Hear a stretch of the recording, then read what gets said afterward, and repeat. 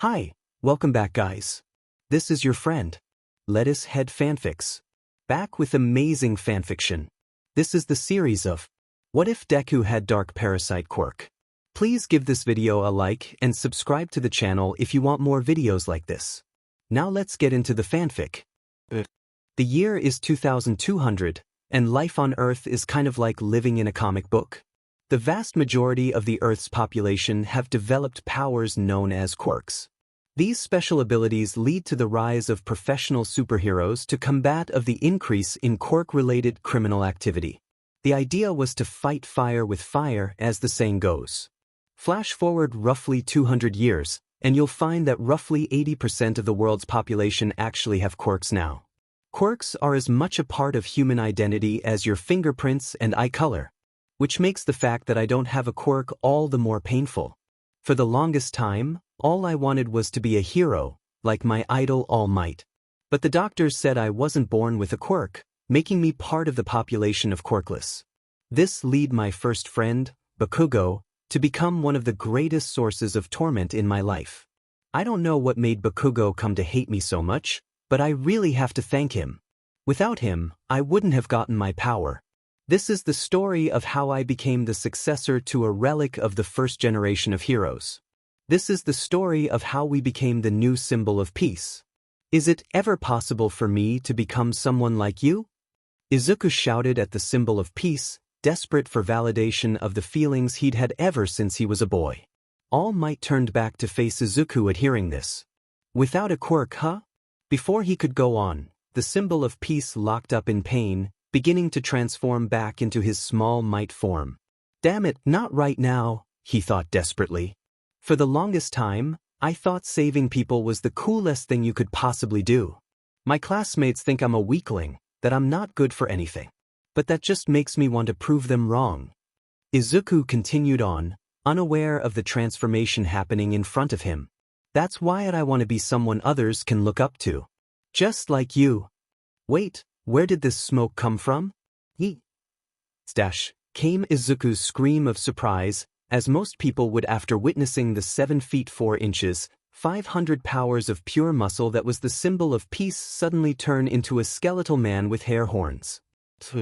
A black goo floated around the soda bottle that served as its current prison. Oh yes. Going from a glass canister to a Dr. Pepper bottle. Clearly I'm moving up in life. The ooze thought sarcastically. I take solace in the fact Peter has been dead for 135 years, if only so he will never know about this. I'd never hear the end of it. The ooze then sighed, and pondered the recent events. DMN that blonde guy. He interrupted the bonding with the kid. I sensed something in him. The potential to be like Peter was a true hero. All I was able to glean from the kid's head was his name was Izuku Midoriya, and he is really scared of a guy named Bakugo. I need to find him again. But how? The ooze pondered within his plastic prison. Back with Izuku and All Might. I'm sorry kid, but without a quirk? It's impossible. These were not the words Izuku wanted to hear, least of all not from his idol. He felt his world crashing around him, and he started to hyperventilate. I know it's not what you wanted to hear kid. It's okay to dream, as long as those dreams are realistic. All Might spoke softly, trying to soften the blow of his words. Izuku just nodded numbly, and walked to the staircase, dejectedly moving down to the ground floor. With Venom? Okay, seriously. I have all of Peter's powers. But a plastic container is my DMN kryptonite? What's next? A sentient Mountain Dew bottle that kills my one true love. The bitter and sarcastic thoughts of symbiote became more and more annoyed by the minute. Wait a second, are those voices? Man Bakugo. You sure were harsh on Midoriya. Didn't you guys used to be friends when you were younger? One boy spoke to the others. Bakugo? That's the punk that Midoriya was afraid of. He's my ticket back to the kid. If Venom had hands, he would surely be rubbing them delightedly. Now, I just need to get free of this diamond bottle wh. His train of thought cut off by the kick that the punk-looking blonde gave the bottle he was trapped in. The impact knocked the cap loose, allowing Venom his freedom. That DMN Deku. Always trying to make a fool out of me. Thinks he's quirkless but can be a hero? He should just do what I said and jump off a building. Maybe his next like will give him a quirk. Bakugo laughed viciously, his lackeys chuckling nervously along with him, not wanting to earn his ire. Someone needs to teach him how the world really works. Why don't I show you how the world really works, Blondie? Rang out a voice from his feet, confusing Bakugo and his friends, along with halting any further conversation. He moved to take a step forward, but his foot was stuck. He glanced down, only to see two pure white Scara looking up at him. I like a skin suit with some fire. With Izuku. Izuku was shuffling along, walking with no real destination in mind. After all, having the number one here tell you that your dream is impossible would crush anyone. And for Izuku? This was just the straw that broke the camel's back. I guessed that maybe I should just go home. It's not like I have any friends to hang out with or reason to stay out. Izuku thought glumly. Suddenly, bumped into someone, which knocked him out of his thoughts. As he looked up to apologize, he noticed the crowd in front of him and the smell of smoke permeating through the air. Is it a villain attack? Venom. It's a bit of a stretch, but making all this commotion is my best bet to draw out this kid. If he's as hero bonkers as I think he is, he'll rush in to save his friend. Regardless of his powers. Though, I'm pretty sure I'm gonna have to let the heroes think they destroyed me before I can talk to the kid. Regenerating my body is a pain, but it can't be helped. As long as I can slip my brain onto him, I can explain to him what I want. Venom thought to himself, glancing out at surrounding flames and destruction. You know, I may have gone a little overboard. No one has died yet though, thanks to these pros. Still, that kid needs to show up soon. The fight with the pros resumed in earnest. Izuku. Izuku had gleaned from the crowd that there was a hostage situation with a black monster villain, with a middle schooler being taken hostage. Wait a minute, isn't this where Kaken comes to hang out after school with his friends? Izuku thought in panic. He pushed his way through the crowd, trying to get to the front for a better view. The unease was palpable in the air, and as the heroes struggled to put a stop to the villain, the crowd's panic was beginning to grow. That's the monster that All Might saved me from earlier. Izuku thought in a panic. That means that this is my fault. All Might must have dropped it when I grabbed onto him. Whatever else Izuku was thinking, that all went out the window when he heard a shout come from the villain's stomach area. Let me go, you goddamn monster. Bakugo's voice was more muffled than his usual outbursts, but the explosions he tried to set off were definitely at their usual levels. Despite that, they had little effect on the villain. Fear rose up in Izuku, and before he could stop himself, a yell ripped through his throat. Kaken! Venom. Goddammit, this kid's explosions are no joke. It's just bad luck for him that explosions are more of an annoyance to me than an actual threat. Venom thought with smug satisfaction. Though, I'm lucky he's trying brute force blasts, rather than something like a flashbang or napalm. Kaken! A throaty shout echoed through the street, somehow carrying over the chaos that had descended around the symbiote. Kaken? Only the kid ever called the Bakugo punk that, and that means I can make my move and quit stalling. Venom thought with barely restrained glee. Kid, if what I glimpsed in you was accurate, I can help you just like I helped Peter.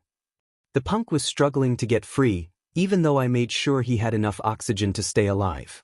I felt him look towards the crowd, and that's when I heard it. Let him go. Izuku and Venom. Izuku sprinted towards the monster, hell-bent on saving his one-time friend.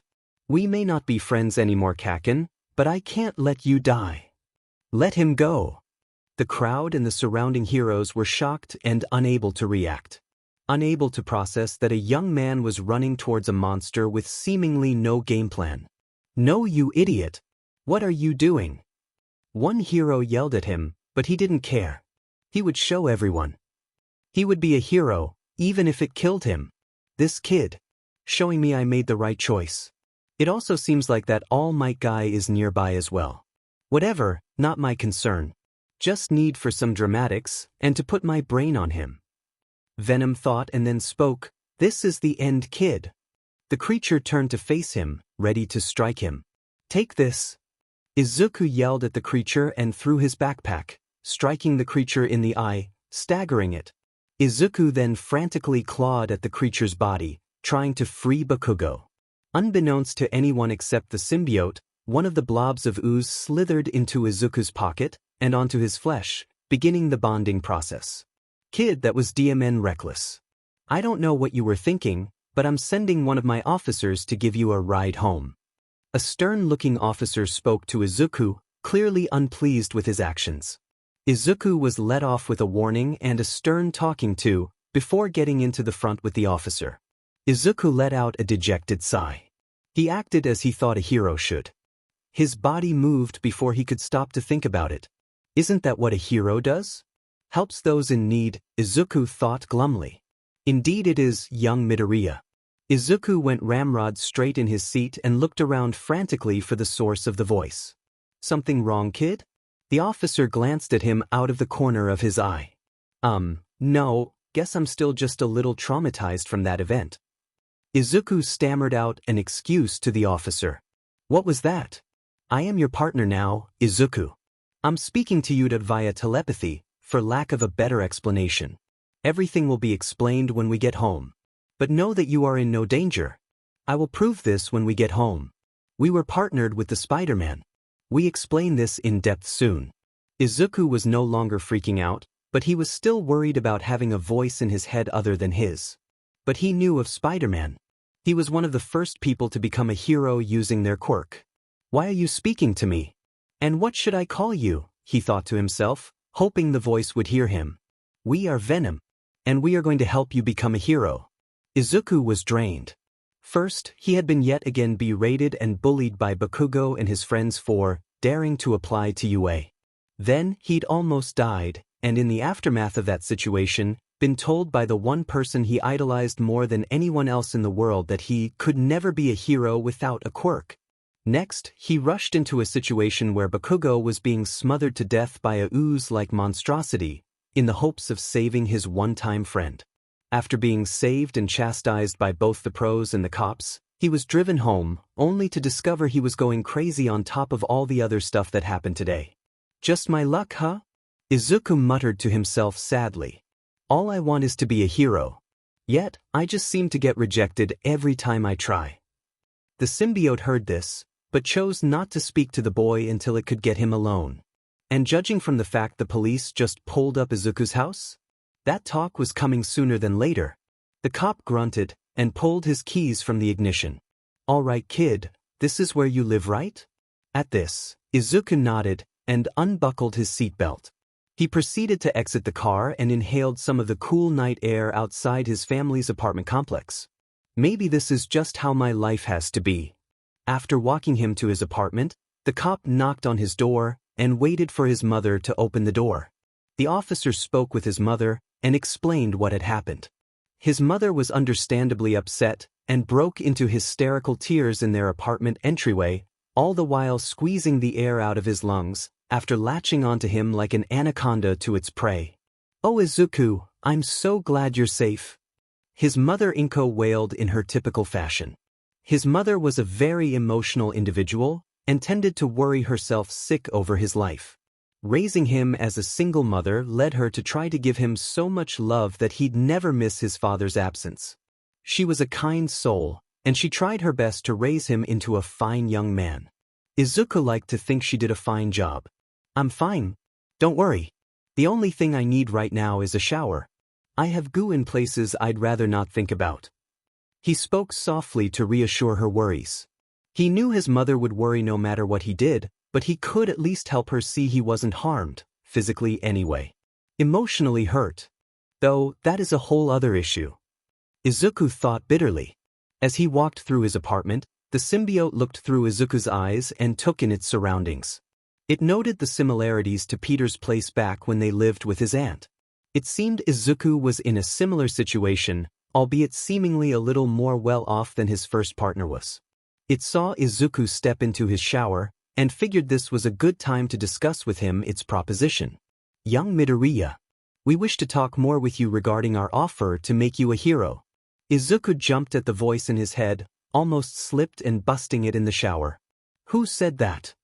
Izuku shouted in alarm, seeing no one else in the bathroom with him. Young Midoriya, do not be alarmed. And we can hear your thoughts, so no need to shout. WW, what are you? Why are you in my head? Izuku thought back frantically. We are what is known as a symbiote. We are the last of our kind. We came from a distant planet, and we eventually came into contact with a man known as Peter Parker. You know him as the arachnid hero, Spider-Man. We are why his second suit was black instead of red and blue like the original. However, when we bonded with him, he inevitably left an imprint of all his powers within us, which we have enhanced to a degree. Take, for example, his arachnid strength relative to a human. He could life 10 tons without us. With us, he could life. We made him better, but it never went to his head, and he instead remained the ideal hero until he died some 40 years later of old age. We offer you his powers as well as his fighting style, to make you the hero that we sense you wish to be. You knew Spider-Man? He was America's first recognized superhero. So you're saying you are the reason he inexplicably changed his suit 6 months after his debut? But wait, then why? Why help me? Wouldn't you be better offering your powers to someone like Bakugo? And what exactly is a symbiote? What happened to the others? And how did you even find me in the first place? Izuku questioned rapidly and unsure of the whole situation. He sat down in his shower, letting the warm water crash over his frame. After Peter's death, we were left partnerless. As symbiotes, we need a partner in order to truly thrive. As such, we went into hibernation, figuring we would eventually die since it was unlikely we would ever find a partner of Peter's character. While our bond is symbiotic in nature, there are some minor side effects to be aware of, and anyone not able to handle them would likely go insane. This is why we did not seek out a new partner. At some point during our slumber, we were discovered by a researcher who brought us to his lab here in Japan.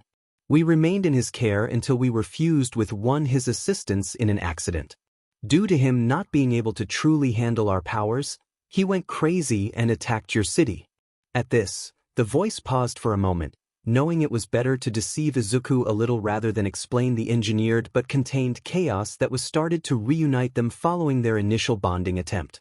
We broke off at some point during the fight and became bonded to you. We did not fight the bonding at all, as we saw the type of man you are, young Izuku Midoriya. You remind of Peter with your intelligence and sense of justice. This is why we desire to help you become a hero and offer you our full powers. Ida can become a hero? But wait, what are these side effects you mentioned? Izuku pondered to the symbiote. After bonding with us, particularly when you are using us, you may experience enhanced aggression and anger. While we do not anticipate this being an issue with you in most situations, we feel the need to be upfront with you. It is an easy issue to overcome if you make a conscious effort to combat it. The others are nothing too serious, just that you would share our natural weaknesses to fire and sonic waves. They disrupt our shifting abilities and the cellular bonds needed to maintain our connection with you for our powers. So you can't control me? You won't try to make me do bad things? No, young Midoriya. We cannot directly influence any of your actions, nor do we have a desire to. Anything you do while using our powers will be of your own volition. We are a tool, a partner, no different from a quirk. We just happen to possess a degree of sentience. So what powers would I have? Due to our time with the hero Spider-Man, we possess all of the abilities he held.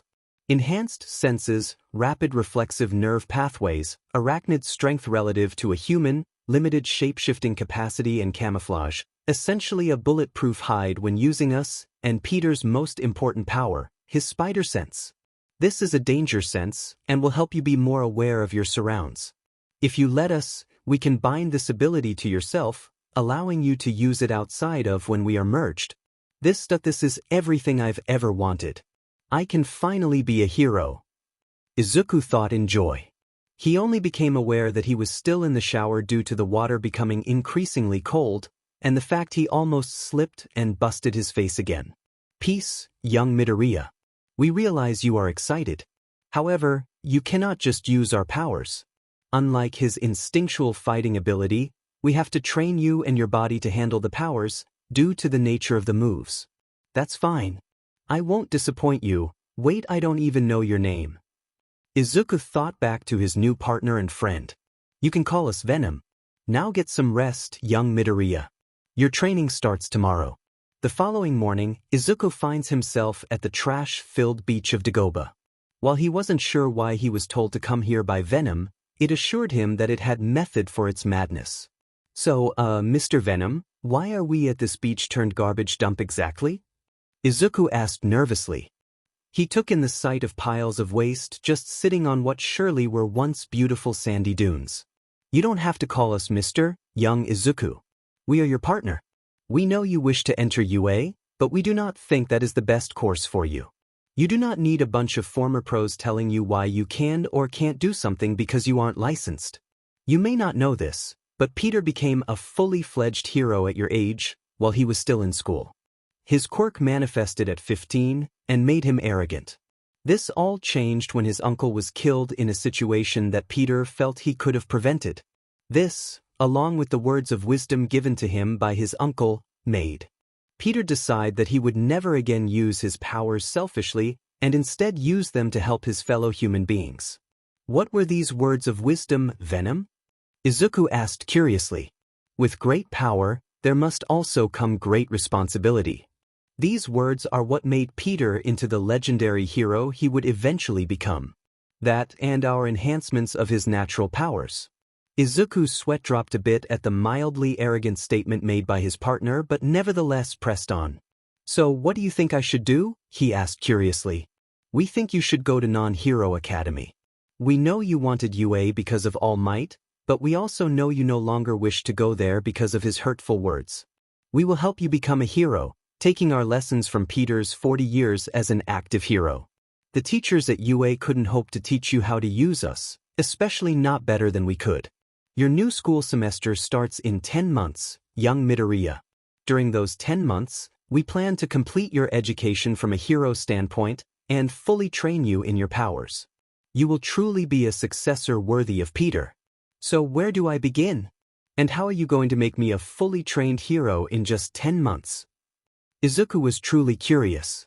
He was excited though, and as he looked out at the dirty beach, he felt a sense of pure, unadulterated hope that he hadn't felt before. This is possible due to a combination of memory sharing and the fact we are going to push you to your limits in training. We cannot promise you will be able to use all our powers without our suit, but you should notice an enhanced healing factor and strength post-training. As for Peter's fighting style, we can't give you the memories of it until you train your body and increase your flexibility. As such, you're going to aim to clean up this beach in 7 months. What? Izuku yawned as he walked to his new school in the early April morning, the cool air and morning dew still shimmering on the glass of buildings as he walked by them. As he walked on, he thought about what today meant for him as a person and would serve as his final exam from the symbiote. Relax, young Izuku. You are ready. You have been ready for this for the past 3 months. Your training is complete. And today, you will push past your repressed anger and move on, albeit in a very cathartic manner. Thank you, Venom. Your encouragement is appreciated. But this is pretty much everything I've ever strove to do, besides being a hero itself. What if I'm not good enough? What if he's better? Izuku thought back worriedly to his partner. While the past months of training had done wonders for Izuku's physical fitness and sense of style, he still suffered from his stutter and confidence issues. A few months of validation and encouragement cannot undo years of psychological harm and relentless abuse for something out of your control, after all. But Izuku was on the track to recovery. And this would settle the grudge. If you lose, you lose. There is no shame in defeat, so long as you come back twice as strong, young Izuku. Peter wasn't perfect as a hero, and for every 5 people he saved, there was one that he didn't. Did this sadden him? Absolutely. Did it stop him? This will be your first test, and despite your self-doubt, you can do this.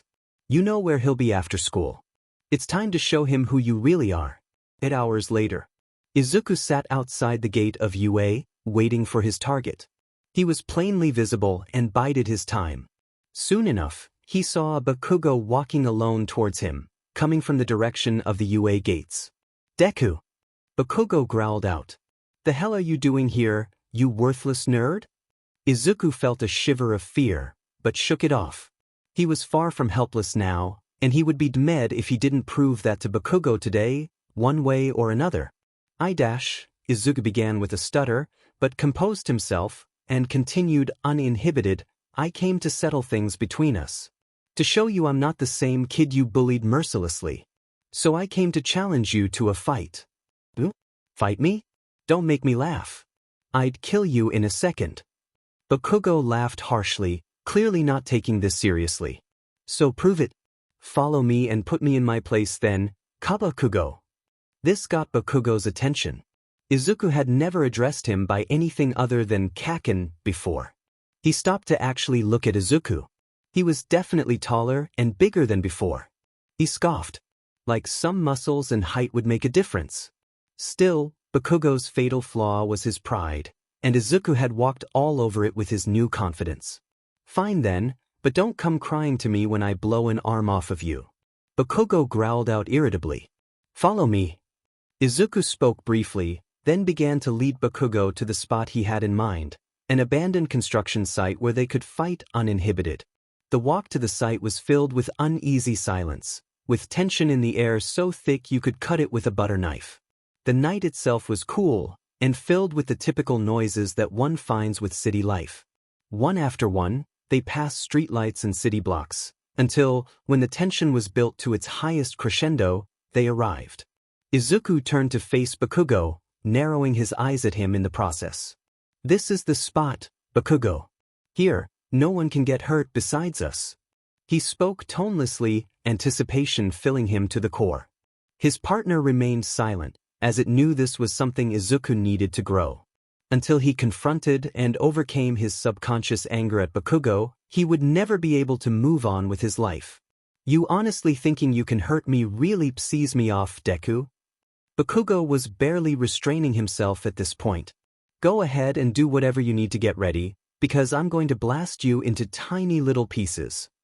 Izuku said nothing but grinned. This unnerved Bakugo, which he would never admit aloud. Izuku's clothes began to ripple, and from underneath came a black ooze-like substance that slowly meshed over his clothes. One by one, his limbs were fitted with the mystery substance, until the only part left untouched was his head, still grinning like the Cheshire Cat. What the F is that, Deku? What the F is going on? Bakugo shouted, unsure of what he was seeing in front of him. This. Izuku spoke calming as the ooze began to encircle his face. This is our quirk. The transformation was complete now, and Izuku now stood head to toe covered in a sleek black-looking suit, with two lenses where his eyes would be. A symbol of a spider emblazoned proudly on his chest, its legs wrapping out his torso, merging on his back. His mask helmet, Bakugo couldn't be sure which it was considered, had its own version of that manic grin that Izuku sported before his transformation.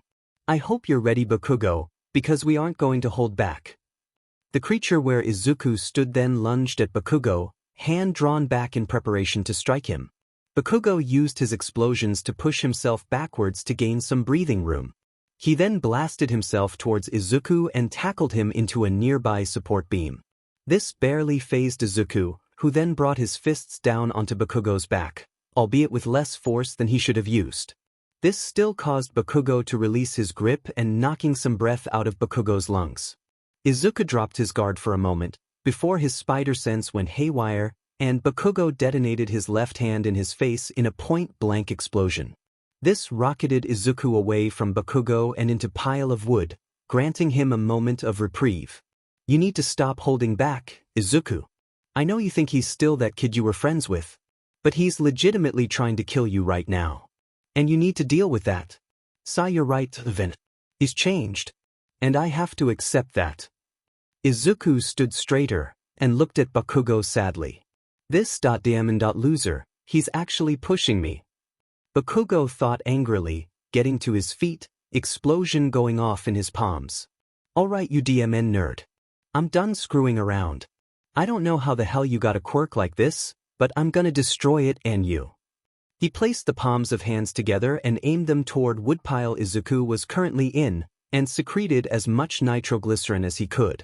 One way or another, this was going to end now. Now die. Bakugo roared as he detonated his secretions, a huge explosion ripping towards Izuku.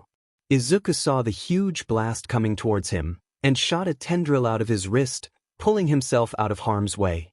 He then directed his swing so he rammed his shoulder into Bakugo, and sent them both into the ground. Bakugo growled, "You think this makes you better than me? That you somehow got a quirk? This quirk is as worthless as you are." Something in Izuku snapped when he heard this. He roared, then began to punch Bakugo in the face, again and again, screaming all the while.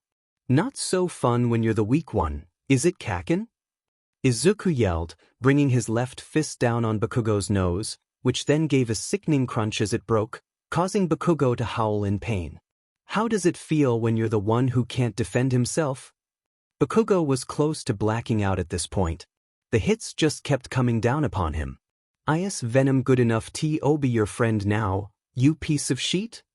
Years of repressed anger and resentment bubbled up from Izuku's mind, fueled on by the suit's aggression amplification. By this point, Bakugo was unconscious, his face puffy from the trauma and his nose was bleeding profusely. He had a deep gash above his right eye. Suddenly, sirens filled the night air, and flashing lights bore down on Izuku. "Freeze! Don't move!" Izuku looked towards the flashing lights to see two officers with guns trained on him. And just like that, the red fog he'd been under lifted, the reality of the situation splashing him like a bucket of ice-cold water. "Izuku, you have to get out of here. You can't get caught. Your face is covered, you can move away a few blocks and the suit can recede, allowing you to walk home uninterrupted, but you have to act now before either more cops or more heroes show up." This wasn't heroic Venom. I let my anger control me, and I seriously hurt Bakugo. "Trust me, kid, you didn't give him anything that punk didn't have coming. Now move." Izuku shot a tendril from his right arm up to one of the support beams, and quickly shot up into the night sky. As he let his body web sling on autopilot, he could only think to himself, "I beat Kaken. But at what costs?" Bakugo awoke to a bright light and gave a groan of pain, his face feeling like it was hit by a garbage truck. He brought a hand to his face, only wince in pain at the sensation. The nurse that was charting in his room gasped at his movement, and rushed to get the doctor. A middle-aged nondescript-looking man wearing a lab coat walked into his room with a clipboard. He was followed by a harrowed-looking police officer, no doubt there to take his statement on what happened. "Mr. Bakugo, we have some questions about what happened to you. Were you attacked by a villain? Nod or shake your head if you can't talk." The officer spoke to him while the doctor checked his pupils with a flashlight, no doubt checking for a concussion that he definitely had. "That DMN Deku. He got the better of me. Called himself Venom, did he? I bet he planned to be a hero with that quirk of his. Well, I'll nip that in the bud really quickly." Bakugo thought to himself angrily before speaking. "I was attacked while walking with someone I went to school with. He didn't have a quirk, so I told him to take off while I lead the villain away from crowded areas. I don't know where he went, and I doubt he knows anything. He ran off when the villain jumped down in front of us.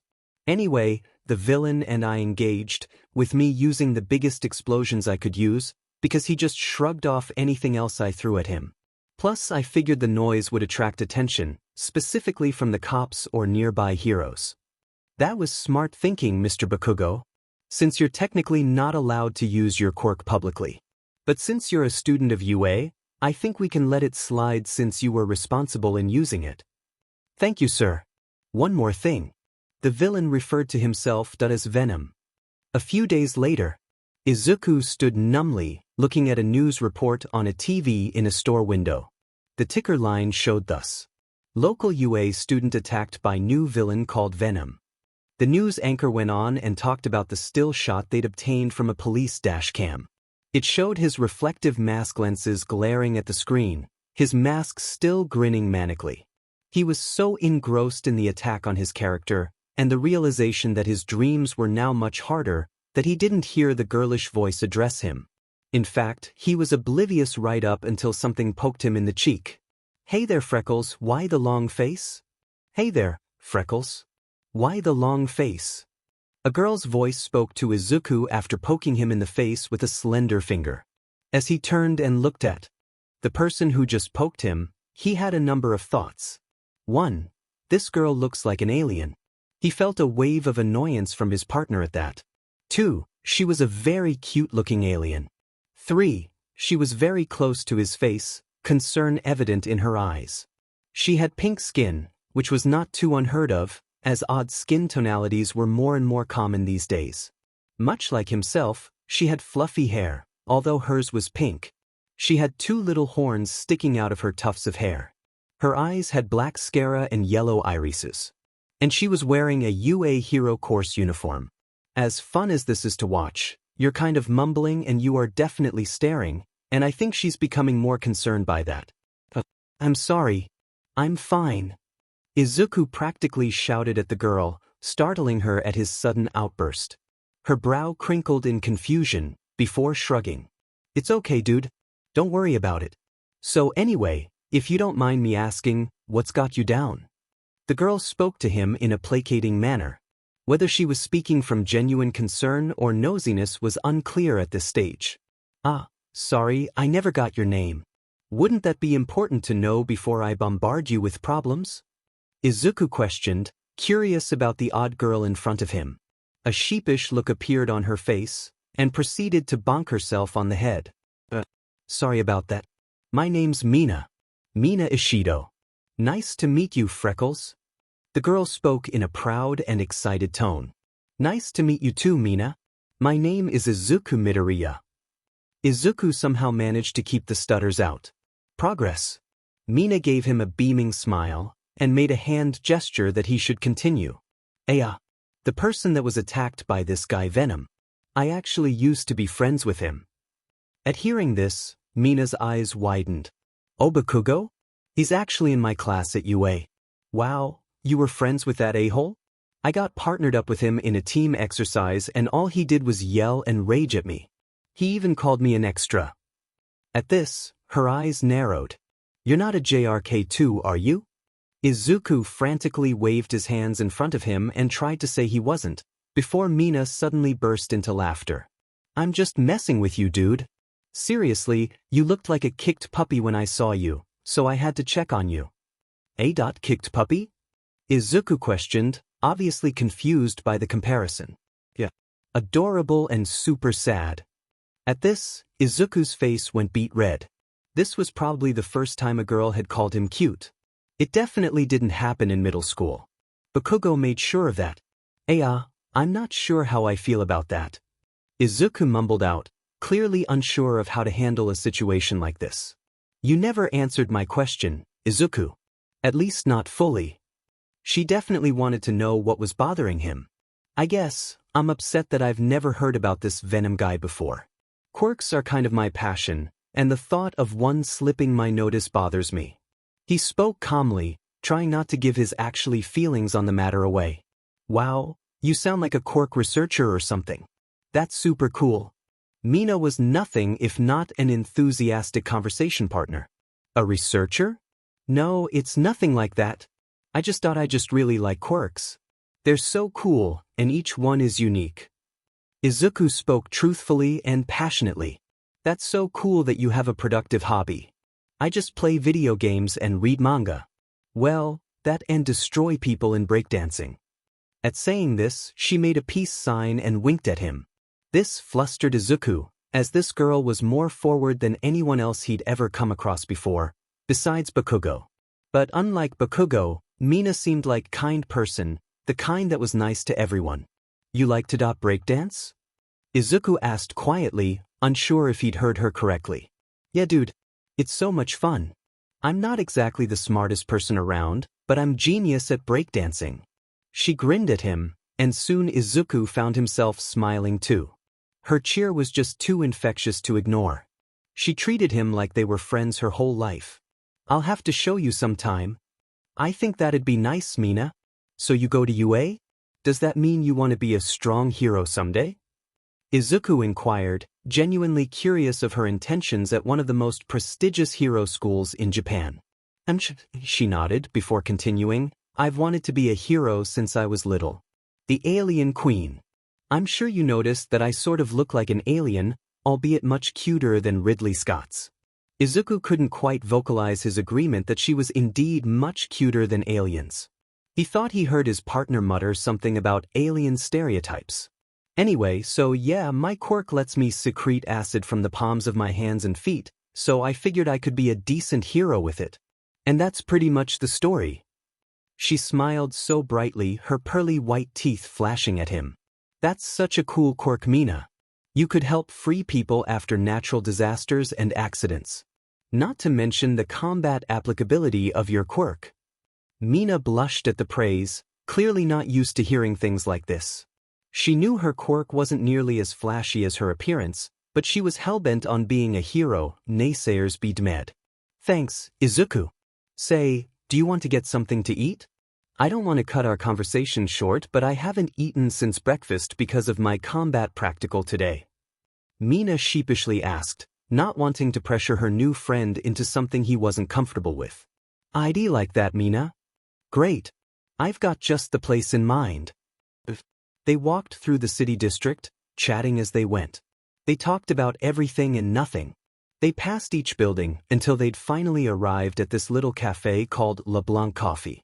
As they walked in, Izuku was overwhelmed by the fragrance of fresh coffee, and was that curry he smelled?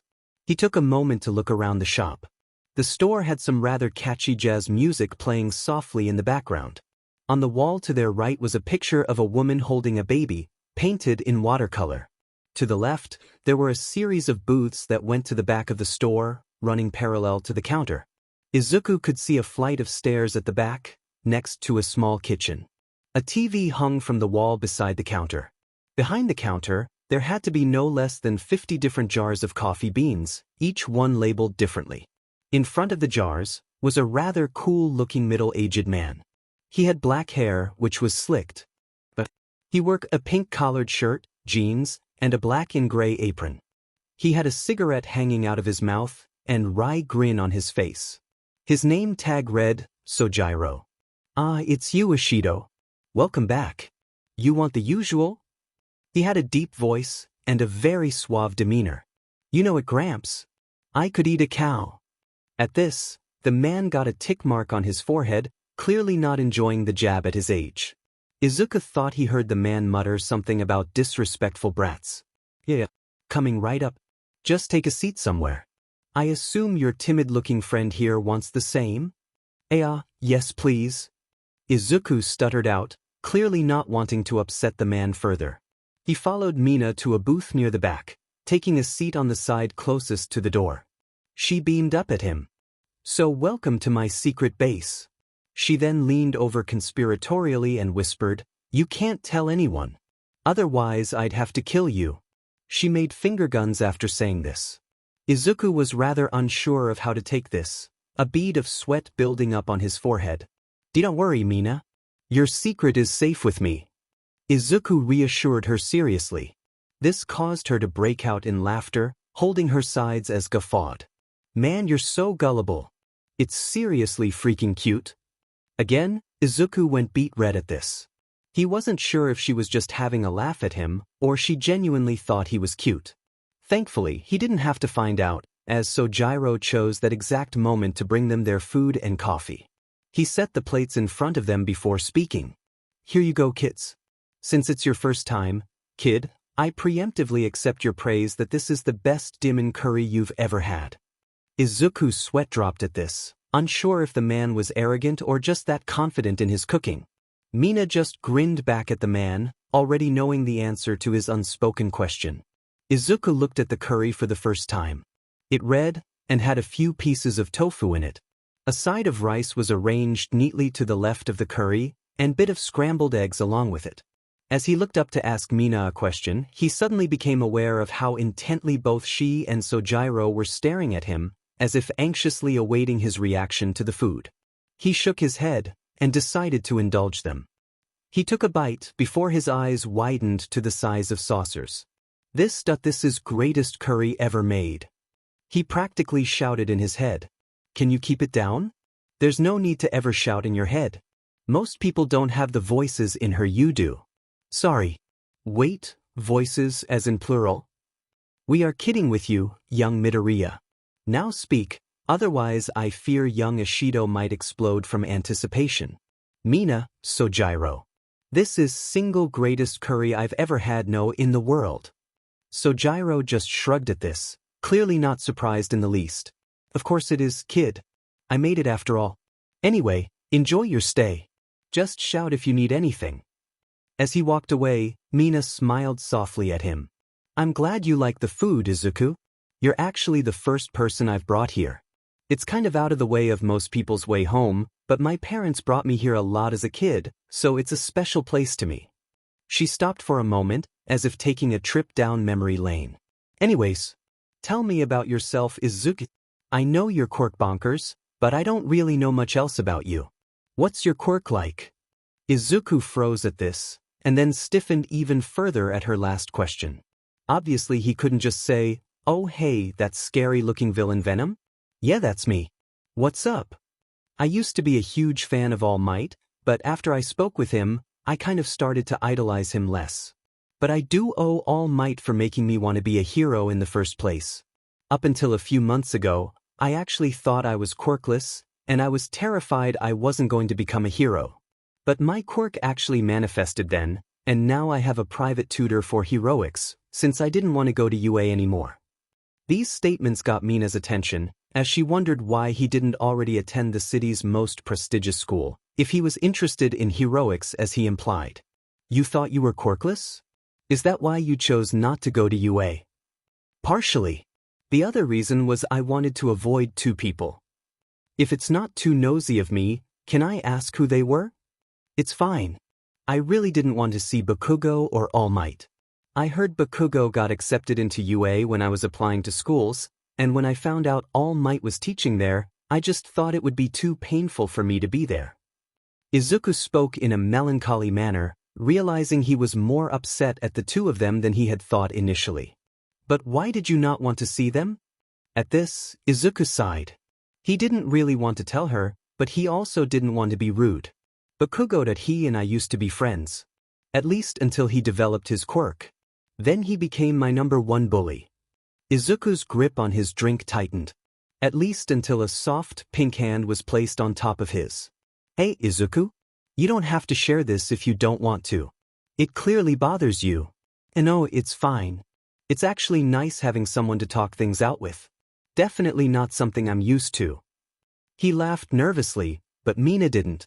Instead, she actually frowned at this, but withheld any comments she might have had. For now, anyways. As for All Might, well, I spoke to him once, and asked him if it was possible for someone without a quirk to be a hero. He told me that it wasn't. That's why I didn't want to see him. I mean, yeah, I have a quirk now. But I was in a low place when he told me that, and while I know he meant well, it sort of stained the admiration I had for the guy. Mina's frown deepened, but she became confused when Izuku began to smile softly. But I have to say, if he hadn't told me that, I wouldn't have discovered my quirk, or the inspiration I derived from it. What do you mean, Izuku? What is your quirk? And who was this inspiration? My inspiration was the arachnid hero Spider-Man. Because my quirk is very similar to his. But I don't like to use it a lot because I'm not licensed yet. Not quite the truth, but enough of it to be genuine. He just neglected to mention he didn't really care about being licensed at all. I don't think I've heard of him. Is he new on the scene or something? Her brows knit in confusion, her fingers drummed on the table. Izuku laughed at this. And no, the opposite actually.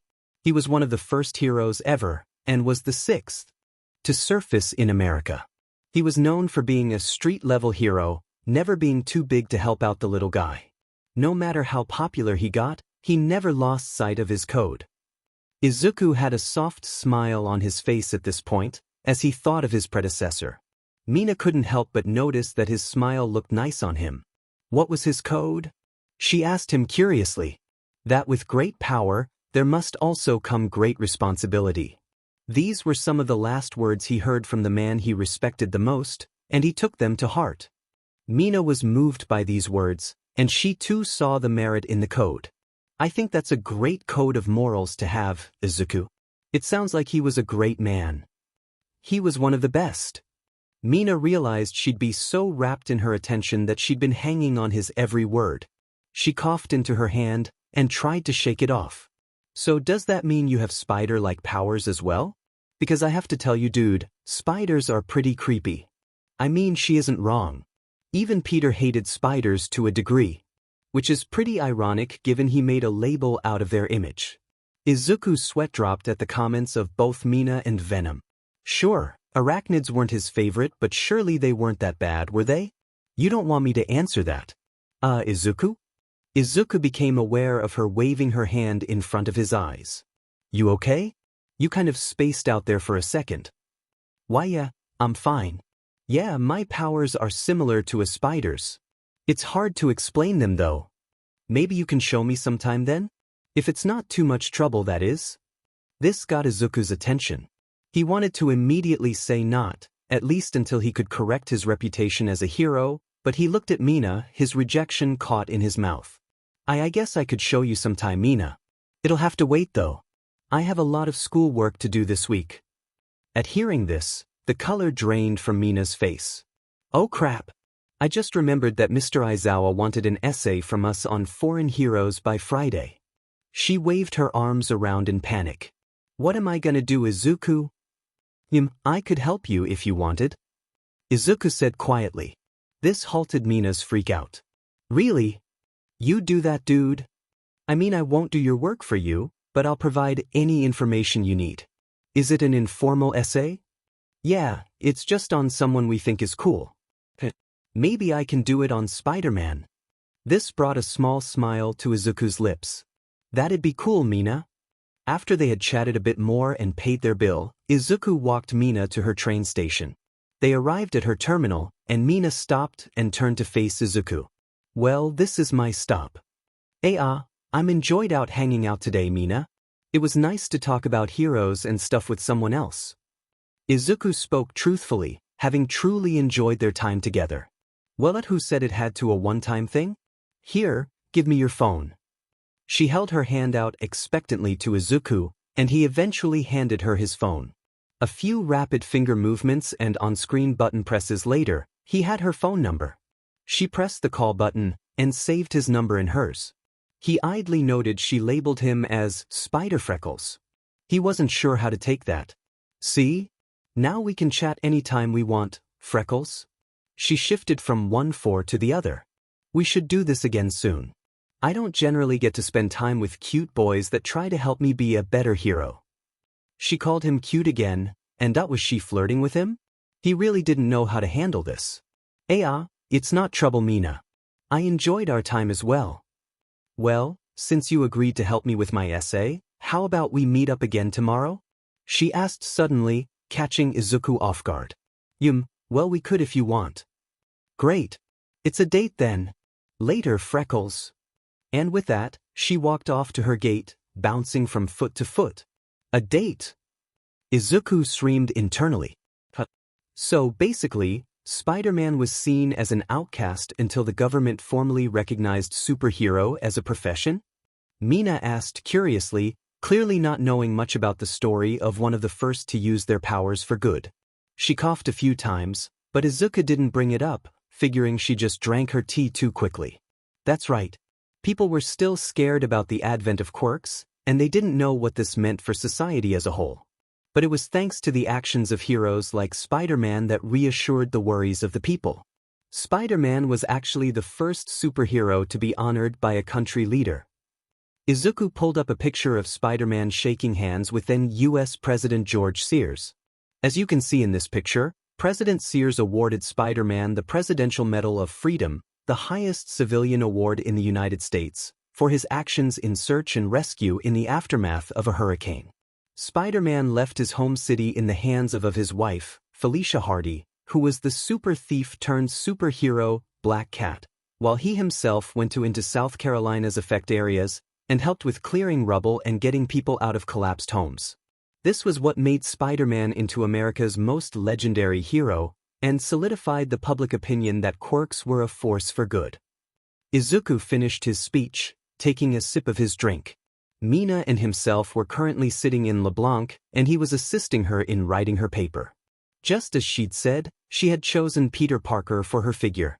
She had told him her teacher was very surprised she knew who Spider-Man was, but had told her, as long as it's in by Friday, I don't care. So, Izuku. Mina began, is this a date? Izuku shot ramrod straight at this.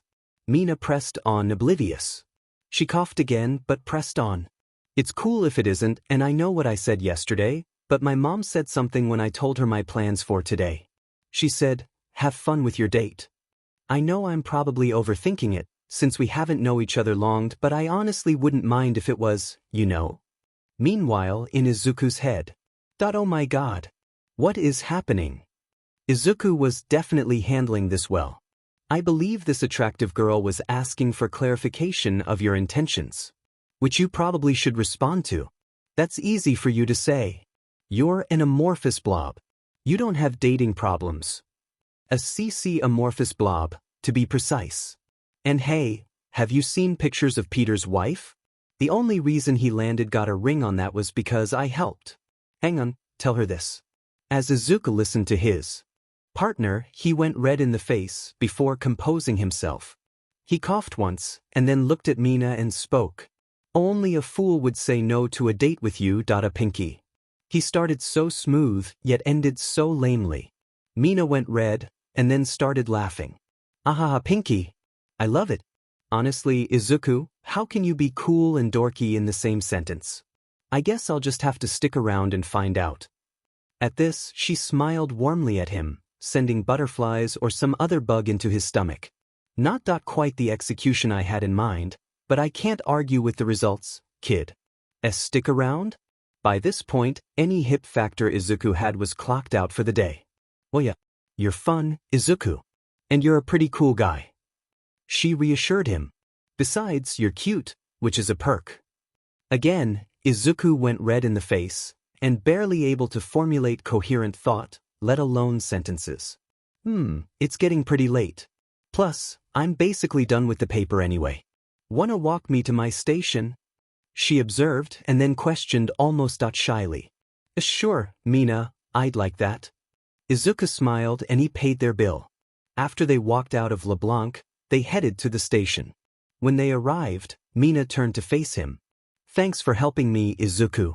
I really appreciated it. And I had fun, which I honestly never thought I'd say about schoolwork. Mina once again smiled brightly at him, conveying a nice summary of her bubbly personality in those pearly whites. Like I said, Mina, it was no trouble at all. He was cut off from saying more when she hugged him suddenly, causing borderline nuclear meltdown in his head. Atskfasov Jachfef were Izuku's extremely coherent words back to his partner. Was it okay for me to hug you, Izuku? Mina sounded unsure at the moment, as if she was worried she'd gone too far with her gratitude. And no. Izuku got out before he breathed, then continued, it was fine. I enjoyed it actually. I just don't get many hugs from people other than my mom. Especially girls. Technically, your mom is a girl. Oh wow, I sound like Sigmund Freud. Never mind. Forget I said that. Izuku pointedly ignored his partner's comments. Instead, he focused on Mina. She smiled at him again, before letting go of him. Sorry. I tend to just get overwhelmed with my feelings that I just kind of hug people sometimes. I did mean it, though. Izuku opened his mouth to respond, but was cut off by the PA system. Attention, the last train bound for East Mustafa City is departing shortly. Please make your way to the boarding area. Mina jumped at this, realizing she was about to miss her train. Oh crap. If I miss the train again, I'll have to call my brother. And he'll just make fun of me the whole way back.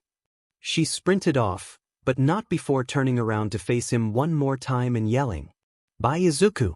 I'll text you. Izuku just sort of waved lamely, unsure of what else to do in this situation. She likes you. The next day, Izuku was walking around Mustafa City, with no real destination in mind. He was actually trying to patrol the city, but when he remembered his alter ego was technically wanted for beating the crap out his childhood bully, he realized that might not be the greatest idea. It was actually why he'd skipped school today, because heroism is more important than sitting in a class for hours at a time. Plus, he knew he didn't have any test today. So instead, he is just walking around, hoping to stumble across a mugging or something. Suddenly, his phone beeps to signal he got a text message. He pulls his phone out to see a message from Alien Queen. Alien Queen, hey Freckles. I stayed home from school because I'm sick but now I'm super bored. You should totally ditch class and hang with me. 3. Izuku read her message, and figured since he wasn't doing anything anyway, he might as well spend the day with Mina. Spider Freckles? Sure thing, we're meeting up. Alien Queen, I'm actually near the train station in Midtown now. I can wait for you if you want. Spider Freckles, sounds good, be there soon. Izuku closed his phone, and looked for a nearby alleyway. He'd needed to practice using his powers for movement anyway. Okay, as long as I don't fully transform, I should be okay. He muttered to himself. He coated his hands and feet in his symbiote and climbed up the alley wall. Once he got to the roof, he formed a half mask around his nose and mouth, allowing him to tap into his partner's reflexive enhancements, and took off running across the rooftops. He quickly came to a ledge that was too far out to jump without assistance, so he ran and used a tendril to zip him to the other rooftop. Once landed, he took off again, and kept running until he found himself near where Mina said she was waiting. He climbed down the wall of another alley, and then let his partner recede. Walking out of the alley, he saw Mina sitting at a bench. She looked a little under the weather, but that didn't stop her face from lighting up when she saw him. Hey, Freckles. You got here quick. Were you nearby when I called? She asked innocently. He began to sweat a bit. Yeah, or something like that. How convenient. Anyways, apparently I missed out on some super hush-hush training exercise at school today. Leia. It sounded like fun when my friend Toru told me about it. Though I guess she's busy, because I haven't heard anything else from her. That was a couple hours ago, actually. I'm sorry you didn't get to go, Mina. Don't sweat it too much, Freckles. There will be other trips where I show how awesome I am. She gave a victory sign as she said this, before grabbing his hand and dragging him off into the station. So what do you want to do since we're both being delinquents and skipping class? Izuku thought about this for a moment, although her holding his hand definitely slowed his thinking a bit. I was thinking we could go for a walk on the edge of town near the woods. I thought the clean air of nature might help your illness a bit. Look at you being all cute and thoughtful. Izuku said nothing, but his red face spoke volumes for him. Man Izuku, you weren't kidding when you said the air here was clean. I feel my sinuses and stuff clearing up already. Mina spoke in wonder as she looked around the forested area. Yeah, I thought it might. Say Mina, can I ask you something? You just did, but you can also ask another question too. She spoke with a teasing grin. I was wondering how being sick affects your quirk. Oh, is that all? Sheesh, I thought you were gonna ask me something super personal like what color my underwear is today. She waved him off. Mina. Anyway, I was curious. It sort of depends. I have a fever, so the sweat sort of clogs my pores and affects my ability to adjust acidity of my secretions. But other than that, most sickness doesn't really impact my quirk too much. Oh, that's really interesting actually. Although I guess you probably wouldn't find yourself in a situation where you needed to use your power if you were sick, since heroes have sick days. Hey, wait a minute. Do you hear that, Izuku? She stopped in their walk, as a whistling noise became increasingly louder and louder. She looked up at the sky to see the cause, and she spotted a dot that was growing bigger and bigger by the second. Izuku spotted it too, but he could help but notice his spider sense was beginning to pull at him. He didn't know why, the only reason it would is if. Mina. We need to move, my sense just went off, which means that things heading towards us. He grabbed her hand and quickly moved them about 30 feet away until his sense slowly dulled down. But he noticed it hadn't faded completely. He was about to say something when something crashed immediately where they had just been standing. As they approached the crater, they saw what looked like a horror movie monster. It looked like a person, but its skin was charcoal black, like it had been charred by a fire of some sorts. It was extremely muscular and had several angry red scars scattered across its body. It wore some shorts with knee pads that resembled skulls. And the most horrific feature it had was its head.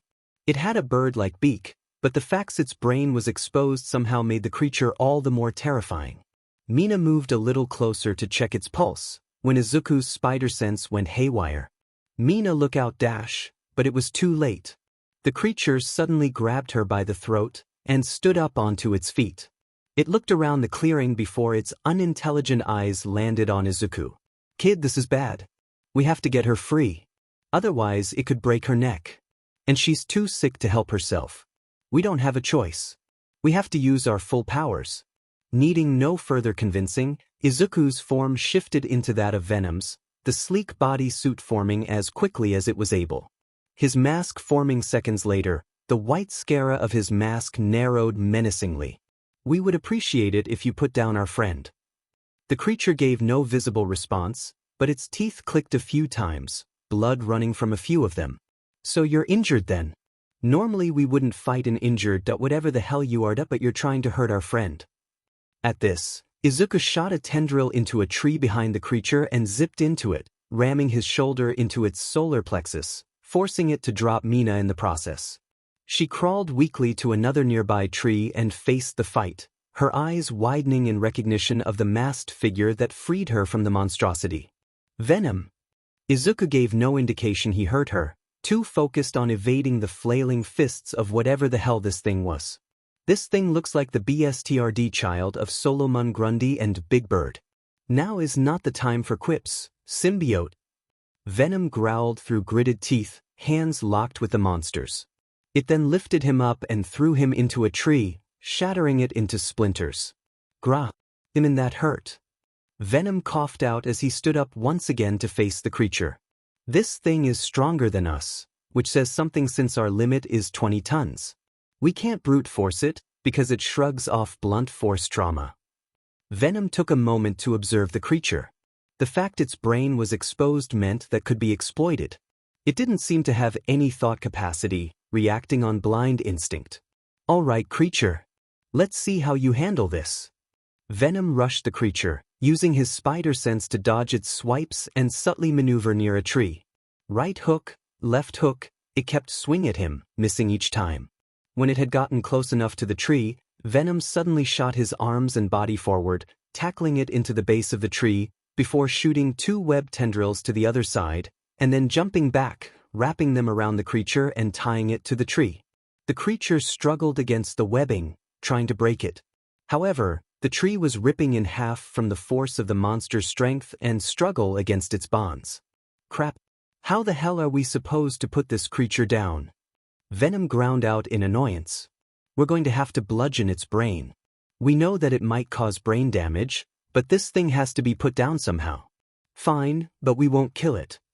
At this, Venom rushed back towards the monster, hitting in its beak repeatedly, until it brought it down and headbutt Venom with the force of a rhino. Dazed, Venom was unable to stop the creature from ramming its shoulder into him and knocking them both to the ground. Venom kicked the creature off of himself, and then used his right arm to wrap a tendril around the creature, and his left to pull them towards a boulder. Before they made impact, Venom tied the left and right strands together and kicked off the creature midair, in an acrobatic maneuver many gymnasts would be jealous of, before kicked off the ground towards the rock that held the monster. Venom pressed his knees to its shoulders and began to beat the creature mercilessly on its brain case, until the creature lost consciousness. Venom slumped back and fell to the ground, his mask receding into his suit. He took several deep breaths, realizing he'd crack a few ribs in his fight with the monster. Suddenly, police sirens filled the air, and Izuku realized he once again had to make a run for it. He was about to look for Mina when he was suddenly helped to his feet. "Go, before they find you. I'll tell them you saved me." Mina looked at him with concern evident in her oddly colored eyes. "Thank you." She then kissed his cheek, and gently nudged him to make his escape. "We will talk later though, Freckles." Izuku gulped and nodded, before zipping away through the trees until he was sure he was safe. Mina watched him go, and thought only one thing as he disappeared. Freckles is Venom? A few hours later, Mina and Izuku stood watching the city lights from a perch on a rooftop. As the twinkling lights came and went, the silence between them grew. Finally, it was Izuku who broke it. "We are Venom." He said simply, as if that wasn't a hot button topic of debate right now. He was at worst a villain, though besides his assault on Bakugo, she didn't know of any crimes he'd committed, and at best, a vigilante. Well, no duh, Freckles, she said exasperatedly.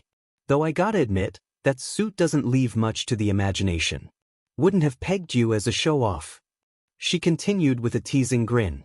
Izuku looked at her aghast at what he'd just heard, but then he realized she wasn't running away in terror. Instead, she was eyeing him with respect. And something else he couldn't place. I can. Not now. I would have told you, Mina. I just didn't want to scare you off so quickly after meeting you. Izuku spoke lamely, finding the clump of grass next to his feet highly interesting. Dude, you realize you're considered a villain, right? Yes. But are you? No. Then that's good enough for me, she said, causing Izuku to look up. Their eyes met yet again, and she closed some of the distance between them. Izuku, you saved my life today. Now granted, while you could argue it's your fault we were there in the first place. She gave him a teasing grin, as he sputtered indignantly, you also unveiled a huge secret in order to protect me. That makes you a hero. My hero. She took his hand in hers and brought him to the railing. She didn't let go it though. Izuku, when you look at this city, what do you see? I see a place worth protecting. For more than just the financial gain of doing so. Exactly. You do what's right, not because it pays well, but because you genuinely want to help people. She closed the distance even more. That's what I like about you. And then she kissed him. A few weeks later, Izuku sat on the couch in his mother's living room, watching the news covering of the UA Sports Festival. Mina had done okay in the first event, and had earned a spot in the finals based on her performance in the second. While they were setting up the third event, he texted her that he was so happy for her, and he was excited to see her perform. She replied a minute later, if I win, can we kiss again? Winky face. This caused him to drop his phone in shock. Before he could reply, the news cut to a special on Venom. In other news, the villain-turned-vigilante known as Venom reportedly saved a local UA student from a creature that was involved in the USJ attack a few weeks ago, leading many to question his status as a villain. Other actions by Venom include saving numerous people from muggings, as well as stopping a few small robberies. While the Superhero Ethics Committee and the police denounce his actions as unsafe and unethical. One officer had this to say. What Venom is doing sounds great on paper, but he's also a lone wolf, meaning he doesn't answer to anyone. While he's not getting paid, that also means the only thing he answers to is himself. That's a dangerous place to be. We now go live to one of our field reporters, who is interviewing citizens on their thoughts on Venom.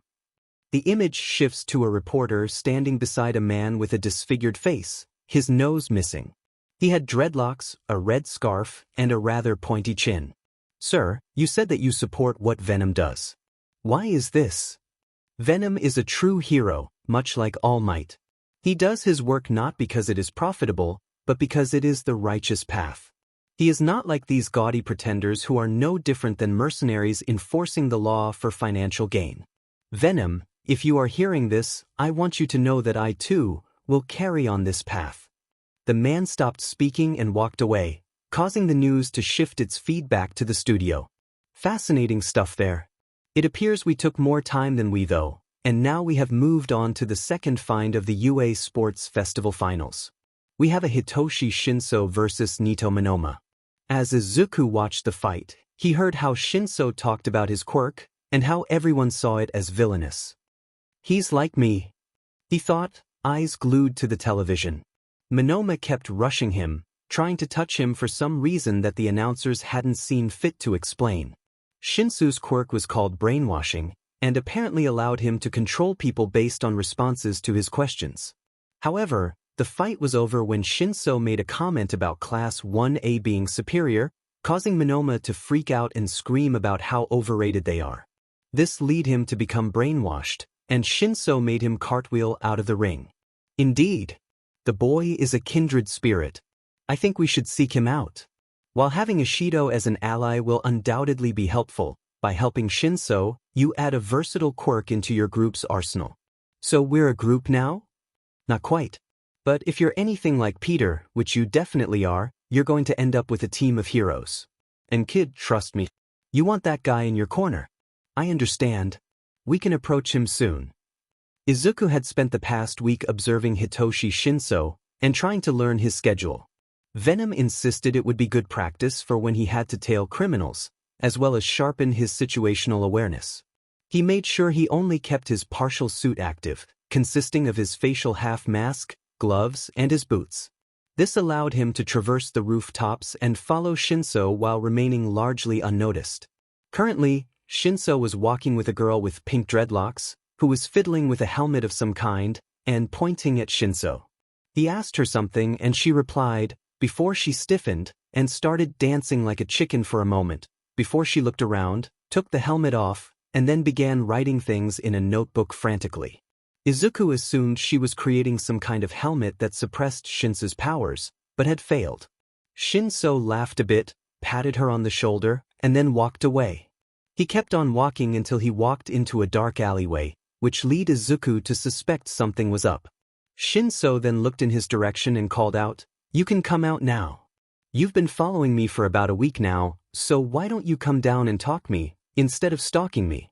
Crap, how did he notice us? Izuku wondered frantically. Given the nature of his quirk, he's got to be extremely observant and aware of his surroundings. Otherwise, he wouldn't be able to use his quirk as effectively. This just proves to me he's the right choice for our group. Izuku sighed, and then dropped down in front of Shinszo, carefully ensuring Shinszo was the one closest to the mouth of the alley, to subtly hint that he wasn't here to hurt him. Izuku then pulled out a sketchpad and a pen. "Well, that answers a couple questions I had, namely whether you were here to hurt me and whether you had knowledge of my quirk." "Interesting," Shinszo commented dryly, making an effort to seem bored with the interaction. Izuku nodded, and quickly wrote down and turned the pad towards Shinszo. "I'm not here to hurt you." Shinszo raised an eyebrow at this. "I figured, otherwise you'd be a pretty shitty assassin, seeing as you gave me the quick escape route." Izuku sighed, and once again wrote out his response. "I realized this could be taken as a hostile approach, but I wasn't sure how else to get in touch with you." Shinszo tilted his head to the side before speaking again. "So if you aren't here to hurt me, then what are you here to do then? Here comes the hard part, kid. You have to convince him that joining you will help him be a hero." Izuku bit his lip, pondering what exactly to say. "If we speak to you verbally, can we trust you to not use your quirk? That's risky. Very risky. But it might be the push you need to build his trust." Whatever Shinszo was expecting, that certainly wasn't it. He eyed Izuku, as if measuring his own response. "You should know my quirk isn't completely under my conscious control. I can exert influence, sure, but anyone who talks to me has a minor risk for a degree of mind control. Most people can ignore the passive effects though, unless they're exceptionally stupid. I doubt that'll be the case with you. So yes, I promise to play nice if you will." Izuku smiled at Shinszo and extended a hand towards him. "Izuku Midoriya. It's a pleasure to finally meet you, Hitoshi Shinszo." "Izuku Midoriya. Why do I feel like I've heard that name somewhere before?" Shinszo pondered aloud.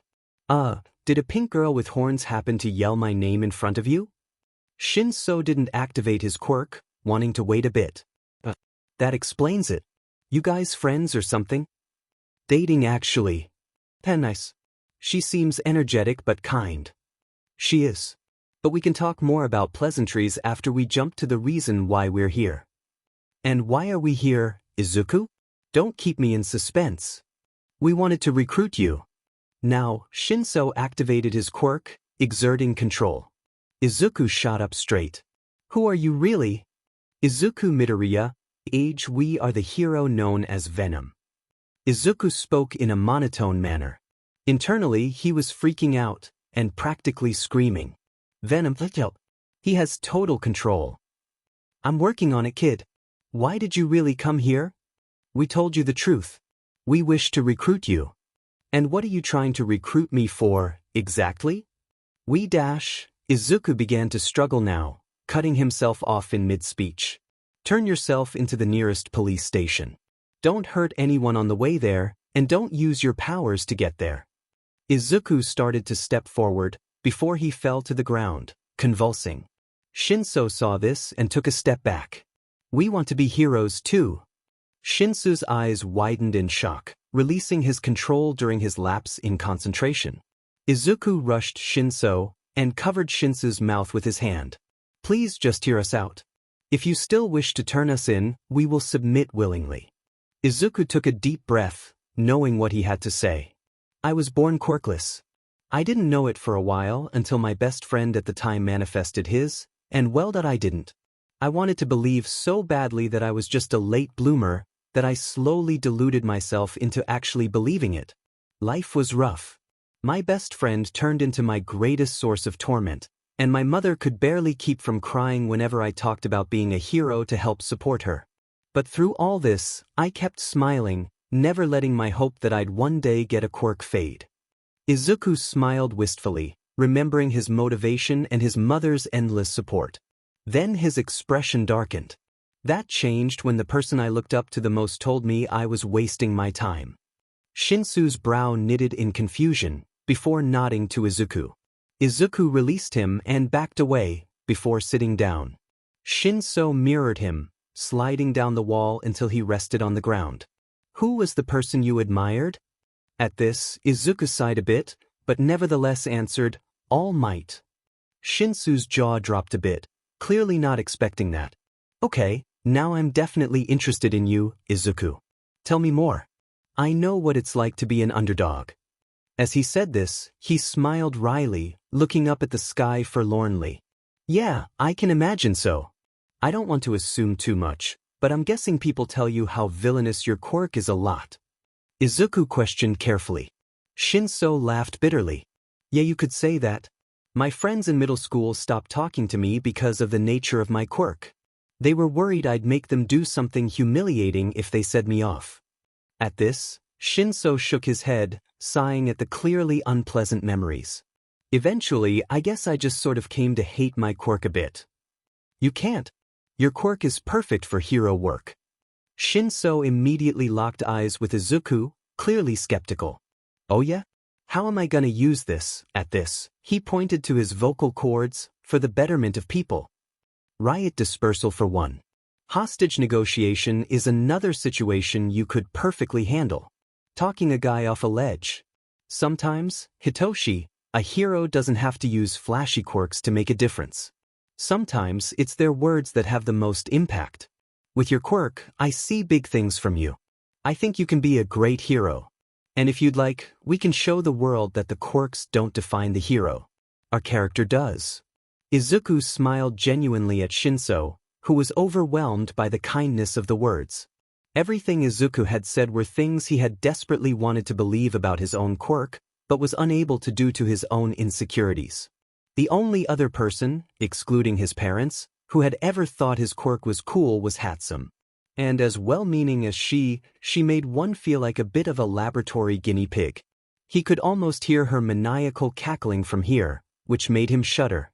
So what do you say, Hitoshi? Izuku once again asked. I think you can count on me, Izuku. Hitoshi stuck a hand out for Izuku to shake. Izuku glanced down for a second, before smiling and extending his own, a partnership sealed in that very moment. So Izuku, you said you're dating Mina Ashido, correct? Hitoshi asked in his usual drawl. That's right. Izuku glanced at him, but kept walking. Towards the secret base. So, would you happen to have any advice on asking a girl out then? There's someone I'm interested in, but I don't really know how to broach the topic with her. This wouldn't happen to be about that girl with the pink dreadlocks, would it? Yeah. Her name is Hatsum. And despite her eyeballing me like a mad scientist 60% of the time, she's good company. They were nearing LeBlanc at this point, which Izuku had sort of commandeered from Mina as his own super-secret base. Well, not super-secret because it was a public cafe. But it definitely had an espionage feel to it. We're almost there. Mina is meeting us there, and I want to discuss some aspects of this team we're forming. You mentioned that you want to form a team. To what end? I want to maximize the amount of people I can save. And to do that, I need a team with a diverse range of quirks. But I don't see myself as a leader. Rather, I want this to be a group of peers, each one standing equally among ourselves. They weaved through the crowd, which was thicker than usual on a weekday. One, the trains was down most likely, meaning more congestion as people walked to a different station. I see. After this, they switched to small talk, each talking about their dreams and why they emulated heroes so greatly. Before long, they arrived at LeBlanc. As they walked in, a pink blur slammed into Izuku. Hi-yi-thi-at Freckles. Izuku's eyes went the size of dinner plates, and his face went dim near nuclear. Mina was hugging him tightly, sort of nuzzling her cheek against his, like some sort of cat. Mina. At hearing her name, she turned to look at him, before quickly pecking his cheek. I missed you. It's been a week since we've hung out. School has been kicking my butt. Freckles. At hearing a new voice, Mina turned her attention towards the guy who could have easily been Aizawa's long-lost son. She quickly turned Izuku around and whispered conspiratorially, "So is this the guy for that thing we talked about?" "Yes, that's Hitoshi Shinszo." Izuku nodded. "Excuse me. He looks kind of like my teacher." "You realize I can hear you, right?" "Yeah, Mina, but he's a good guy." "Is the ignore Hitoshi show over yet?" At this, he poked them in the should, an annoyed look on his face. They both turned back to him, rubbing the back of their necks sheepishly. "Sorry," they said in unison. Anyway, Izuku glanced around before his eyes settled on their booth near the back of the cafe. "Let's take a seat and get down to business." They each took a seat at the table after placing an order with Boss Sojiro, with Mina sitting next to Izuku, Shinszo sitting opposite from them. Mina took Izuku's hand hers before she gave him a victorious grin and squeezed his hand. He blushed a bit, but said nothing. They waited to discuss their business until after they ate, during which Shinszo had the typical LeBlanc curry reaction. He asked Sojiro the secret to the heavenly curry he made, which was pretty ballsy. Sojiro laughed and said his science buff friend turned the recipe into a chemical formula to maximize the impact of each ingredient. If a scientifically prepared meal can't attract Hatsume's attention, I don't know what will. Hitoshi filed that information away for later use. He'd definitely try to ask Hatsume to come with him next time. Izuku glanced at both Mina and Shinszo. Both nodded at him, while Mina also gave his hand a reassuring squeeze, prompting him to speak. "I want to form a team with you guys." At this, both Mina and Shinszo nodded, as they were aware of this. Still, it was better to be completely clear up front. However, given that my alter ego isn't exactly the most popular guy in the city right now, we'd essentially be vigilantes. At this, the others shrugged, not really expecting to be labeled any differently. "Before you go on, Izuku, I want you to upfront with the both of us." Both Izuku and Mina glanced at Hitoshi at this, unsure of what he was going to say. "There was a reason you were labeled as a villain initially. Care to explain what led that to happen?" Izuku sighed. He should have known this would come up, as it wasn't an unreasonable question. "The UA student I fought was my childhood bully. Katsuki Bakugo." Mina gasped, and Hitoshi's eyes narrowed. "Kaken that he used to be my friend, but when he found out I was quirkless, he saw it as his duty to beat any notion of being a hero that I had out of me. The idea seemed to offend him on a personal level. I tried not to let it get to me, but I eventually did once my quirk manifested. At the insistence of my teacher, I sought out Bakugo for a match. This was to serve as my final exam in my teacher's training, as well as a growing exercise for myself as a person. I lost control of myself, with the years of suppressed anger and resentment bubbling up when I had him at my mercy. I was about to drag him to a hospital, but that's when the cops showed up, and they took the sight before them at face value. Bakugo probably did nothing to clear this up, as he clearly hates me, but would never acknowledge it was me who did that to him. I can only assume he heard our hero name in between the introductions my fist had with his face. Don't you think you went a little overboard?" Hitoshi asked blandly. "I do and I don't. One of the last conversations I had with Bakugo involved him telling me to jump off a building so I could maybe have a quirk in the next life." Both Mina and Hitoshi's eyes widened. Mina threw a hand over her mouth, and Hitoshi opened and closed his hand several times. Mina pulled him into a hug, while Hitoshi said nothing. That's awful. I'm so sorry, Freckles. What kind of hero tells someone to kill themselves? Izuku smiled reassuringly at the two of them, clearly having moved past it. It's fine. My issues aren't what we are here to discuss. Hitoshi nodded. Before speaking, you're right. Tell us about your team idea. Izuku took a breath. This was it. Pro heroes don't seem like they know why they fight anymore. I'm not saying they're all bad, but take Endeavor for instance. There are some unsettling rumors about him, specifically as a father. Nothing confirmed, but he's the number 2 hero. That's concerning. I want to remind the hero industry why it exists in the first place. That its duty is to the people first, and not their sponsors. I agree with everything you just said, but as this team stands now, I don't think it will work. Izuku looked over at Hitoshi, gesturing him to speak his. First off, you're still considered a villain, at least at the moment. Secondly, I'm a nobody at the moment. Ashido isn't a known entity either. This means we have any lack of claim to legitimacy beyond our own claims to the contrary. And what do you call someone without credibility? A nutjob.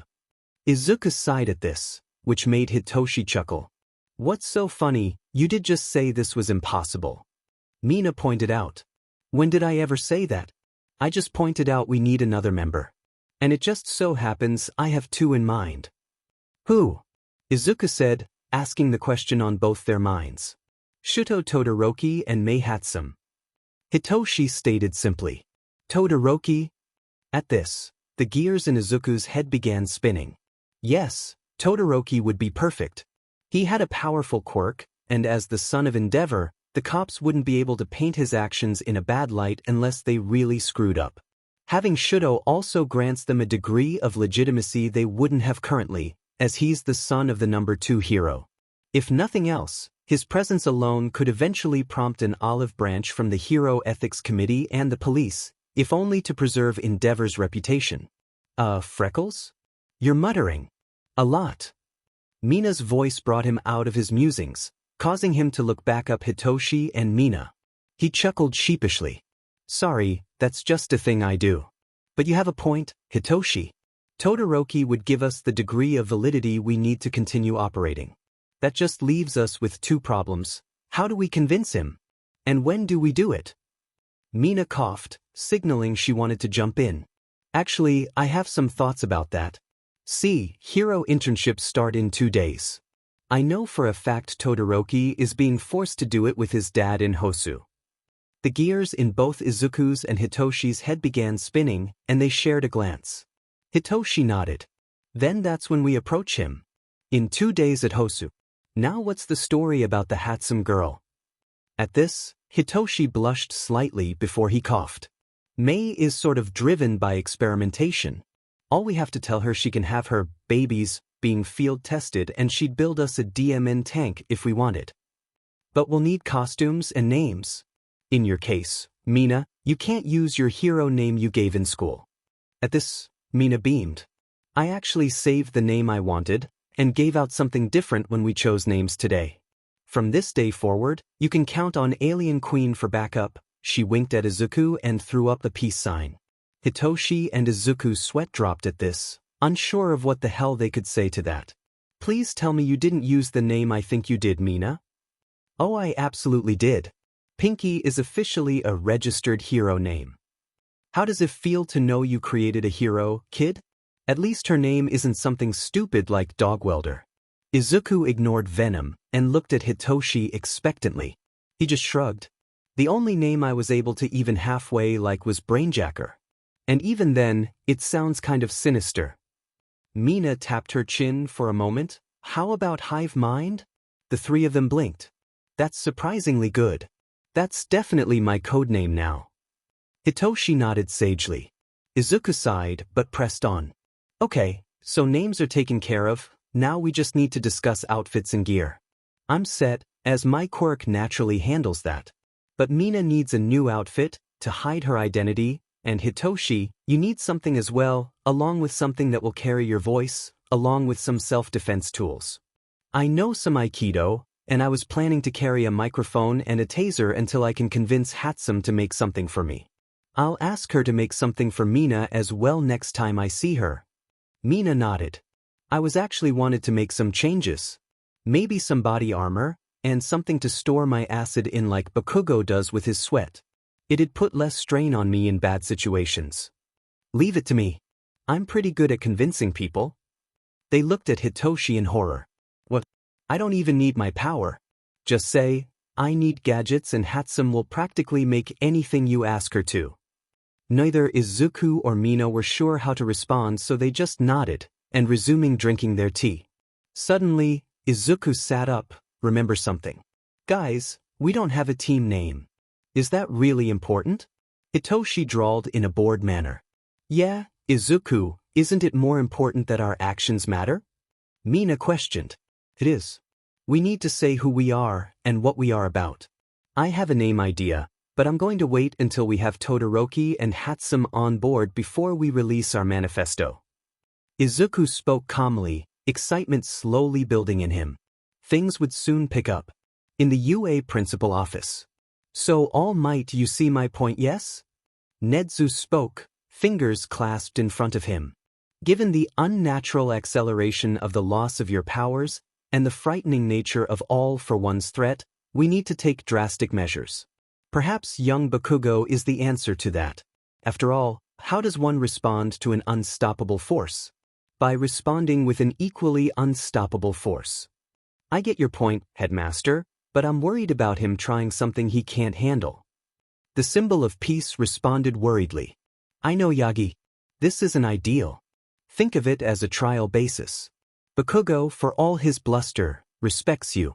If you told him that you changed your mind and wanted a different successor, he would accept that.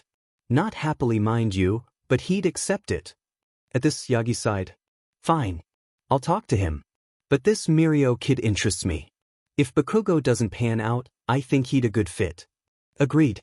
If nothing else, the addition of Bakugo's power into the pool of one for all is worth this test run, regardless of the outcome. Nedzu spoke candidly, sipping his tea.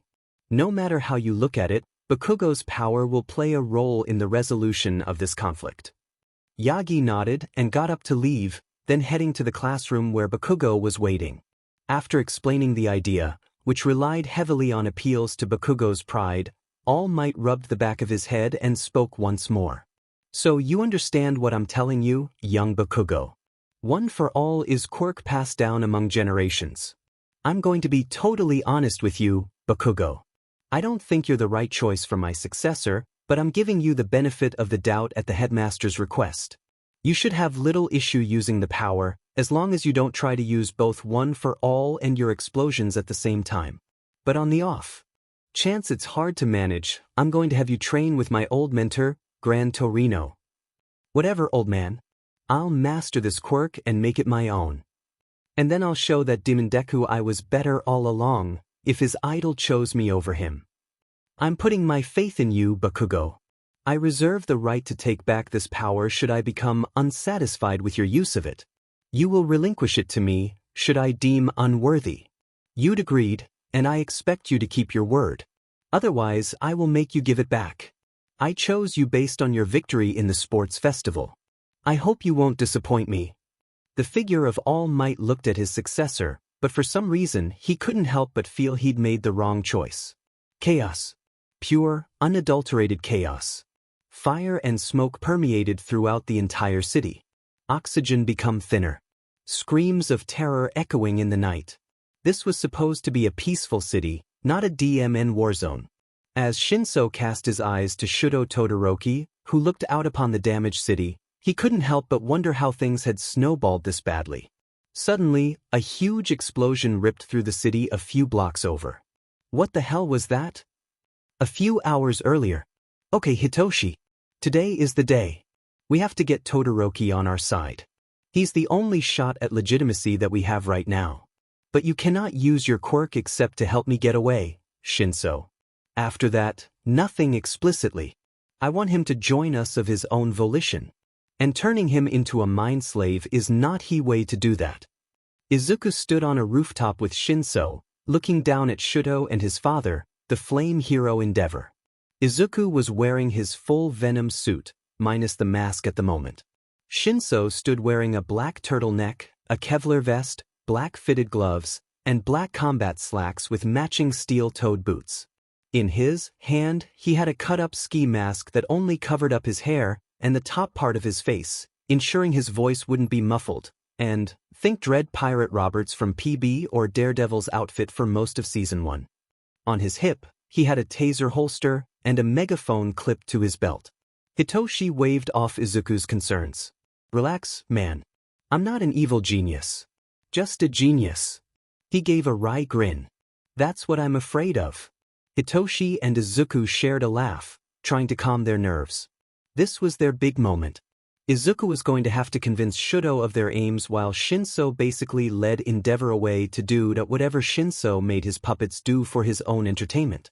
While they originally planned to have Izuku fight Endeavor, Venom explained that one of his main weaknesses was to fire, which would put him at a severe disadvantage, which is not something they needed at this stage, especially against the number 2 hero.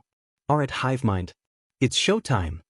Izuku spoke, his vocal cords deepening as his mask formed. "I seriously need a better name." Hitoshi muttered under his breath. "Shudo, pay attention.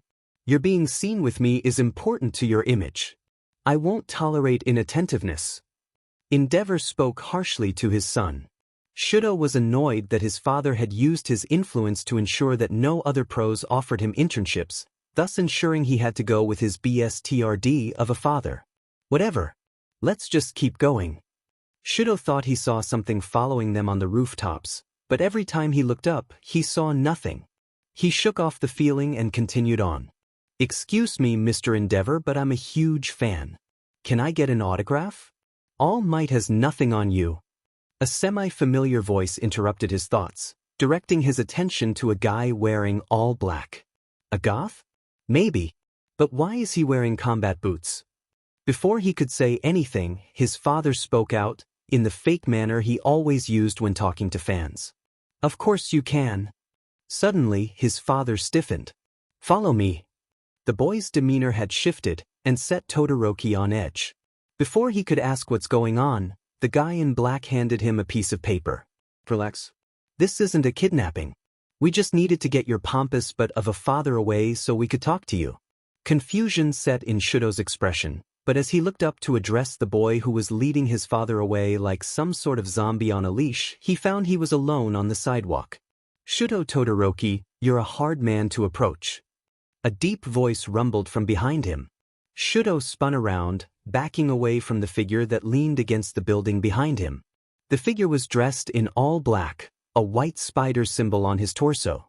A manic grin was in place on his mask. "Who are you? Are you with the League of Villains?" Shudo demanded, gearing up for a fight. "The League of who? And how the hell do you not know us?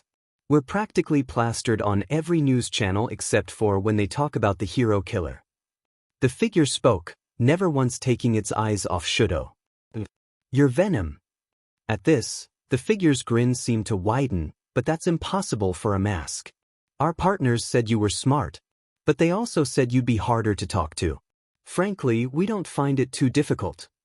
"Don't presume that you know me," Shudo said harshly, becoming unnerved. Why the hell does this guy refer to himself in the plural sense? Dissociative identity disorder, maybe. "We know you hate your father. And we know you want to be a hero outside his shadow." Shudo froze. This person knew about that? Huh, Hivemind's guess was correct. "Enough chat. What do you want exactly?" Shudo growled out. "Simple really. We want you to join us in being heroes. That's it." Whatever the hell Shudo had expected Venom to say, that was about near the bottom of the list. "Come again." The figure chuckled at his disbelief. "Come now, Shudo.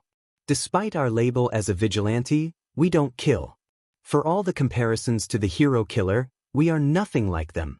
The only difference between us and heroes like your father is a little piece of paper that says, government approved. We believe heroes have lost their roots, in that they focus so much on making money, that saving people has become an afterthought, an added bonus." Venom took a deep breath, before continuing, "Shudo, We extend to you an invitation to join the outsiders. Elsewhere in the city, two figures stood on a rooftop, looking down on the city with disdain in their eyes. Kurojairi, unleash the Nomu. As you wish, Master Tamura. The outsiders? Shido questioned, having never heard of the team before. That's right, Shido. Don't mistake us. We don't want you. Just because you're the son of Endeavor. Not in the way you think. Venom replied calmly, arms still folded. What do you mean? Shido questioned, intrigued by the proposition. We want you because the fact you're level-headed, quick on your feet, and your quirk is powerful. And last but not least, you have a sense of justice. Just like us. You mentioned needing me because of my father. Why? This answer would make or break the deal. Both parties knew this and took steps to ensure the advantage. By having you on our team, we gain legitimacy. We aren't just a bunch of rabble-rousers upset with the current hero system. If the prodigal son are the second highest hero rebels against the system itself, it's going to make people talk. It's going to call into light the decision-making of the powers that be. At worst, they're forced to legally and formally accept us as real heroes, else risking public backlash. At best, we start a revolution in the field of heroes, and a return to the root of it all. Shido was enraptured by the words of Venom. This was a man with vision, and a plan to achieve that vision. Shido idly noted that Venom reminded him of All Might to a degree, with the way he spoke of justice. Before you decide, take a few days to think about it. If you agree, come to LeBlanc Coffee Shop in Midtown Mustafa in exactly 2 days, after school ends. Our group will be waiting for you. However, we ask you not to judge our normal appearance. Shido's sweat dropped at this, but nodded anyway. What should I have you do next? Hitoshi mused to himself as he looked at the visage of the number 2 hero. Currently, Endeavor was doing jumping jacks in the street yelling, "I'm a star," while several onlookers watched torn between confusion and amusement, including a number of pro-heroes. Before he gave another command, several creatures landed in the middle of the busy street. Oh crap! Those look like the creatures that were involved in the USJ attack.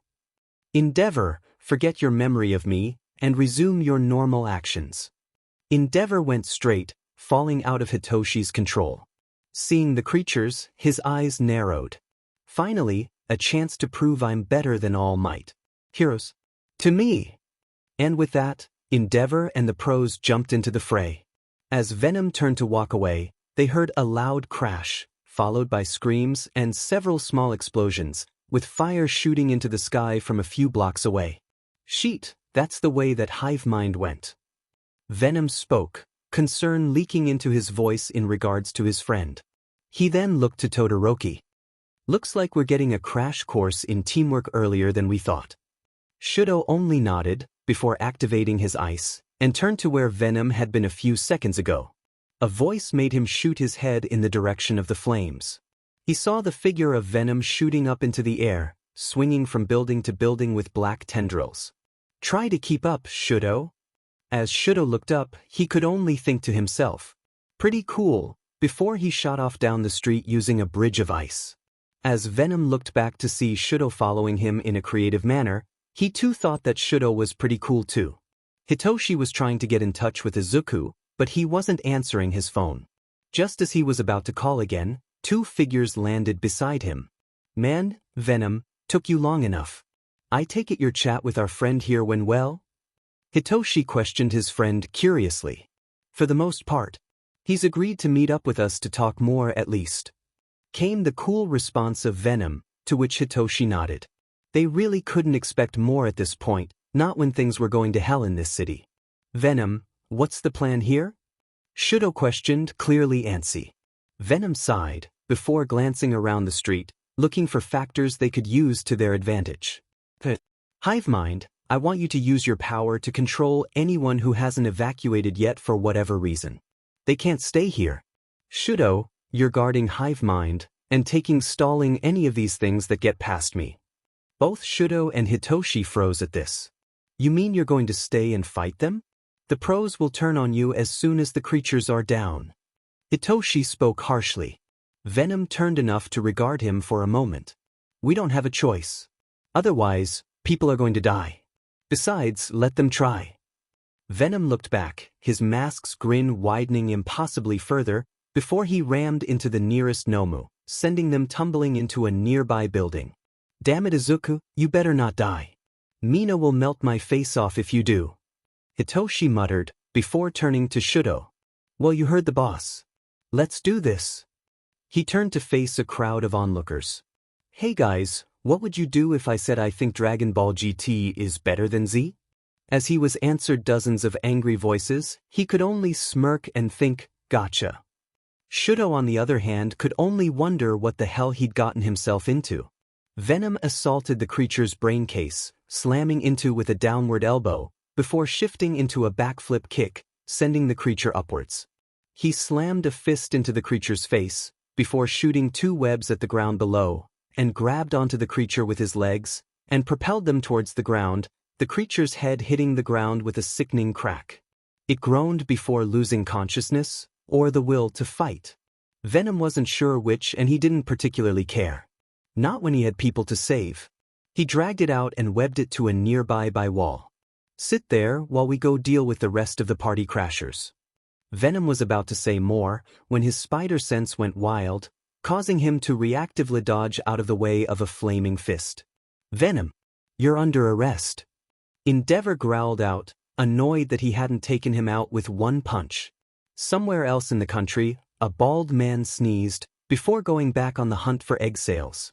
You know, funny enough, Charizard, I'm pretty sure you can't arrest anyone, let alone someone helping you do your job. Venom retorted dryly. I'm even more sure that if you'd actually hit me, you'd be under investigation for assaulting a private citizen, since I'm only wanted for question in regards to brawl case. Endeavor's face paled before he withdrew his fist. Fine, what are you here for? I thought I'd take a walk in the woods. Long way from the forest. Took a wrong turn in Albuquerque. Endeavor twitched but said nothing. His eyes panned to the 2 remaining creatures. How much do you know about these things, Venom? I don't. Other than the fact they can be taken out, that's about it. They're called Nomu. They're human weapons created by the League of Villains. We think they're geared towards killing high-profile heroes. Each has multiple quirks. We don't know how though. That's problematic. The good news is they don't seem to be capable of analytical thought, and the quirks they have aren't particularly dangerous on their own, at least to pros. However, when you combine them all, that's when things get dangerous. Endeavor explained, ensuring he was thorough and loud enough that the pros with them could hear. We don't know how many have been unleashed in the city, so we need to wrap this up fast. We are in agreement, vigilante. But after they're down, you and I shall have words. Only words? Not sentences. Endeavor's growl and the groans of nearby pros was Venom's only answer. Man, I feel like a dude playing an RTS. Hivemind commented as he forced the civilians to march in a double file line. Shido just looked confused, but said nothing. They continued to work at getting the people to safety, with Hivemind antagonizing and controlling any other civilians they came across. Endeavor was going toe-to-toe with a strength Nomu, gripping hands locked with the beasts in a struggle of pure strength. He roared in anger, before forcing the creature to its knees, before activating his flame shroud and burning the creature. It clicked its teeth, before shoving Endeavor to the side, then rushing to a pro who wasn't paying attention. Just as it reared its claws back to slice the pro to ribbons, a black blur slammed into it, forcing back towards Endeavor. Pay attention to your surroundings, man. These things aren't pushovers. Venom spoke to the hero he'd saved, before offering a hand to help him up. The pro hesitantly took his hand, but before he was pulled to his feet, a massive explosion ripped through the city, and the shockwave forced them to the ground again. Elsewhere, Bakugo stood facing the hero-killer Stain, glaring at the man who dared to call him unworthy. He'd even said that Izuku was a true hero, while he was just a pretender. You're really starting to piss me off, Stain. Bakugo growled out. He'd been lucky not to get cut and neutralized like that Demon Extra Ida. But you're going to find out just how special my quirk is. He may have said to not use it yet, but he doesn't know how strong I am. Orange bioelectricity swirled furiously around Bakugo's right arm, his palm facing toward Stain. Now die, trash. As the explosion went off, Bakugo noticed something wrong with the chain reaction, indescribable pain setting in his arm, making him scream, before everything went dark. What the hell was that? Was it the villains? One of the random pros asked to no one in particular. Focus, you fools. We cannot worry about that right now. Our focus is on the last of these creatures right now. Endeavor's tired voice snapped their attention onto the last Nomu standing, which was currently fighting Venom. Can't let that punk upstage me. Endeavor thought, before using flame expulsion form his shoulder blades to rocket him towards the Nomu. Stand there or get out of the way, Venom, I care not. But that creature is going down now. Supersonic Nova Punch. Flames coalesced around Endeavor's fist, before they slammed into the Nomu's stomach, rocketing it through several buildings until it settled in the rubble, unmoving. Dim, old man. That's some right hook you got there. And don't you forget it. We'll settle things eventually, vigilante. But today isn't that day. Endeavor gave a nod, and then ran towards the site of the explosion that had rocked the city minutes prior. I want to help more, but I need to take Hitoshi and get back home. Mom will freak if I'm out any later than this. That's the first sensation that Bakugo awoke to. The first sight he saw was his mother sleeping in a chair, and All Might standing in the corner beside him. You're awake, young Bakugo? Came the symbol of peace's words, his voice betraying nothing. I suppose this is my fault. My gut told me you were not the person to entrust this power, but the headmaster ensured me that the sports festival was a worthy test of a successor. He ran a hand through his hair. I'll be frank, kid. I've decided that you should give me back one for all. You're too volatile, and you did exactly the one I told you not to. You combined one for all with your explosions. Do you have any idea what you've done? You killed the hero killer in the blast. You scarred young Ida's face. You blew off that pro's leg. As of now, you're on probation within UA until further notice. Bakugo tried to pull himself up with his right arm, only realized he couldn't feel his right arm. He looked over before he started panicking. Where is it? All Might couldn't look at Bakugo, unable to stomach the panic seeping across his features. Bakugo screamed, frantically, where the F is my arm? How could you do this to me? As he began to thrash in his bed, he yanked out a few hairs and threw them in All Might's face. Take back your F Quirk. Izuku was waiting in LeBlanc for the rest of the group to show up. He took a moment to glance around the shop since he had nothing better to do. The shop itself as kind of empty, which was kind of the typical occurrence. Come to think of it, besides a few regulars like Mina and a few others, he couldn't remember ever seeing it super crowded. He idly wondered how Sojiro stayed in business.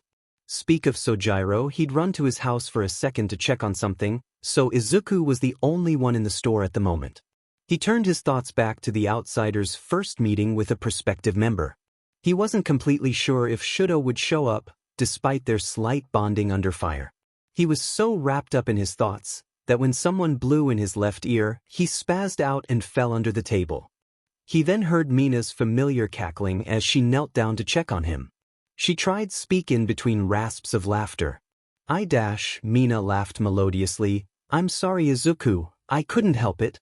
I waved my hand in front of you 4 times, and said your name at least 8. So I decided to take drastic measures. She got you good, kid. I'm kind of jealous she made you spill. Maybe I should make efforts to mess with you too? Please don't. She's already sending me towards a heart attack. You're here early, Mina. Her face darkened as if remembering something unpleasant. Izuku, there's something you should know. It's about Bakugo. And something he did. She said, fidgeting. Did he touch you? The pause. Izuku bit his lip nervously and stammered. You unwillingly, of course. Looking away, not wanting to make eye contact. Because I'll web him to a wall somewhere if you want. Mina blinked, clearly not expecting him to be so insecure, but still wanting to protect her. It touched her heart, and made her want to reaffirm their relationship. Don't get me wrong, I know you can take care of yourself. I just am Mina shut him up rather effectively. After all, It's rather difficult to speak when a pretty girl is occupying your lips with hers. Slowly, she pulled away, as he stopped freaking out. Izuku, it's nothing like that. Though it's adorable that my boyfriend is so protective of me. BB boyfriend. Izuku was having a heart attack. Or a slide. Yeah, that's what this is. He'd had a slide, and this was one big brain bleed-induced hallucination. She flipped him in the nose. Bad Izuku. No mutters. She glared playfully at him before continuing. Yes, I said boyfriend. Because we've been dating for weeks, and I consider you such. She shifts into a very haughty and pompous British accent. The alien queen graciously bestows upon you the title of boyfriend most righteous, +8. She made an exaggerated knighting gesture with the butter knife. This made Izuku smile softly at her, which made her blush a bit, lilac staining her cheeks. She leaned in and whispered conspiratorially, unless you're dating some other cute girl from outer space? Izuku laughed softly at this and shook his head. No, I think Mina Ashido is the only alien queen for me. He took her hand in his, and they sat down in their booth. Now what's this about Bakugo? It's kind of a long story. So broad-slide it? I bet you'd like if I stroked something. Basing. Well, Mina. Huh, you're too easy to mess with. No need to be such a prude, Izu. Anyway, so yeah, Bakugo fought the hero killer with another of our classmates. Things didn't go so well for them though. What do you mean? Bakugo blew his arm off in the fight. He refused to say how. He's always been quiet at least until someone talks about Venom or talks too loudly, but now he's broody. That hit Izuku like a sack of bricks. He didn't hate Bakugo, but he definitely didn't like who he'd become. He respected Bakugo, at least back then, but Venom had opened him to being more critical of his actions. He'd always held out hope that they'd one day be friends again, but that seemed unlikely. He swallowed his other questions, instead trying to get a grasp over the situation. What happened to your other classmate? Ida got nerve damage in his arm, and Bakugo burned his fact, though not intentionally. He has burn marks over his left eye that run to his hairline. He's lucky he didn't lose any vision. We don't know details though. Apparently, the cops got involved and it's super hush-hush. Supposedly the hero killer died in that fight, but there's no word on who killed him. Izuku sat there stunned. Obviously, if the situation was kept under wraps, that means either Bakugo or this Ida guy killed the hero killer. What's Ida's quirk? That's what you're curious about out of everything I said. I promise it's a relevant question, Mina. She eyed him skeptically, but told him anyway. It's called engine. He's actually related to ingenium. Lets him run fast. Then that settles it. Settles what? Bakugo killed the hero killer. They wouldn't try to keep details under wraps that badly unless it would paint UA in a bad light. My guess as to what happened? Ida went looking for revenge, since ingenium was the hero killer's most recent victim. They're brothers, so that makes sense. I don't exactly know why Bakugo was there though. Is he friends with Ida? Not at all. Ida detests Bakugo because he's unruly and crass.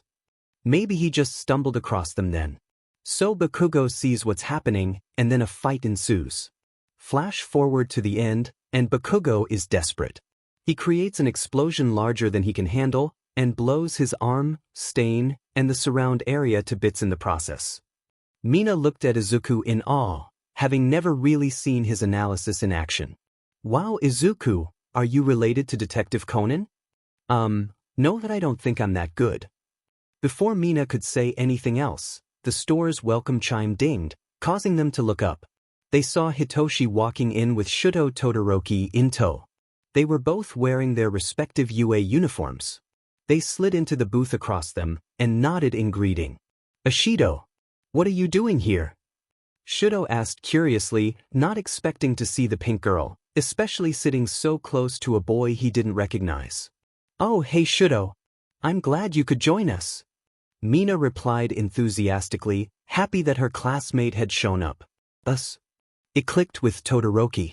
He turned to the unfamiliar boy. You're Venom? Shudo eyed him up and down, appearing somewhat skeptical. I imagined you'd be more intimidating outside the suit. I keep telling you that I make you look good. Izuku ignored the mildly arrogant self-preening of his partner and instead chuckled nervously at Shido. Yeah, I can imagine so. I don't look like much, do I? At this, Mina flicked his ear. Oh, what was that for? Now, Freckles. None of that. I happen to think you look cute and scrumptious, cinnamon roll. Izuku placed his face in his hands to hide his blush, which was prompted by her shameless flirting. Hitoshi snorted, and then shook his head. Man, let's focus back on the reason we're here, and less on embarrassing Izuku. He said dryly. Izuku beamed at the rescue attempt by his friend. Besides, Mina, there will be plenty of time for that later. Or not? Izuku's sweat dropped. Shido nodded, taking this chance to voice his concerns. Let's say I do agree to your little crusade, Izuku. Shido spoke candidly. What exactly stops us from doing whatever we want? The media and authorities have a point about you. You don't answer to anyone but yourself. At hearing this, Izuku sighed, knowing he'd have to self-disclose to win over Shido. Let me tell you a story, Shido. It's about a boy who didn't have a quirk, yet wanted to be a hero more than anything else in the world. Shido sat up straighter, looking at Izuku intently. Izuku Midoriya and his friend Katsuki Bakugo wanted to be heroes so badly. They wanted to be just like All Might. That was great. Until they turned 6. Katsuki got a really powerful quirk. Izuku didn't. Izuku paused, clearly struggling with his own bad memories. Mina squeezed his hand reassuringly. He sighed, and continued. In fact, the longer that Izuku didn't develop a quirk, the angrier and crueler Katsuki became. Eventually, Katsuki stopped treating Izuku like a friend, and instead started using him as a punching bag. Katsuki even used his quirk on Izuku occasionally. But through all that, Izuku never stopped considering Katsuki his friend, truly believing they could one day be friends again if he could just get a quirk. Shido was quietly processing what he'd been told so far. He assumed that the Bakugo was the same one he knew, and judging from the slight nod Mina gave him, his assumption was correct. However, as I'm sure you can probably guess, Izuku never manifested a quirk. At least, not on his own. The rest of group's eyes widened at this. Izuku's quirk wasn't his own? Kid, are you sure telling them about me in full is a good idea? We have to do it eventually, and I can't teach them like you could. Eventually, we'll have to run scenarios like they would at UA, on the chance they get kicked out. They're risking a lot for this. We have to do right by them. Okay, kid. I support your decision. Just remember, Izuku. You're not alone anymore, okay? I will. Izuku wiped some tears that were building up in eyes. Thanks, partner. Anytime, kid. Izuku looked back up at his team and pressed on. Through a series of events, Izuku obtained power after bonding with a relic from the hero Spider-Man. They all leaned in at this point, enraptured by what they were hearing. Izuku's eyes bled black a bit at this point, before he looked at them all. We bonded with a creature called a symbiote. What the hell? Izuku, are you okay? Mina grabbed him by the shoulders, freaking out at his sudden change. Mina, the kid let me commandeer his vocal cords in order to address you. While Venom is Izuku's hero name, it's also the name of this symbiote.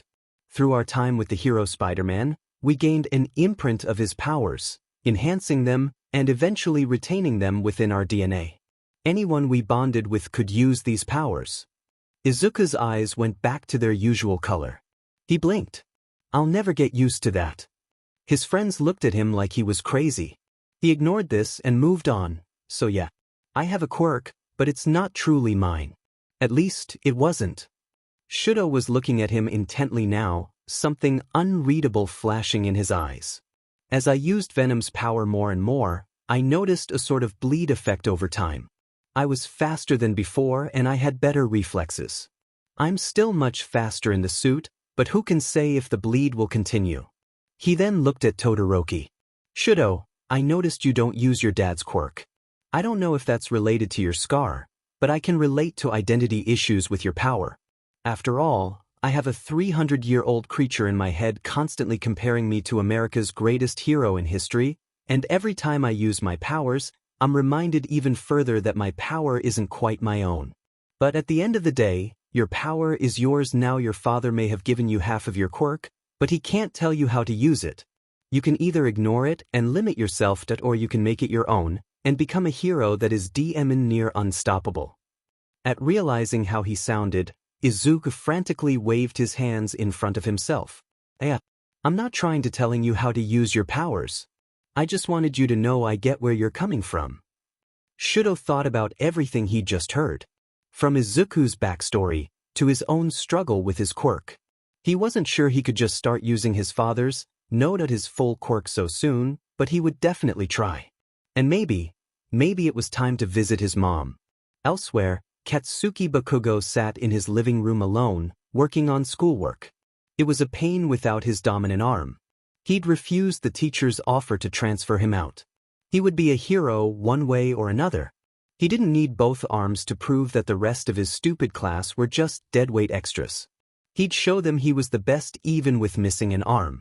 As he struggled to write an answer to the problem on the paper, a surge of irritation flowed through him. Katsuki grit his teeth, and used to having trouble writing the answers to his homework. The feeling of not being able to be in control was something he hated. In All Might and his quirk. And Deku. If Deku had never beaten him in the first place, he wouldn't have been desperate enough to take All Might's quirk to begin with. I don't need his stupid power. I'm the best, damn it. And I'll prove it no matter what. They say pride cometh before the fall, and Katsuki had further to fall still. Izuku, Mina, and Hitoshi were all looking at Shido expectantly. This was the moment of truth. Were he joined them or not? They sat with bated breath, each second increasing the intensity of the atmosphere at the table. I'll do it. And just like that, the tense air was gone. Izuku breathed a sigh of relief, Mina chuckled sheepishly, and Hitoshi just took a sip of his tea. However, I do think we should discuss your friend at a later date, Izuku. That is my condition. It's not that I think it's a threat, I just would like to have a better grasp over who I'm working with. I know Izuku. But I need to know Venom as well. Izuku nodded at this. These were fair requests. Well, you know me, kid. I'll sing my own praises any day of the year. Izuku again tried to ignore the narcissistic ramblings of his gooey friend. He talks to you in your head, doesn't he? Mina asked curiously. Izuku looked at her shocked. Oh, come on, Izuku. I may not be the most book-smart girl around, but I'm very people-smart. Your eyes occasional glaze over for a few seconds, and then you sort of jolt like you were somewhere else. Why, talks to me. He sort of alternates between narcissism and being helpful. The others deadpanned at him. What kind of non-physical entity talks about how awesome they are enough to be labeled as a narcissist? Mina suddenly bonked herself in the forehead. The rest looked at her curiously. Duh. We have to give Shido a cool nickname. Hitoshi sighed at this. Shido just looked confused, and Izuku just scratched his cheek. I think we should address some more pressing concerns. At this, Hitoshi nodded. I agree. The Hosu incident showed me that while my quirk is good for handling humans, I can't fight the gnome. This, more than anything else, affirms that we need two things before we can truly make our appearance to the world: a gear maker and funding. I have a friend I can get involved, and I can start on that tomorrow as I'm sort of meeting her after school tomorrow anyway. Hitoshi finished with a slight blush on his normally blank expression. Hitoshi's got a girlfriend. Mina teased in a sing-song voice. Whatever. Just be ready to make a sales pitch in 2 days. Hitoshi didn't rise to Mina's antics. She pouted but said nothing further. I actually have a potential source of funding. Shido's voice got their attention. It's nothing concrete, but I may know someone who's willing to help. I'll have to talk to them tomorrow. At this, Mina suddenly blinked. Are you talking about Dash? She started but was cut off. Yes, but I need to speak with her before I say anything else. I make no promises she'd be interested. They all stretched and began to move out of the booth. Izuku looked at each of them with a feeling of pride. So we agree? We meet up in 2 days to try to sell the idea of the outsiders to a benefactor and a gear outfitter. The others nodded and headed to the exit. As they went outside, Hitoshi and Shido walked off, waving their goodbyes. Mina then latched onto Izuku's arm, causing him to turn scarlet. Come on, Izuku. I want to get a burger. Izuku knelt down on a rooftop watching his targets in his full Venom gear. They were talking about whatever it was drag pushers talk about. He didn't have the faintest idea and he didn't particularly care. They were sitting at the docks in Mustafa City, clearly waiting for something. Their truck was near the gate that lead back to the main road. Drag running wasn't exactly common anymore, but the ones that did stay active were bad news. He'd even heard rumblings of Yakuza dealing in some shady stuff, but he hadn't come across anything concrete yet. Mostly just whispers here and there. But the group he was currently tailing were as good at covering their tracks. They were sloppy and new. However, their leader, at least based off the few thugs he'd spoken to, was smart. And worse, had a very versatile quirk that played a key in their operations. Izuku and Venom agreed this was the perfect chance to gain more public support. They didn't tell the others simply because they weren't ready, not when they had zero support. Izuku would be mad if he let them go before he could make lesson tapes using Venom at minimum, and ideally after they'd gotten gear for the others. One of the dealer's phone went off, bringing Izuku out of his thoughts, and focused once again on the thugs. Judging by the dealer's rapidly paling face, he was probably talking to his boss. He seemed nervous, and he brought the phone in front of him. Suddenly, there was a flash and with it came a lanky man wearing an expensive-looking suit, who definitely did not look happy. The lanky man put his hand on the dealer's shoulder, and he looked down at the phone on the ground. There was another flash and suddenly they were gone. The remaining two dealers looked at each other and shrugged, before walking back to their truck they'd left at the gate. Izuku figured he'd follow them, if nothing else to get some leads on the rest of the operation. They tried to drive as inconspicuously as possible, but Izuku remained vigilante in tailing them. You know, you should consider using some tech along with us. Trackers, for example, would make this less urgent. Maybe even consider lenses you wear under the mask for night vision purposes. Plus, you know, everyone loves toys. Maybe, but I don't think that's something I'd be able to make. Perhaps we can bring it up with Hitoshi's friend. Izuku thought back to his partner, recognizing the merits of incorporating some tools. He'd have to draw up a list of specs he wanted first though. Something to do after this, I guess. Izuku muttered, now consciously thinking about all the fun little goodies he could request. In the name of justice, of course. As it jumped from building to building in a zigzag formation, he felt confusion from his partner. That's something I've never understood. I know the buildings here aren't as big as New York, but you could still try to web-sling for movement. Instead, you vault across the street and jump building to building, only using weblands from quick ziplines. Why is that? It's better exercise this way, and it's not like the suit doesn't help my stamina. This way, I combine hero work with actual endurance training. Plus, I may be similar to Peter, but I'm not him, Venom. I use my arms mostly when I fight, but I doubt I'm as strong as he was. I'd get tired if I used my swinging a lot, which could come back to bite me later. Sure, we've yet to face anyone difficult outside of the Nomu, but it's better to err on the side of caution. Izuku explained to his partner. Izuku then resumed his unique momentum propulsion, still tailing the car. He jumped over some rooftops, and under some clotheslines, and even in between the support beams of a radio tower. Eventually, the truck drove to a run-down-looking amusement park. This is likely the place. Izuku muttered. Probably so, kid. Plus it just screams evil hideout. $10 says they use the Hall of Mirrors for something nefarious. Come on, there's no way that's true. It's too obvious. Before Izuku could make a move, his phone began buzzing, showing someone was calling him. He glanced down to see it was Mina. He slid the answer button and tapped the earbud in his left ear. Hello? Izuku asked, feeling somewhat shy, now that he was speaking to his girlfriend. Izuku. Hi. Came Mina's ever-cheerful voice. Whatcha doin'? Do you want our alibi, or what we're actually doing? He asked in an amused tone. I dunno. You do come up with some interesting ones. And just saying, it's still super weird to hear you refer to yourself in the plural sense. She replied teasingly, enjoying their banter. We apologize, but it's a side effect of our powers. I know. He could almost imagine her waving her hand at this. Anyway, so what's my dashing little vigilante boyfriend up to currently? Well, we just finished tailing some new element in downtown Mustafa. We are planning to shut down their operation tonight, so we can meet up without time constraints with the group tomorrow. He heard Mina sigh into the phone. Izuku, I know the work you do as Venom is important. But don't forget to take care of Izuku, okay? Concern touched him, as he'd definitely not had people in his life who felt that way before. It was not nice. We will, Mina. We promise, okay? Thank you.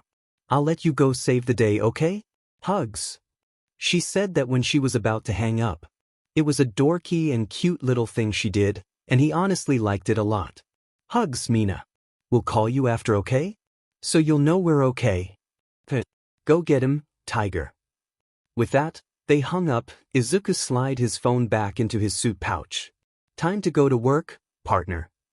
You're DMN right. Let's kick some butt. Izuku landed on a lamppost that gave him a solid view of the thugs in the immediate vicinity. He decided to take a stealthy approach as long as he could. He identified the easiest to reach thugs, and calmly move into position. The first was taking a leak against a building wall, which was rather unsanitary. As he finished his business, he felt a tap on his shoulder. He turned around only to have a fist meet his face, and entered blissful unconsciousness. The rest of the guards outside went in much of the same way until there was only one left. Izuku stood watching him from a rooftop, and shot a web at him, yanking him up to the ledge. Hi there, got some questions. See, we were in the neighborhood, and looking for directions to the pizza parlor, a cell phone retailer, and your boss's hideout. Think you can help us out? Venom's manic grin widened, showcasing its even sharpened teeth. The thug looked near ready to PSS himself. Whether it was from being held out from a 3-story building by one arm, or the psychotic-looking guy in black, who can say? Oh my god dash, Venom quickly shot a hand over his mouth, before he could scream. Venom wagged a clawed finger, no shouting. Don't want to spoil the surprise now, do we? At this, the thug enthusiastically nodded. Good, we are in agreement. Now, our directions please.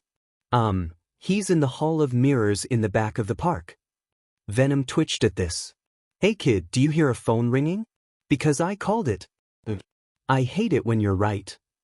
Izuku groaned mentally before focusing back on the thug in hand, so to speak. And our pizza parlor is where? The thug looked very confused, and before he could respond, Venom clocked him and deposited him on the roof safely. Bet you'll never doubt my awesome wisdom ever again. Venom. Yes, oh dear partner of mine? Please shut up. Venom stood on the rafters of the Hall of Mirrors, gazing down upon the various criminals running around setting up crates of drags. He panned his eyes around the building, his eyes settling on the man he'd see at the docks. His quirk is clearly teleportation, but what are his limits? Before Izuku could think any further, one thug rushed to the sharp-dressed man and whispered something in his ear, before an angry expression appeared on the boss's face. Listen up, you fools. Someone is here. Since they didn't flashily announce themselves, that means it's either that pro-Eraserhead or the vigilante Venom. Spread out and find them. With that, he shoved the underling and moved into the actual Hall of Mirrors. The 8 thugs ended up clustering up below Venom, so he decided he'd just make this fast. He dropped down onto one of them, slamming his head into the ground. Hi. Venom said simply, his grinned visage unnerving the group of thugs. Oh guys. He's gonna eat us. What? Venom tilted his head in confusion. A thug freaked out and tried to slug him with a crowbar, and suddenly all hell broke loose. Venom grabbed the crowbar thug and flung him into a wall, before shooting a web at thug holding a pistol and zipping him to a rafter beam, his screams echoing in the building. He landed back down before his spider sense went off, and he moved his head to the side just in time to avoid getting stabbed with a butterfly knife. You know guys, you should definitely work on your greeting technique. It's very rude to start with sharp objects. Should save that for when you're cooking dinner. Wait, how do you guys feel about the legendary Emerald Agassi? They groaned at his lame commentary, before the remaining 6 all rushed him at the same time and tried to swarm him. He ducked under one thug's legs and kicked him into another. He uppercut the third, and engaged in a midair combo, doing a flip kick backwards, before shifting into a scissor kick that caught the guy in the temple, sending him into a crate of drags, into blissful consciousness. Ah, they're so cute when they're sleeping. And you know, the rest of you could do the smart thing and give up. Venom offered helpfully. The rest glanced at each other, before surprisingly nodding and taking off. Can't believe that actually worked. And here I thought I would get to hear more of your riveting dialogue. The boss waltzed up to Venom, hands at his sides, expensive-looking shades on his face. Dude, who the hell wears sunglasses at night? Especially in this dark but warehouse. Venom blinked, before suddenly the boss was in front of him, with a hand on his shoulder. I do, for one. Call it trend-setting, kid. And now, I'm about to show you a magic trick. In the Hall of Mirrors? Seriously? Oh yes. I'm about to make an a-hole disappear. Suddenly, everything changed, and Venom was dropped into the depths of the walls of mirrors. You see, kid, my quirk is pretty useful. Oh great. A cliché villain speech. And here I thought I could go my career without hearing one. You've got a pretty smart mouth for someone so stupid. After all, you'd have to be, to stroll into my operation without a plan. Oh, I had a plan. It just lacked details. Venom's sense went off, and spun to the side, catching the guy in the head with a kick, before the guy disappeared again. Man, you don't know who I am, do you? I'm assuming you mean besides as the guy I just kicked in the temple? God damn it, brat. Shut up for just a DMN second. My name.is shift. Okay, that's a pretty badass name, I'll give you that. Venom begrudgingly admitted. Why, thanks kid. The only problem is everyone only hears it once. So it hasn't caught on. Another tug at his spider sense, and Venom rolled to the side, shooting webs at the guy and pinned him to a wall for a few seconds before he disappeared again. Wait, I get it. Because you shift positions. He didn't get an answer before he was punched again. Okay, this is getting really annoying. He's clearly got a limit to his power, I just don't know. Wait. Symbiote, when that thug at the docks answered his phone. Do you think it was a video call? Could be. If it was, that means this guy can only teleport where he can see. There's probably other limitations, but that's the biggest. Then all we have to do is eliminate his vision. Venom looked around, and spotted a fuse box for the lights in the catwalk above the mirrors. He zipped up there, and punched the fuse box, sending the whole building into total darkness. So that's your big plan? So what if you figured out my quirk's weakness? If I can't see you, you can't see me. Shift called out into the dark, panicking. Venom quietly closed in on the source of the sound, using his enhanced hearing to locate Shift. Fight me like a man, you coward. Any composure that Shift had was gone by now. Venom stood a few feet away, before he shot some webbing into Shift's face, blocking his vision. He then shot them up into the air, and grabbed onto him in a body lock. They then descended towards the ground as gravity tugged at them, and Venom ensured that Shift his head on the ground, losing consciousness. Venom webbed him up, and then hefted him onto his shoulder. Let's get him to the cops so they can officially shut this guy down. Venom had dropped Shift off with a note that detailed his quirk, and listed the locations of his warehouse and operations. With that, he headed home, calling Mina as he'd promised he would, and then promptly passing out almost as soon as he climbed into bed. The next day, school had flown by, and before he knew it, Izuku found himself in LeBlanc waiting for the others. Today was the day that he convinced the handsome girl to be their tech creator, and Shudo's friend to be their benefactor.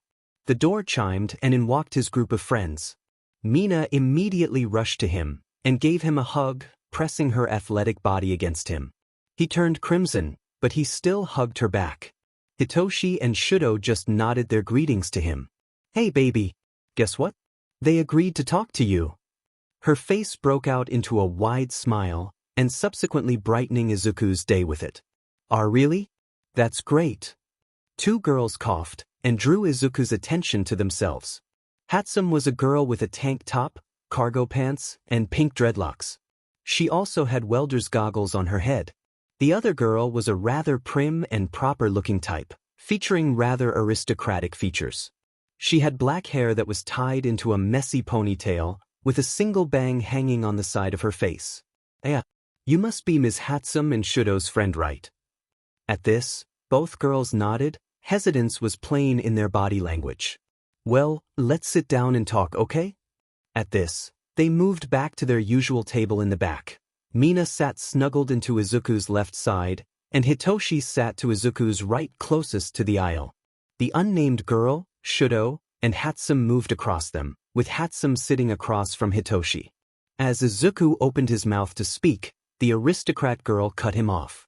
Before you begin, I want to clear some things up. To be completely transparent, you are the vigilante known as Venom, correct? At this, Izuku paused, deliberating internally before speaking. Do I tell them? I mean, I need to trust me, and if they weren't trustworthy, I doubt they'd be here. Yes, I'll be upfront, I am Venom, but I'm not the villain the media would lead you to think I am. Izuku spoke candidly, before nodding, allowing her to proceed. Momo coughed before resuming her point. I have questions. I know nothing of you, beyond your reportings on the news. Before I commit to any aid, which will be purely financial and occasional use of my quirk, I want to get an idea for you as a person and what you hope to accomplish. Izuku's eyes narrowed at this, prompting him to respond. How do I know you won't turn me in? I haven't hurt anyone. Well, besides criminals. And I don't even know your name. She nodded to him, recognizing his points. Very well, trust must be established first then. I am Momo Yaoyorozu. My quirk is creation, but I have to have a clear grasp of the composition of anything I make. My name is Izuku Midoriya. My quirk is arachnid, for the sake of simplicity. I am also the vigilante known as Venom. Now go ahead and ask your questions. I wish to know why you attacked Bakugo 3 months ago, and why you refused to get a hero's license. That's personal. However, I will say I didn't attack him. He agreed to fight me.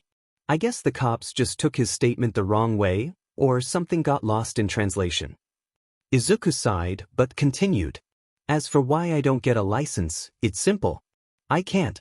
I'm technically wanted for acts of vigilantism, which would disbar me from applying traditionally. However, that's why I put together this group, in hopes of attaining legitimacy through righteous actions. Momo nodded, agreeing with this. I understand. One more question. Are you different from the hero killer in methodology? This was a fair question, as she would have no way of knowing the truth of how he operated. Yes, I am. I have not, and will never kill. I also don't fight heroes unless I have to, and even then, I typically just web them to a wall for a few minutes until I escape. As for what I want to do with this group, I want to show that heroes don't need to pay to do good, and that they don't need a prestigious pedigree and schooling to be excellent heroes. I want to show that anyone can be a hero with enough effort. This answer impressed Momo, as Shudo observed. Much like himself, she seemed enraptured by his talk of justice, and what it meant to be a true hero. Very well. I accept your request for funding. Now, keep in mind I can only provide a small amount of funds, which will come from my own allowance. My parents do not give me frivolous amounts of money, providing only a small amount of 1,000,000 yen a month. At this, everyone's jaws dropped, thinking along of the lines of, small? That said, I would be happy to assist your crusade in any way I can. So you may count on 500,000 yen of my allowance a month for support. I cannot join you in the field, however, as I cannot afford to be recognized. I am truly sorry for that. Izuku nodded, glad she would assist them at all. He then looked at Hatsum, who was fiddling with something in her lap. Hitoshi coughed before speaking. Mei, it's your turn. She jumped a bit, before she focused on Izuku. So you're Venom. Hitoshi here tells me you want me to make you some of my babies. At this, Izuku's and Mina's eyes widened. How shameless was this girl? Hitoshi coughed before he interjected. When Mei says babies, she means her gadgets. Mei half-heartedly glared at Hitoshi, unhappy with his referral to her pride and joy as mere gadgets. How dare you? My babies are much more than mere gadgets. They are works of art. She was shouting by the end, causing the rest of them to sweat drop at her antics. Right? Izuku coughed, before he tried to get the conversation back on track. Yes, Mei, my team has strong members, but we need gear. I don't need much, due to how my quirk works, but my actions last night convinced me I could use a few helpful tools. Why should I? I don't really care that you're a vigilante or anything, but helping you could be problematic for me. Well, if you're outfitting us, we could field test your prototypes for you. Plus, you get practice for custom orders from pros when you get signed by a gear company, assuming you don't just make your own. Mei nodded at his logic, but still seemed unsure.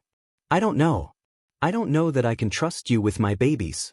They're very important to me. Hitoshi sighed, knowing what he needed to do. You know, made it if you help us out, I'll help with your countermeasure project that neutralizes my quirk.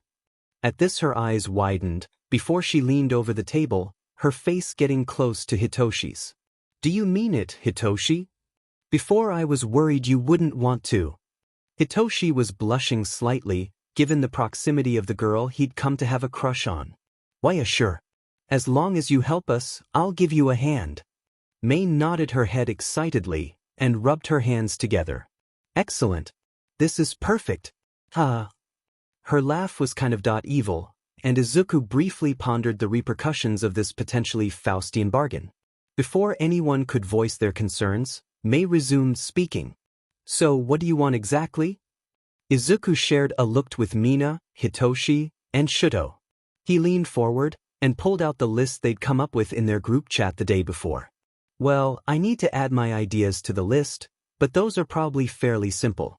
For Shinszo, we need a fireproof bodysuit and mask that help with temperature regulation, so he isn't recognized before he formally recognizes us. For Mina, she had the idea of arm gauntlets that she can pump acid into for later use, to reduce the strain of her quirk on her pores. She also wanted an airtight bodysuit with a built-in half mask, with protective chest plates and sci-fi-looking helmet. Hitoshi wanted something a little more protective than his vest and taser gloves. He also wanted some boots that would up his mobility as well as some infrared goggles for rescue ops. As for myself, I wanted some night vision lenses with tactical displays that I can link to my phone and headset. And maybe some tracker darts. As Mei looked over the list, she didn't seem that impressed. I thought you'd need something challenging. Don't get me wrong, I'll still make it. But I reserve the right to make babies for you guys to field test later. They all shared a look and nodded. We agree. So how long would this take you, Mei? Izuku asked, having been the spokesman. Well, I don't know, it could take me a while. I guess I could be finished by tomorrow? Mei tapped her finger on her chin, wheels already turning in her head. At this, everyone besides Hitoshi sort of looked at Mei in awe, clearly unused to such ruthless efficiency. Tomorrow? Came Izuku's rather poised response. More or less. Yours, though, I can have finished by tonight. You just want face-fitting lenses, right? Yeah, more or less. Okay, I'll start when I get home. I'll give them to Hitoshi so he can give them to you when they're done. Izuku and Hitoshi nodded at this, while Mina checked her watch. Guys, it's like 7 p.m. We should probably head home for the evening. She said hesitantly, clearly not wanting to go home and study. So that's pretty much everything I wanted to talk about anyway. Thanks for coming, guys, and welcome to the Outsiders. Izuku gave a soft smile and bid them farewell. Mina had remained glued to his side, as the others went their separate ways. She stopped walking and began fiddling with her skirt. Izuku noticed she'd stopped and turned to her, curious. Hey, Izuku? She spoke, uncharacteristically nervous. Yes, Mina? What's wrong? His voice conveyed his concern. He reached out a hand to hers. She blushed slightly before shaking her head. I wanted to ask you two things. She paused, taking a breath before continuing. My parents wanted to have a family meet-up with both our families.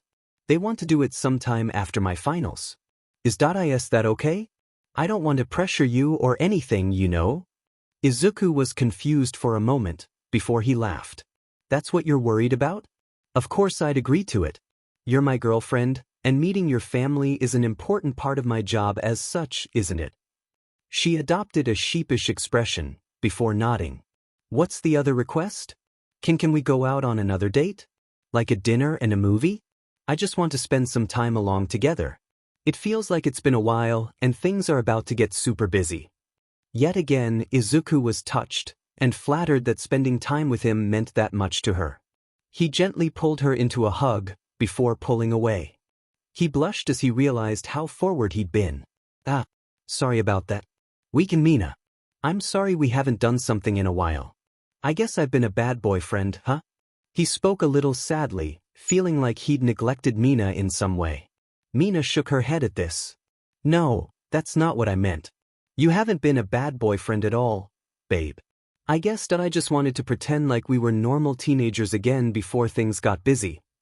This brought a soft smile to his lips. Of course, Mina. I'd love to. She jumped in excitement and hugged him, before she gave him a series of soft kisses, before they resumed their walk to her train station hand in hand, lights twinkling as they walked in the night. Izuku was sitting in his room, brainstorming ideas for new gadgets.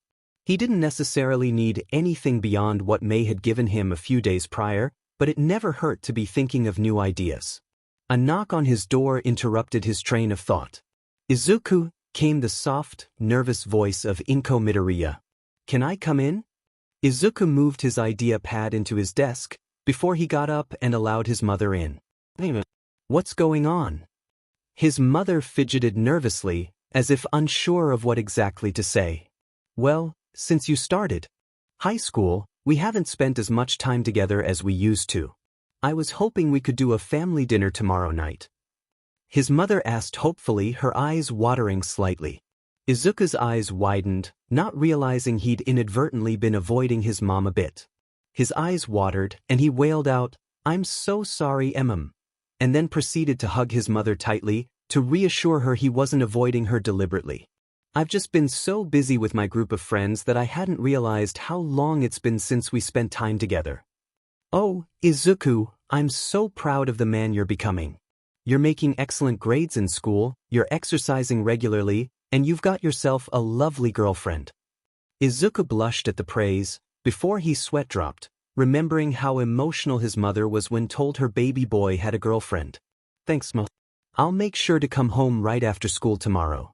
At this, his phone began buzzing, showing Mina was calling him. Inko saw the caller ID before she smiled and walked to the door. Oh, I'll leave you to your phone call, Izuku. Tell Mina I said hello. With that, his mother left the room, which prompted Izuku to answer. Hello. He spoke into the phone, not looking forward to telling Mina they'd have to reschedule their date. Hey baby. Just wanted to check up on you. Are you busy? Mina's cheerful voice made him smile softly, before his features shifted into a frown. You, Mina? He began timidly. Yes, Izuku? What's wrong? She replied, worry slipping into her voice. I kind of have to cancel our date. My mom asked if I could have a family dinner tomorrow, which made me realize how little time I've spent with her between my schoolwork and patrols. He rambled nervously, not wanting to upset his girlfriend. He was confused when she chuckled into the receiver. Oh, is that all? Sheesh, I thought it was something serious. Don't even worry about it, babe. We can just go when I get back from this trip. How's that sound? She replied reassuringly. That sounds perfect. Again, I'm sorry, I was really looking forward to it. Izuku, don't worry about it, okay? Enjoy your dinner with your mom. I know you two are super close. It's really not a big deal. At this, Izuku sighed in relief, feeling he'd dodged a proverbial bullet, no spider sense required. I'm gonna make our date next week the best date you've ever had, Mina. He spoke confidently, making her laugh. That's really not necessary, babe, but I look forward to it. She yawned as she said this. I think I'm gonna go to bed now, Izuku. Don't stay up too late thinking yourself to death. Izuku's sweat dropped, shuffling his notes awkwardly, placing them under a book. Oh, yet I won't do that. Hugs, Mina. He smiled softly, feeling so happy that his girlfriend was so understanding and generally good for him. Hugs, Izuku. Sleep well. We can have a video call before the bus leaves on Monday, okay? Izuku leaned back in his chair, looking at his ceiling with a smile. Sounds good, Mina. Good night. Sleep well. Izuku spoke softly. I always do. Night. The connection cut and Izuku decided to go to bed early tonight, taking advantage of his day off to the fullest. Wednesday afternoon came, and Izuku had yet to hear from Mina, Shuto, or Momo since Monday. He didn't know why, but he had a sort of anxiety about that fact. He shook his head as he walked up to his school roof, wanting to talk to his partner about some ideas he'd had. As he walked up to the fence around the ledge, he stared at the city skyline. So, partner, I've been thinking about the costume and I'd like to make some changes to accommodate Mei's gear. Izuku thought to his friend, wanting to hear his feedback. Alright kid, just think about what you want to change to, and I'll make it happen. That's it. Izuku thought back incredulously. What? Were you expecting some sort of montage? Don't worry, I'll take care of it. Why does that sound ominous? Izuku shook his head, before imagining the costume he wanted. It had a hood with white spider web patterns over the outside of it.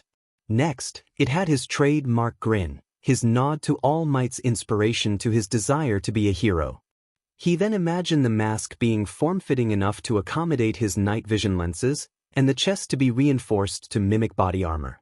His signature white spider ribcage design flowed flawlessly over the armor. His gloves had claws at the end for utility purposes, and he had forearm guards reinforced to block anything swing he couldn't dodge, but held a slot for his tracer dart launcher. He had shin guards over his legs, and his feet now resembled steel toe boots. And think Agent Venom with the hood from Ben Reilly's Scarlet Spider Issue 1. He felt a wave of awe from his partner. Kid, I approve. That's pretty badass. Izuku was about to reply, when he felt phone go off. Shuto was calling him. Shuto? Shouldn't he still be at camp? He asked to no one in particular, as he moved his finger to answer. Izuku, you need to listen to me, and I need you to remain calm. Mina's in the hospital, along with the majority of our class. What? What happened? Izuku felt panic rising in him. It started on yesterday around evening. Shuto sat by himself, quietly eating a snack he'd brought with him to the training field.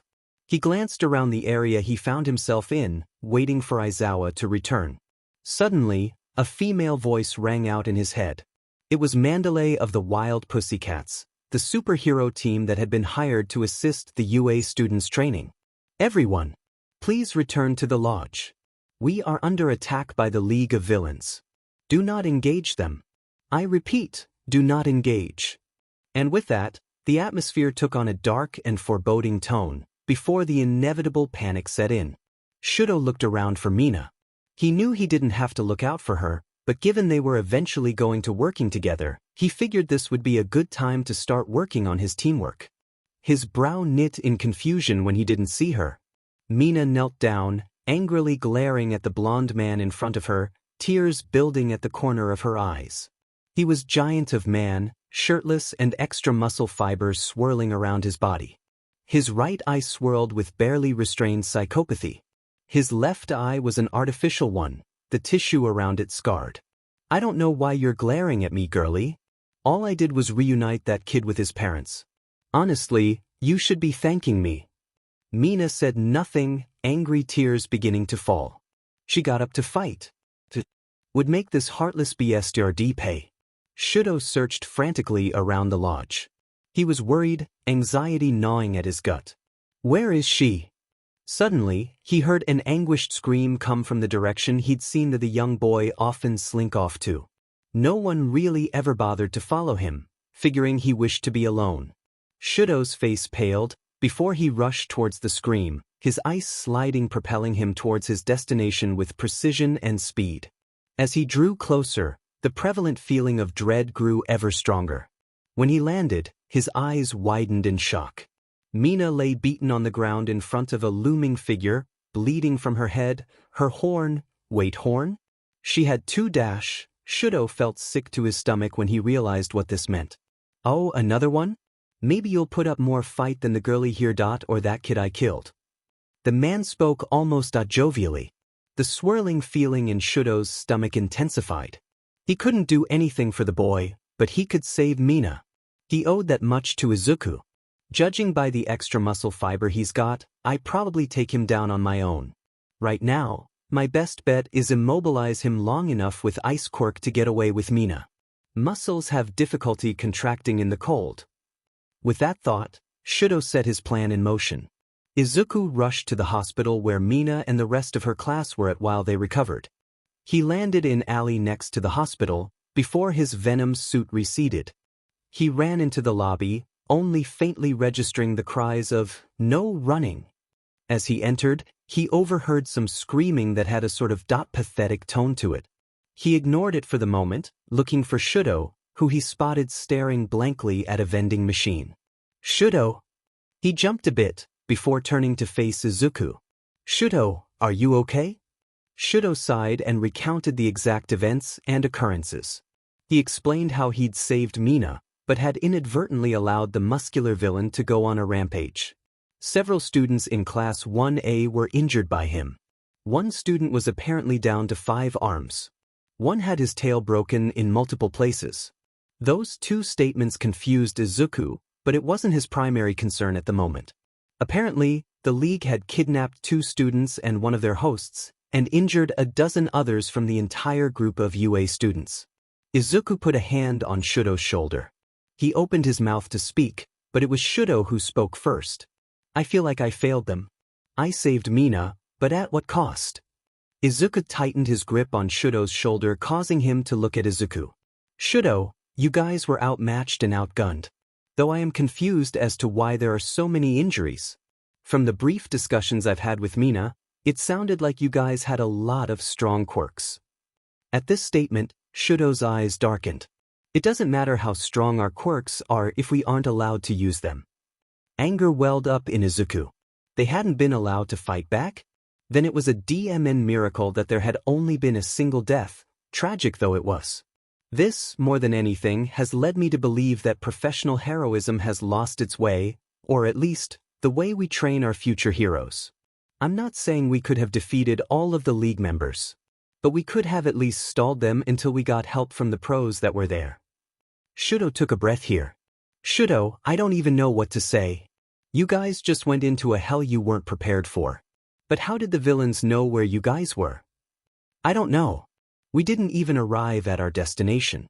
Supposedly, the location itself was a tightly kept secret. We were supposed to train at a lodge for quirk training. Well, before the incident anyway." That got both Shido and Izuku thinking, both of them coming to the same conclusion. "It sounds like UA has a leak somewhere. We could and probably should figure it out. But right now, I'm going to go see Mina. Can you compile a list of students who did not sustain serious injury in either the USJ attack or this one?" Shido nodded in confirmation. "Okay. I'm going to check on Mina. We'll talk later, okay man? I'll show you to her room. She's pretty upset, so be patient with anything she might say, okay?" "Of course." Mina was laying in her hospital bed, eyes focused on something outside her window. Izuku quietly slipped into her room, before taking a seat beside her bed. "Hey, Mina." Instantly, she turned to face him, eyes brimming with tears. "Izuku." She tried to speak, but her sobs prevented her from saying more. Izuku bit back his shyness and enveloped her in a tight hug. She reciprocated instantly, and the tears fell even harder. "He killed him. Right in front of me. The kid couldn't have been more than 6, Izuku. He smashed him into the ground until his little body was broken and bloody. I tried to stop him, but I was too tired. I couldn't produce strong enough acid to burn him, not when I'd been straining them all day. My hands still hurt." At this, Izuku took one of her hands into his, rubbing gentle circles into her palms, trying to soothe the pain she was in. "I wasn't good enough, and I almost got myself killed," she croaked out. "All I could think about was how my death was going to affect you. If Shido hadn't dragged me to safety, I'd be dead right now." She clung to him, like a lifeline, afraid to let go. "Izuku, I love you." Instantly, his world slowed to a crawl. Had he heard her correctly? "You love me?" At this, he felt her nod her head, which was still buried in his chest. "I do. I was so scared I was going to die before I could tell you. I don't care that society disapproves of what you do, Izuku. I don't care whether you have a quirk or not. I don't care about anything right now except you knowing that I love you, Izuku Midoriya. Izuku's face turned redder and redder, and he clutched her tighter at her confession. It was so genuine and heartfelt that he couldn't help himself. He teared up, showing he was his mother's child. I love you too, Mina. When Shido told me you were in the hospital, my mind went blank. Nothing else mattered to me. I rushed here, in full Venom outfit. Anyone who tried to stop me be dead. My body moved without thinking. I just needed to know that you were okay. He pressed his lips into the top of her head, before brushing a hand through her hair. He froze as he did so, when he realized her left horn was missing. Mina! He shook furiously, anger filling him to the core. To know that someone alive held such a vast capacity for cruelty ate at him. But he knew now wasn't the time. She trembled, obviously still shaken up. He did it anyway, Izuku. I begged him to stop, but he didn't care. He just laughed and snapped it between his fingers. I blacked out from the pain. When I woke up, I was already in the hospital. Mina, that I won't let him hurt you again. I promise you that. Mina looked up from her perch into Izuku's eyes, seeing something that she didn't see very often, confidence. Confidence that he would protect her. She leaned up and gave him a soft kiss, which he returned gladly. A few long moments later, they stopped, and Izuku pulled away. Hold on, I need to call my mom and let her know what happened, and then I need to go talk to Shido. But I'll be back in a few minutes. He let her go before getting up and walking out of her room. He didn't see Shido, so he texted him. After getting the room number he needed, Izuku found Shido sitting next to Momo's hospital bed.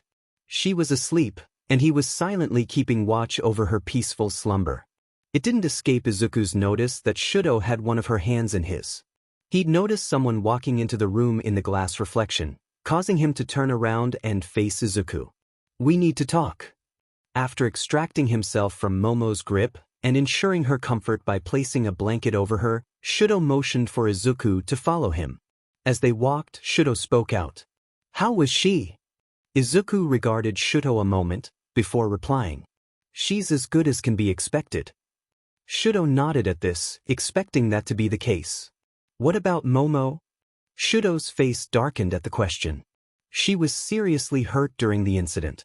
I don't know exactly what happened though. Alright, tell me the rest of what happened. Izuku's expression spoke of barely restrained fury at the injustice of it all. Where were the rest of the pros? Even if it had been a secret, only sending 2 pros for such a large number of students was naive. He shook himself. Now wasn't the time for such thoughts. He needed to gather information before he could decide his next move. Shido took a deep breath. Do you want to know everything, or the highlights? Tell me about the villains you encountered as well as your kidnapped classmates. I only encountered the muscular guy, but all he told me he was new. That either means he was recruited for his power dot or he was the weakest one there. However, I don't think the latter is the case. What makes you say that? Well, apparently, one of my classmates took out one before he was taken. His quirk apparently went ballistic according to an eyewitness, and took out a villain. Additionally, a few students from our rival class also managed to take out another member of the league. At this, Shido adopted an amused expression. You have a fan in that class. His name is Tetsutetsu. He claims you're super manly. His words. Izuku wasn't sure how to take that at the moment. At seeing Izuku's expression, Shido coughed, before pressing on. Apparently, there was a girl with them. She seemed obsessed with blood and friendship, believe it or not. From what I gathered about her behavior, she seemed to suffer from some form of psychopathy, as well as severe delusions. She injured 2 female students in our class before withdrawing. There were reports that the 2 students who were taken by someone calling himself Mr. Compress. This is a lot to process. If only I'd been there. Shido shook his head. I'm not finished, Izuku. I personally saw a villain with a fire quirk fight with the 2 teachers who were present. You probably know my teachers by reputation. Eraserhead and Blood King? Izuku nodded in affirmation, causing Shido to press onward. As for who was kidnapped, it was 2 of my classmates, Katsuki Bakugo and Tokoyami Fumikage. Izuku's face paled, but he remained calm as he had to. That's pretty much all I know right now. Izuku looked down, gears turning wildly in his head. They could track them down with the information they had, but then they'd have to contend with the entire league of villains most likely. Still, Izuku didn't want this attack to go unpunished. Not just because they'd hurt his girlfriend. No, this couldn't go unpunished because lives were on the line and that would set a precedent. If UA wouldn't take action, then the outsiders would. Izuku slipped back into Mina's room as quietly as he could, not sure if she is asleep or not. He saw her watching something on her phone. She jumped a bit when she noticed him. "Geez, Izuku. Give a girl some warning, would you?" She spoke in an exasperated manner. She looked at him and noticed he had an uncharacteristically serious look on his face. "I'm going to start training you guys. I don't want you to ever feel that helpless again. So please, let me help you, Mina." He took her hand in his, trying to massage her sore palms a bit. She groaned a bit before trying to reply. "Man, Izuku, you really know how to spoil a girl. Offering to train her to kick butt and massaging her sore spots? Definitely a keeper right here."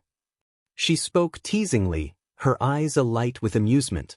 Izuku was now flustered, both from her noises and from her teasing. "I mean, please?" Izuku stammered out, trying to keep them on topic. "So what do you say?" "I accept, of course. It's not like I have much choice. I need to be stronger." He smiled at her, but she noticed his eyes kept being drawn to her missing horn, an uncharacteristic frown on his face. She sighed, before a proverbial light went off in her head. "You know, Izuku." She began slyly. "Look at the bright side." "The bright side?" He answered, confused as to where she was going. "Yeah. After that makeover, I'm way less horny now." Izuku went supernova scarlet at this. "Mina!" "Oh my god." Izuku had run around frantically, trying to get everything together for his master plan. Basket? The best of admittedly awful hospital because technically patients aren't supposed to have outside food? Check that ish. Kid, you're really overthinking this. We both know you could do practically any kind gesture and she'd squeeze you like some kind of plushie. I know, but I have to make up for missing our date. Izuku thought back to his partner frantically. It has to be perfect. As Izuku's internal freakout continued unabated, he resumed packing the basket with whatever the hell you'd call this slop. It looked like chicken and dumplings, and yet, he couldn't be sure, because it didn't smell like chicken and dumplings. "Kid, she's gonna get discharged before you finish. If you keep going this slow. Also, you're muttering. A lot. Please stop. Your head gets crowded when you mutter." Izuku jumped a bit, before doubling his pace, finishing the packing the food and the blankets, before grabbing his phone with his headphones. He wanted it to be perfect. Well, as perfect as the situation allowed. He exited the hospital's cafeteria, having been allowed to bring a basket to use for his idea in Operation Cheer Up Mina. He quickly found himself outside her room, before he knocked on the door. "Come in," came her energetic voice, although it did sound a little forced. Izuku opened her door, walking in, basket in hand. "Izuku?" she asked quizzically. Upon noticing the basket, she grinned. "Well, if it isn't Little Red Riding Hood." "Amidash," Izuku stammered before composing himself. "I've come to take you on a picnic on the hospital roof." Mina's eyebrows shot into her hairline. Whatever she expected, that clearly wasn't it. "A picnic? You seemed down, so I wanted to do something to cheer you up." He took another calming breath. "I wanted us to have a picnic and watch a movie. It's not the same as our original dinner date, but I wanted to make it up to you for missing it." He finished in a bitter tone. "Izuku." She yet again found herself in awe by his thoughtfulness. For all her teasing she put him through, he really did make her feel like a princess sometimes. "Okay, but first, you have to help me up." Her eyes flashed with mischief, but fortunately for our fluffy green friend, he didn't notice. She made a beckoning gesture with her left hand index finger, prompting him to move towards her. As he moved to lift her arm, she quickly pulled him down onto her bed. "Minimum bitch."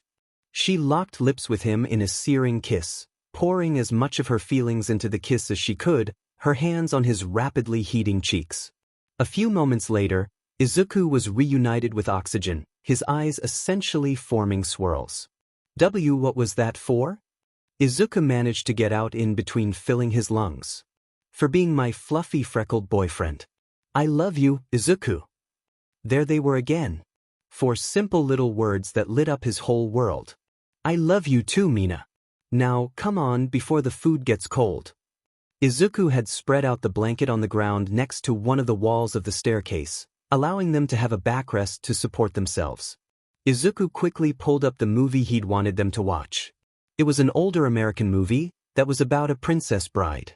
He offered Mina a headphone bud, and she quickly snuggled into him, resting her head on his shoulder, quietly munching on some crackers that came with her chicken dumplings.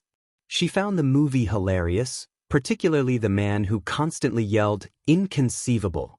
When the credits rolled, she closed her eyes, enjoying the rhythmic beating of Izuku's heart. Hey baby. He glanced down at her.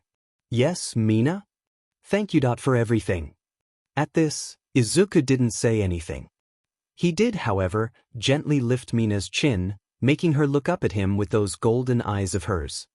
He then brought his lips to hers, meeting in a tender kiss. They remained on the roof for quite some while, just enjoying the company. Bakugo awoke to dull lights shining in his, the smell of alcohol prevalent in the ambient air. He tried to rub his eyes, before realizing he couldn't move. God damn it, did I lose the other one too? Before he quickly realized he'd merely been restrained. He noticed he was surrounded by individuals that he assumed to be members that had attacked him at the camp. Some he recognized, some he didn't. His attention was focused on the figure looking at him most intently. Welcome to our humble abode, Bakugo. My name's Tamir. We have a proposition for you. A teenager with pale blue hair spoke to him. Dabi, release his restraints. At this, a guy with burnt and discolored skin looked back at Tamura incredulously. You can't be serious. He could attack us. Dabi responded, not seeing the point in reducing leverage. It's fine. Tamura waved off his concerns. We want him seen as an equal. Besides, if he does, there's plenty of us here to hand it. Dabi looked at Bakugo a moment, before scoffing, and turning to a different member. It was a man wearing a white mask, a black bodysuit with a few white lines on the shoulders.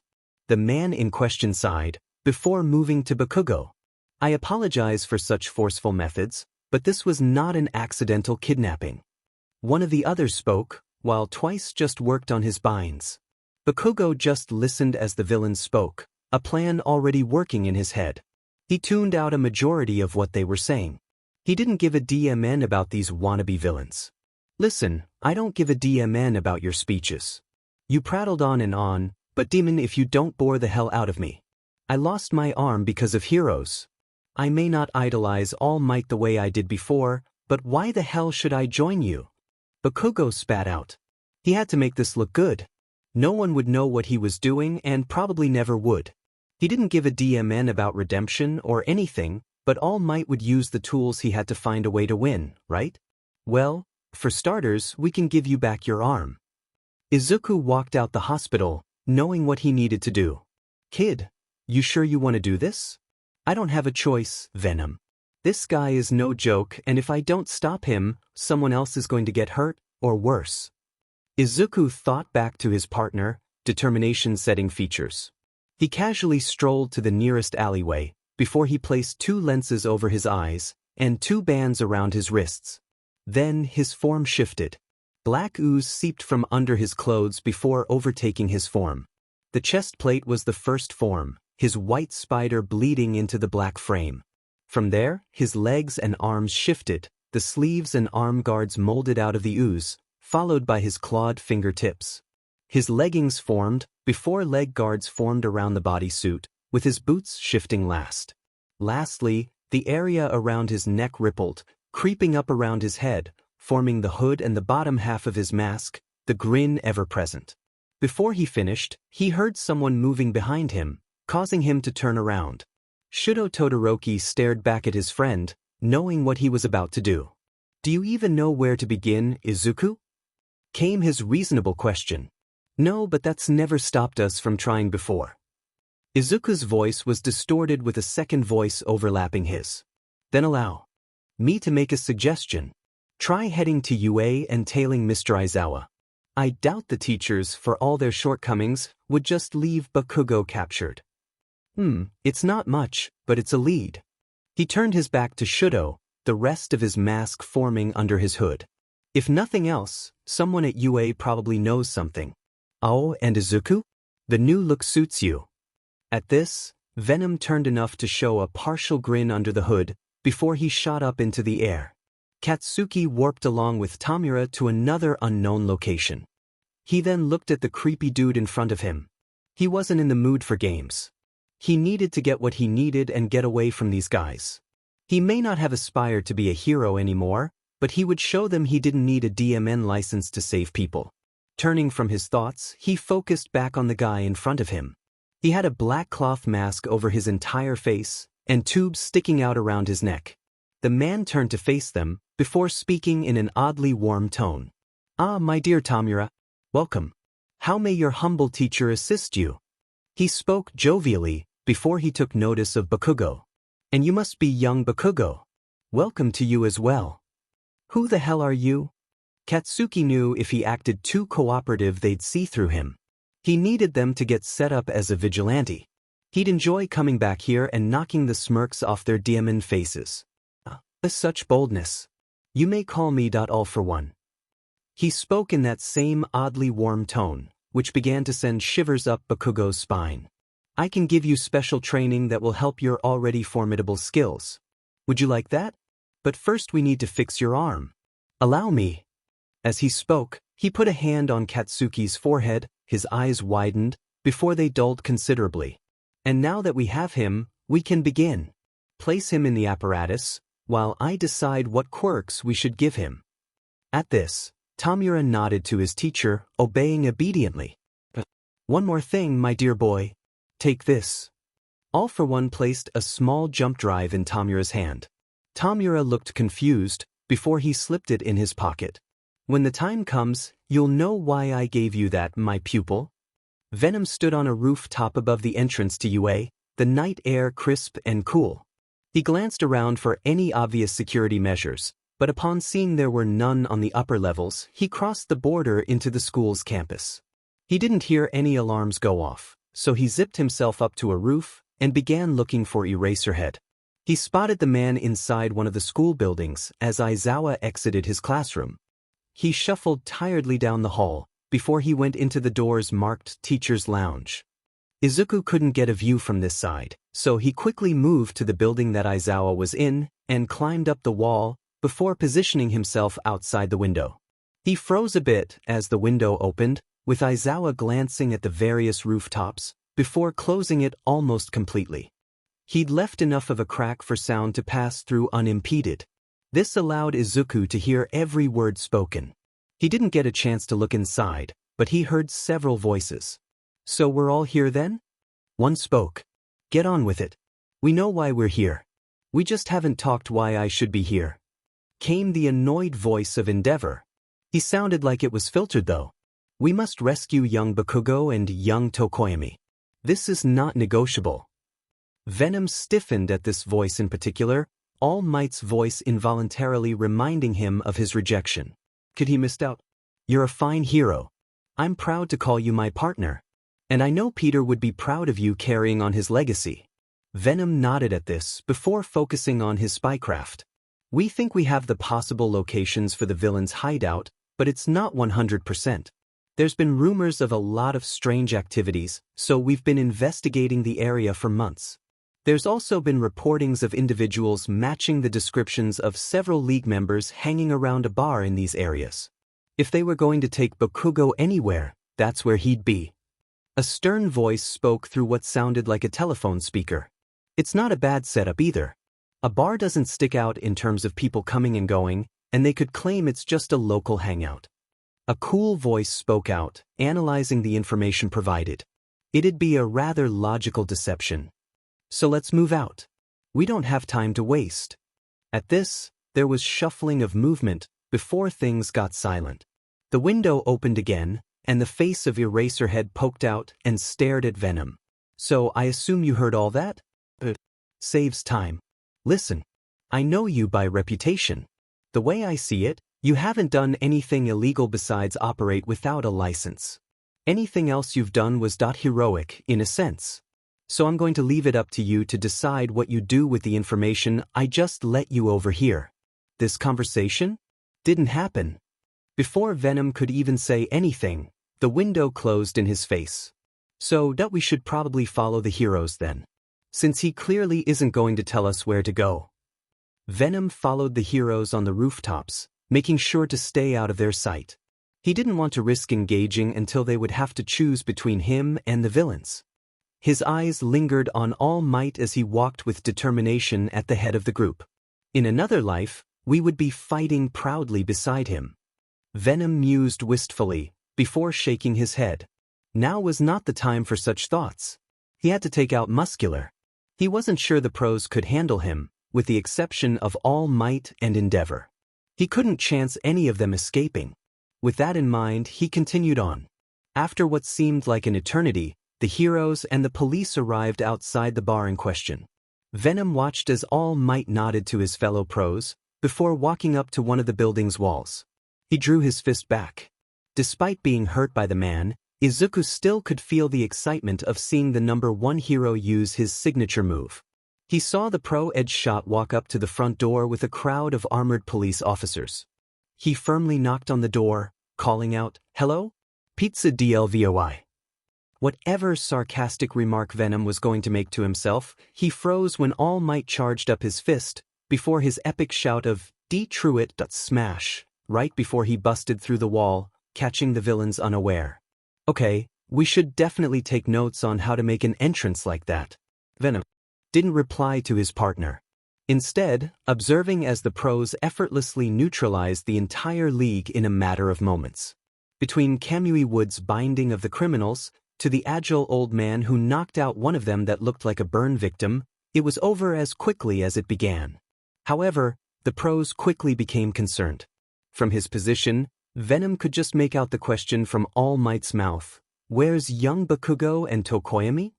Venom saw his chance, and jumped into the building, landing in the midst of the heroes. All Might.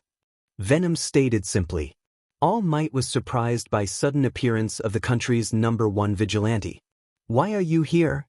The symbol of peace spoke firmly, clearly on edge from the variety of factors that made this situation problematic. "Welp, after all, we are the friendly neighborhood Venom." He paused a moment. "That sounded less stupid in my head. By the way, huge fan." "You still didn't answer question. But if you're here to help us, I won't say no to an extra pair of hands. Just don't get in our way." "Man, do you not watch the news? We've taken down more criminals than Morningwood over there." This prompted an indignant, "Hey," from Kamui. "When all this is over with, expect a vista." At this, Venom walked up to All Might. They locked eyes, before Venom spoke again. "As for why we are here, that we have a score to settle with these fine upstanding citizens." As he said this, he gestured sarcastically to the bound villains. "But since you seem everything in hand, we'll be going now." As Venom began to move away, before his spider sense went ballistic, more so than it had ever gone before. He clutched his head, before frantically looking around. All the villains were out cold. None of the heroes were moving to stop him. That's when he noticed it. The slight ripple in the air above each villain. "Everyone move." Venom shot a sweeping tendril at the villains, the first of which being Muscular, in an attempt to stop whatever the hell was happening. However, he was only successful in nabbing only his first target. Whatever the hell that stuff was, it had enveloped the other villains. Well, except Muscular, who'd been blasted out of a wall and out of Kamui's grip. Venom jumped after him, and landed next to his prone form. Suddenly, more ripples formed across the air, and from them, Nomu crawled out. As this happened, Venom slammed his fist into the car beside him before screaming at the sky. "Why is it always these goddamn creatures?" Venom was getting frustrated. Yet again, he found himself fighting Nomu. This commotion caused by the fighting had attracted the media outlets typical for things of this nature. As B punched out yet another one, he muttered to no one in particular, This is half our DMN job. We wanted to be a hero vigilante. We didn't realize that included fighting B-movie Quirk Frankensteins. Venom paused, punching another Nomo. Well, Frankenstein's monster, since was a scientist. A common misconception, really. And that's another thing. How many of these DMN things do they plan on making? And how has this not sparked a nationwide panic? Some of the nearby cops were looking on incredulously as the vigilante kept on fighting as the muttering continued. Two officers overheard his ranting and looked at each other incredulously. Dude, is he muttering to himself? One asked the other. How long is this gonna go on? Especially while doing those acrobatic moves and fighting. They asked back, equally unsure of what they were witnessing. It just seems like the League of Villains' default solution to any situation that arises is, let's throw a bunch of freaky monsters the problem. That's clearly the most logical thing to do. Venom ranted in a snarky tone, while casually throwing a Nomu into a car. It just annoys us is all, because all their evil plans seem to hinge on these DMN things. Venom looked around, realizing that at some point during his musing that All Might was nowhere to be seen. He was about to ask the cops about that when his spider sense went haywire. He leaned to the side just in time for a literal mass of muscle tissue to pass where his head had been moments prior. Oh, you're awake. Joy. Venom commented dryly, regarding Muscular with irritation. How was your nap, buddy? Have any nice dreams? Muscular just grinned psychotically, seeming to get more and more excited by Venom handiwork as he glanced around. I know you. You're that Venom guy. I've wanted to kill you for a while. Oh, Mr. Muscles, you make us feel like the prettiest girl at the ball. Venom spoke with mock adoration, before he decked Muscular in the face with a sucker punch, sending him skidding back a few inches away. Nice love tap. But it's gonna take way more to stop me. Muscular commented, bloodlust seeping into his voice. Oh, we know. That was just to say hello. And this? This is how we say goodbye. At this, Izuku shot a tendril at the damaged wall behind Muscular and yanked it down onto the beefy villain. The wall just seemed to break around him pathetically. You realize there's no way that put him down for good, right? Obviously. But it sounded cool though. You got me there, kid. Venom then examined the rubble pile, patiently waiting for Muscular to emerge. The pile began to move, before a huge blob-like form of Muscular stood up, his face showing his boredom. Seriously, is that all? You're starting to bore me as much as those two kids a few weeks ago. At this, Venom stiffened, his eyes narrowing at Muscular. Care to repeat what you just said, CrossFit? Muscular laughed before grinning at Venom. You should have been there, man. This 6-year-old tried to fight me because I killed his parents. So I did the merciful thing and reunited them, but then this pink beach tried to fight me too. So I crushed one of her horns. Would have crushed some limbs too, but some scarred prick stole her away and froze me in the process. Talk about a cold shoulder. The more Muscular spoke, the more Venom's form shook with anger. Then after she got away, I just roamed around, toying with the campers. This kangaroo kid put up a decent fight, so I snapped his tail. That was fun. But then this short purple kid stuck himself to my fist. So then I just punched a tree until he came off. Should heard his screams. They were delightful. Venom stood there a moment, not saying anything. Izuku's anger had finally gotten the better of him, before succumbed to the aggression that the suit invoked. His eyes narrowed, his form shook, and all that Izuku saw before everything went black was Muscular's face before he launched himself at the villain. They continued trading blows, before Muscular used one of his massive arms to batter him away. Now this is a fight. Come on then. Show me what you've got. Muscular yelled, excitement reaching pinnacle levels by this point before he ran to hit Venom again. Venom ignored his spider sense, his mind not even recognizing the sensation through the cloud of rage, and ran to meet Muscular's charge. Venom jumped over a massive fist, and lashed a kick at Muscular's head. This dazed him, allowing Venom to grab an arm and throw him into a car. This barely fazed Muscular, who then charged at and rammed a fist into Venom's face. This shook him from his trance, allowing to refocus on the task at hand. Where are Katsuki Bakugo and the other kidnapping victims? Venom demanded, barely restraining his righteous fury at this point. The question confused Muscular. Bakugo? Who the hell is Bakugo? I'm just here to kill things. He paused. When they let me. Luckily for me, they aren't here, so I can do whatever the hell I want. As for the kidnapping victims, why the hell would you care? You're a vigilante. Our reasons do not concern you, villain. Where is Bakugo? I still don't know who you're talking about, but the League was very interested in the blonde one. That derailed Venom's entire train of thought. Muscular took advantage of this and grabbed Venom by the throat, before roaring and running towards a wall, using Venom's body as a battering ram to slam through them. The desks, counters, and walls did little to slow Muscular's charge, and with every extreme redecorating attempt that involved his body, the remaining embers of rage fading away, allowing him to calm down enough to think of a plan. As they crashed into an empty office space, he shot webbing into Muscular's face, blinding the giant's charge. Next, he shot a tendril at the wall in front of Muscular at foot level, forcing him to trip mid-charge and falling, releasing Venom in the process. Venom took a moment to gain some distance between themselves, jumping onto the ceiling and staring down at Muscular, who was pulling himself out of a destroyed desk. He took this momentary lapse in action to analyze the villain in front of him. He increases his strength by forming auxiliary muscle tissue on top of his arms in order to generate more force in his punches. But it seems that the weight of the tissue slows his punches, as well as his mobility. Venom jumped from the ceiling back to the floor, avoiding a desk thrown his way. It stands to reason that he'd have to stop packing on tissue at some point, or else he'd never hit anything. Muscular growled a bit before he yelled, "Boy, you sure do like to stop and think, little man. Stop stalling and fight me. Even those kids fought with more courage than you." Venom bristled at this, and shook with raw anger once more. "You son of a beach dash." Before he could succumb to rage again, Venom stopped himself and shook his head, avoiding Muscular's bait. "No, getting angry takes away the greatest tool we have, our mind. The one weapon you can't hope to beat."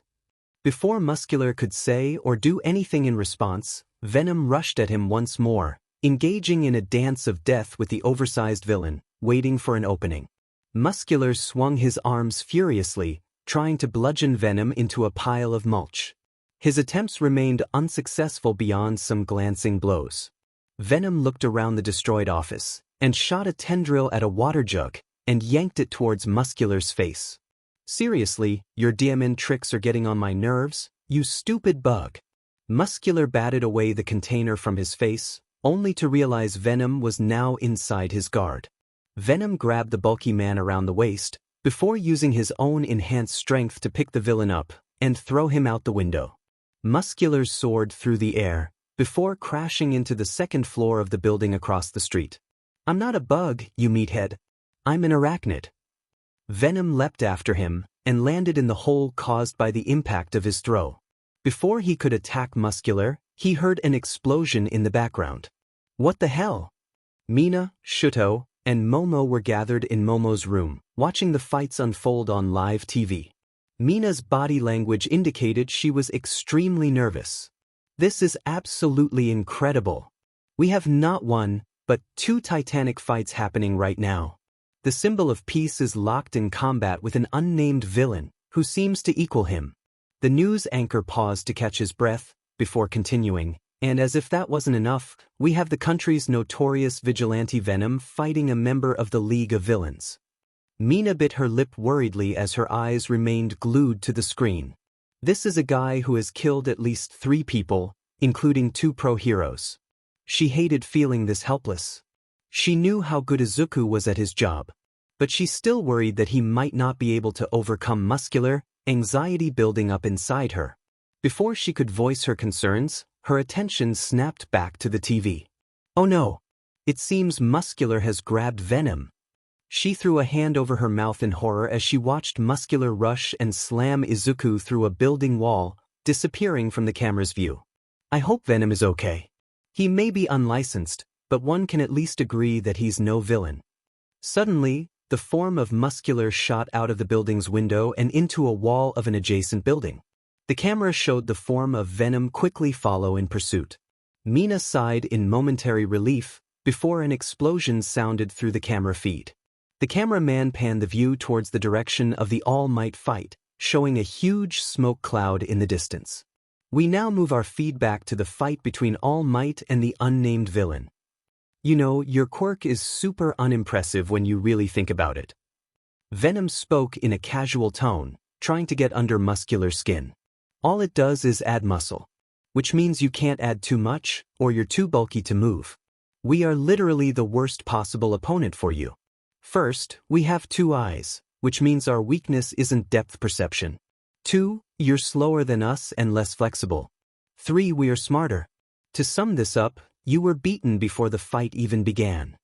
At this point, Muscular lost his cool, roaring in anger, before rushing Venom.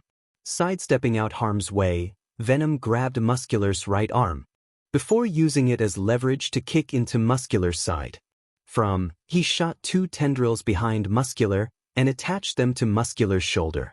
Using before his position and the tendrils, he then proceeded to dislocate Muscular's right shoulder, causing the villain to yell in pain. And now you're down an arm and eye. Face it, Beefcake. You lost. Now you can go quietly, or we can keep kicking the crap out you. Either way, it's our win. You think you're so smart, don't you BSRD? Muscular spat before staggering to his feet. He reseated the muscle tissue on the useless arm before expanding the tissue on his left. What do you say we end it with 1 punch? Winner take all? Venom tapped his chin for a moment before he shot a tendril at Muscular's bad arm and yanked. Muscular screamed before falling to his knees again. Venom closed the distance and kicked him in the head, knocking him out cold, causing his muscles to recede. Bold of you to assume I'd let you go free. He then hefted Muscular onto his shoulder to take him to the cops. Venom then glanced around and became aware of how much damage their fight had caused. He felt a bead of sweat on his brow. He glanced the unconscious mass on his shoulder. I hope you realize that you're paying for all this, Muscular. Mina watched as Venom emerged from the building, with Muscular unconscious on his shoulder. He looked up at the cameraman and gave a thumbs up, before he tossed Muscular's unconscious form down into the street, then jumping down as well. He then shot several tendrils around the villain, effectively tying him up for the cops. He then lifted Muscular's form and walked over to the cops. And there you have it, folks. Venom has emerged victorious. He defeated the villain Muscular on his own. A feat many pros would be hard-pressed to do. He is now walking towards the police. The screen showed Venom handing off the unconscious villain. He turned around to leave, but apparently the police chief called out to him. He turned around, only to see the chief extend a hand to him. Venom regarded him a moment, before shaking the chief's hand. I do not believe my eyes, folks. The chief of the Mustafa police has just shaken hands with Venom. Does this mean Venom is truly a force for good? And what does this mean for his status as a vigilante? Whatever the case, we now return to All Might's battle. Elsewhere, the symbol of peace stood and pointed at the camera, his triumph over All for One still fresh. Now that it's your turn. Tamura and Kurojiri sat, watching the live feed of the arrest of All for One. The mastermind villain was being led away by the police and taken into a transport. This made Tamura agitated, but then he remembered something. Kurojiri. Tamura spoke in an agitated tone. Bring me a laptop. I have to look at something. Kurojiri did as he was asked, and handed Tamura the computer. Tamura then slotted the drive into the computer, which prompted a video to come up. Ah, my dear Tamura, if you are witnessing this, then it means I was defeated by All Might. Fret not, for while my time in the spotlight may be over, yours has just begun. In the video, All for One clasped his hands. For such an occasion, I ensured the creation of your last piece would continue unabated regardless of my direct involvement. You wished for it to be your final chess piece, so I look forward to seeing your next move. Remember this, Tamura, that even if you fail, you are still my dear pupil. Remember the lessons that I have given you, and you will be a splendid leader. Tamura smiled at his master's words. He then cast his eyes to the glass case labeled Special Project, and the form that was floating in it, already transitioning into its glorious final form. You see this, Kira girl? It's as teacher said. We've skipped creating a final boss and went straight for a raid boss. Tamura spoke ominously, eyes alight with madness and rage. It had been 2 weeks since the final battle between All Might and All for One, ending with All Might's forced retirement and All for One's incarceration. With the quirk-stealing villain behind bars, the only thing the symbol of peace had to worry about was the power vacuum caused by his absence. Toshinori Yagi, formerly known as All Might, had been busy with teacher duties, since UA was now having certain student groups move into special constructed dorms, in order to better protect the students. Today was the move-in day, and he watched as several 1A students moved their belongings into the dorm. He was about to leave when he spotted movement on an adjacent rooftop, and saw a figure land. When he realized who it was, he headed to the rooftop to have a chat with them. Venom stood on the UA rooftop. He'd made himself as visible as possible for anyone in the teacher's lounge, so even if All Might wasn't in there, someone would eventually notice him and come up to demand an explanation. Are we doing the right thing, partner? Izuku thought to his symbiote. I think you're taking a big risk. I need to do this so I can move on with my life, Venom. Izuku explained to his partner. I get it. You aren't holding a grudge per se, but you are definitely not okay with what happened. Izuku sighed, but before he could reply, the door to the roof opened, and the skeletal figure of Toshinori Yagi emerged from the doorway. You know, when you said you'd be by the visit, I thought you meant you'd jump me on my way home or something. The former symbol of peace commented dryly. You know that you are the reason why we act. Venom stated as if he hadn't heard All Might. In fact, it was because of your words to us that we had to prove you wrong. Toshinori grew confused. What do you mean by my words? We'd never met before that night where I lost my powers. At this, Venom sighed. We forget that you did not meet us in this form. Allow us to jog your memory. At this, Venom turned to face the symbol of peace, showing that his mask was gone, and only his hood was in place. Toshinori's eyes widened in shock. You're Venom? But how? You were quirkless. At this, Izuku chuckled. We figured you would say that. But we found our own way to be a hero, our own quirk. Kid, I looked for you after the accident. I actually visited your apartment several times, to apologize. I wanted you to be my successor. At this, Izuku's face shifted quickly into shock, before settling on anger. So you think because you intended to apologize that we would have jumped at the chance? Perhaps in another life, but you heard us, All Might. We were at the lowest we had ever been. We idolized you. And yet, you told us we couldn't be a hero. If we hadn't gotten our quirk that day, we might not have made it to this day. All Might's eyes widened, not realizing that his words had affected the young man so deeply. Our whole lives, we were looked down on for being quirkless. We were told that we would never be a hero, even though that was all we'd ever wanted. Our best friend turned into our biggest source of torment. He even told us to jump from a building, in hopes that we might get a quirk in our next life.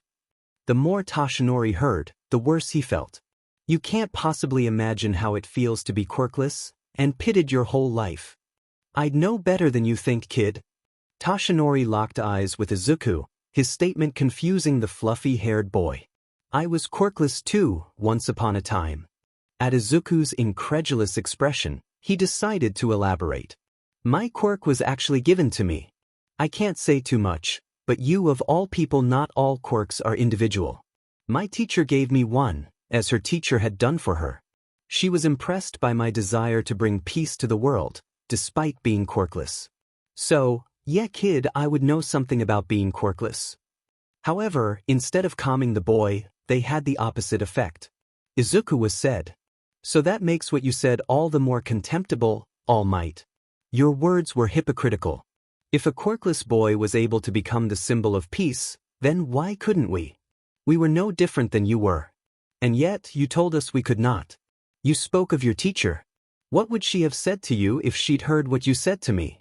If she had told what you told me? Toshinori's looked at the ground, knowing that Venom had a point. I wanted to make it right though dash. Out of pity, not belief. That does not show faith in us.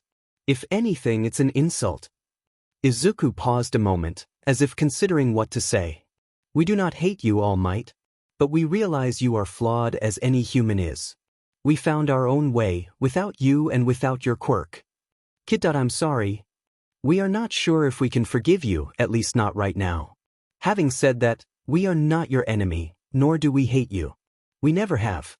Through all our actions, we have tried to be like you.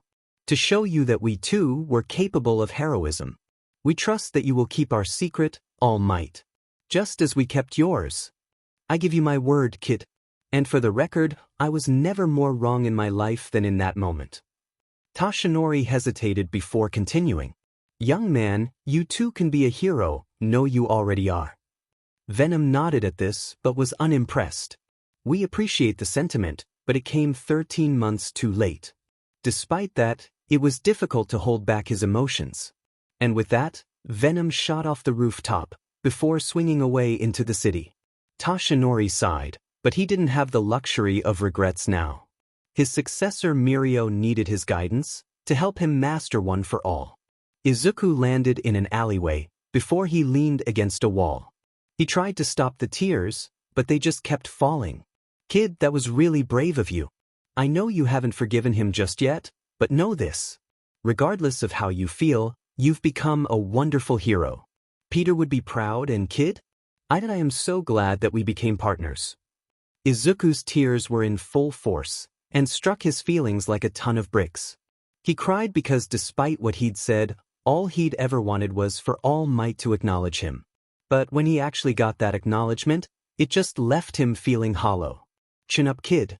Besides, you still have to help Mina move in. And she said if you were late, she'd make you do it shirtless. Izuku rubbed his tears away. The thought of Mina was a great comfort in this moment. You're right, Venom. Let's go. Izuku stood shirtless, moving some of Mina's boxes. He was getting some looks that made him uncomfortable, but then Mina grabbed him and wrapped around, pressing herself against him for being so sweet to help her. His symbiote coughed something that sounded like marking her territory, but Izuku wasn't sure. He was too busy trying not to drop Mina's box of precious read. Her box set of the Ridley Scott Aliens movies. He loved her and she loved him, but he was not sure she loved him more than her favorite movie. He walked into her dorm and set the box down, before wiping some sweat from his brow. He looked around her room a moment, before flushing a bit. This was the first time he'd been in a girl's room, he realized with blush. Mina? Can we turn on your air conditioner? It's super hot in here. Izuku called out to Mina, who was chatting in the hall with one of her friends, who seemed to be an invisible girl. Oh, it's definitely hot in there, Tiger, but I'm pretty sure it's because you're shirtless. Mina's teasing voice rang from the hallway. He then heard heated whispers, followed by 2 simultaneous squeals. Venom? I think I'm scared. Izuku thought to his partner worriedly. Kid, you just have to roll with the punches. You're afraid of your girlfriend, but you'll happily fight an army of Nomu? That I wouldn't say happily. Before the internal discussion could go further, Mina waltzed into the room, a sly grin on her face. Izuku could only idly muse how that didn't bode well for him before she crashed into him, sending them both to the floor. Hi! She purred, in a rather cat-like manner, sending shivers up his spine. Her yellow eyes danced in amusement and excitement. Her face was super close to his, making him super nervous. Mina? You're really close to me right now. Izuku stammered out, and used to situations like this where Mina pounced on him. Oh, I know. I figured I'd have my wicked way with you a bit to thank you for helping me out. As Mina slammed her lips against his, Izuku could only hope no one stumbled in on their NTMT moment. A few hours of unpacking later, and the UA students of 1A had finished their setup. Izuku had spoken with a few of Mina's classmates, along with a few visiting students from their sister class. Izuku had to be honest. The duo of Eijiro Kirishima and Tetsu was not hard to differentiate. He had come across them having an argument over who was more manly, the Crimson Riot or Venom. Tetsutetsu was in the Venom camp, stating that anyone who does what's right without a guaranteed payday was super manly. Kirishima argued that no one would ever match the manliness of Crimson Riot, and how he had not invited Tetsutetsu over to argue. Izuku just observed a few minutes, before he extracted himself from the situation, and continued his search for his girlfriend and Shido. You have a fan. Please do not do this right now. As he continued looking for Mina and Shido, he'd passed a rather odd-shaped mummified boy in a full body cast. He was stuck face down outside the girls' restroom. Izuku raised a brow, but left the strange being alone. He was about walk away, when he spotted a yellow sleeping bag in the middle of the hallway a few feet away. He became curious and moved to examine it closer. He was about to poke the bundle when it spoke to him. Hello, Venom. Or should I say Izuku Midoriya? The bundle spoke muffled, before it wiggled slightly, before exposing the face of Erasehead sticking out of the sleeping bag, staring up at him with a bored yet intimidating gaze. Izuku frantically looked around for anyone who might have heard, but he didn't see anyone freaking out, so he kneeled down to Aizawa's face. Don't do that. Aizawa raised a brow. Don't go spouting off my identity. Aren't you going to ask how I knew? Izuku knew it couldn't have been from the cameras, as he'd been very careful to ensure his hood covered his face. He looked back at Aizawa.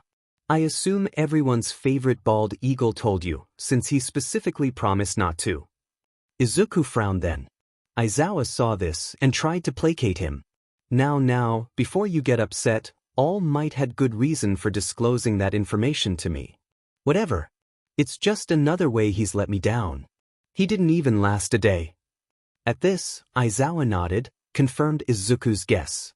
Izuku couldn't help but muse how funny this situation would be in less serious circumstances. I won't waste time here. I know about your investigation into our issues with leaking pipes around here. I won't interfere. All Might, myself, and the headmaster are aware of your actions as a vigilante. Other than your alleged assault on Bakugo, you haven't done anything besides operate without a license. Given the times we find ourselves in, we have decided to look the other way, at least until the League of Villains is taken care of. Izuku's face grew serious here. This wasn't a friendly chat anymore with someone who knew his secret. Oh, I don't think I need your permission, Eraserhead. After all, I may be heroic, but I'm still a vigilante. Izuku gave him a wry grin. However, I won't deny that being able to move around in my search will be easier with your permission. You do realize that because both All Might and myself know your identity, we could turn you in. Aizawa commented casually, as if discussing the weather. You could. Very easily. However, you won't do that. Because we have the potential for a symbiotic relationship. Ooh, very nice. I won't deny that you have your uses. You're a maverick, and I don't agree with your style of operating. That being said, you get results, and we need a fresh angle on this problem. So I'd like to formally request your help with the matter. Aizawa spoke once more, before his tone went deadly serious. I know what you're planning. I won't let you turn my students into vigilantes though. At this, Izuku scoffed at Aizawa's attempts at intimidation. After all, it's hard to be intimidated by someone wrapped in a sleeping bag cocoon. Look, Eraserhead. I respect you. In fact, you're one of the main influences in how I do things in an operation. But you don't scare me, and I haven't forced anyone to do anything they haven't wanted to. My friends agree with me based on my ideals and merit. I didn't make them disillusioned with the hero system as it stands. You guys did that to yourselves. Aizawa glared a bit, but said nothing. I don't think we'll ever be more than two groups who share enemies. However, you have my word that the spy situation will be settled in a few days at most. I have a sense for these things. Aizawa stared back up at him from his comfortable position as a caterpillar cosplayer, before he nodded, and rolled away down the hall. Izuku was unsure of how to process the image of a top hero rolling down a hallway in a sleeping bag, so he just resumed his search. When he actually found them, they were in an argument with some of their classmates. Mina was in a heated argument with a boy wearing glasses. Shido sat back, watching carefully in case he needed to jump in. He seemed disinterested in the whole thing. The kid with the glasses had a burn mark running down the left side of his face, which made the angry expression on his face look more intimidating. Ashido! I cannot believe you would stand up for that villainous Venom. The boy with glasses spoke vehemently, the scowl on his face enhancing his already angry features. And I can't believe that you would just insult the guy who saved my life. Mina spoke back equally angry. No one insulted Izuku, not in front of her. Even if they weren't aware they had done so. I would be dead, Tenya. That creature would have snapped my neck. At this, Tenya had the decency to look ashamed a moment, before he shook his head and pressed on. His actions make our class and the pros look bad. He took out a villain that we could not. At this, Mina took on an incredulous expression. Is that why you're bashing the guy? Because he made you look bad? Tenya, this isn't a game or a popularity contest. This is about saving people's lives. And newsflash, the only reason our class got hurt as bad as it did? It was because we weren't allowed to fight back. It's a miracle no one died. With that, Mina stormed off, with Shido following after her. She was angry enough that actually didn't see Izuku running into him. He then wrapped his arms around her, which made her struggle until she realized it was him. I'm sorry, Freckles. That wasn't like me. Mina spoke softly, burying her face in his chest. Izuku was touched by her protectiveness. He tightened his hold on her, and buried it in her fluffy pink hair. Thank you, Mina. I'm lucky to have such a proud and protective girlfriend in my life. Izuku spoke honestly before he coughed a bit. I think we should have a meeting. I already texted Hitoshi about 20 minutes ago, so he's probably almost here. I'd like to discuss that special project I gave Shido with the team. At this, they both nodded, before Shido headed down to the front door to let in Hitoshi, while Mina and himself headed to her room. When they sat down, Izuku felt something was off, like a slight twinge of his spider sense. He ignored it for the moment because it wasn't an immediate threat. Mina leaned into him and took his hand in hers, intertwining their fingers as they sat on her bed. After a few minutes of waiting, Shido walked in with Hitoshi, both having their usual bored expressions on their faces. They shut the door behind them and took a seat on the floor facing the other two members of the team. Izuku nodded his greetings to his friends, before scratching the side of his face. He flicked his eyes around the room, unable to explain the nagging of his sense. All right, Shido. Before you give us your findings, let's discuss why we are here. He paused, almost for dramatic effect. UA clearly has a leak. I was able to figure that out after a few minutes of talking about the events you guys went through.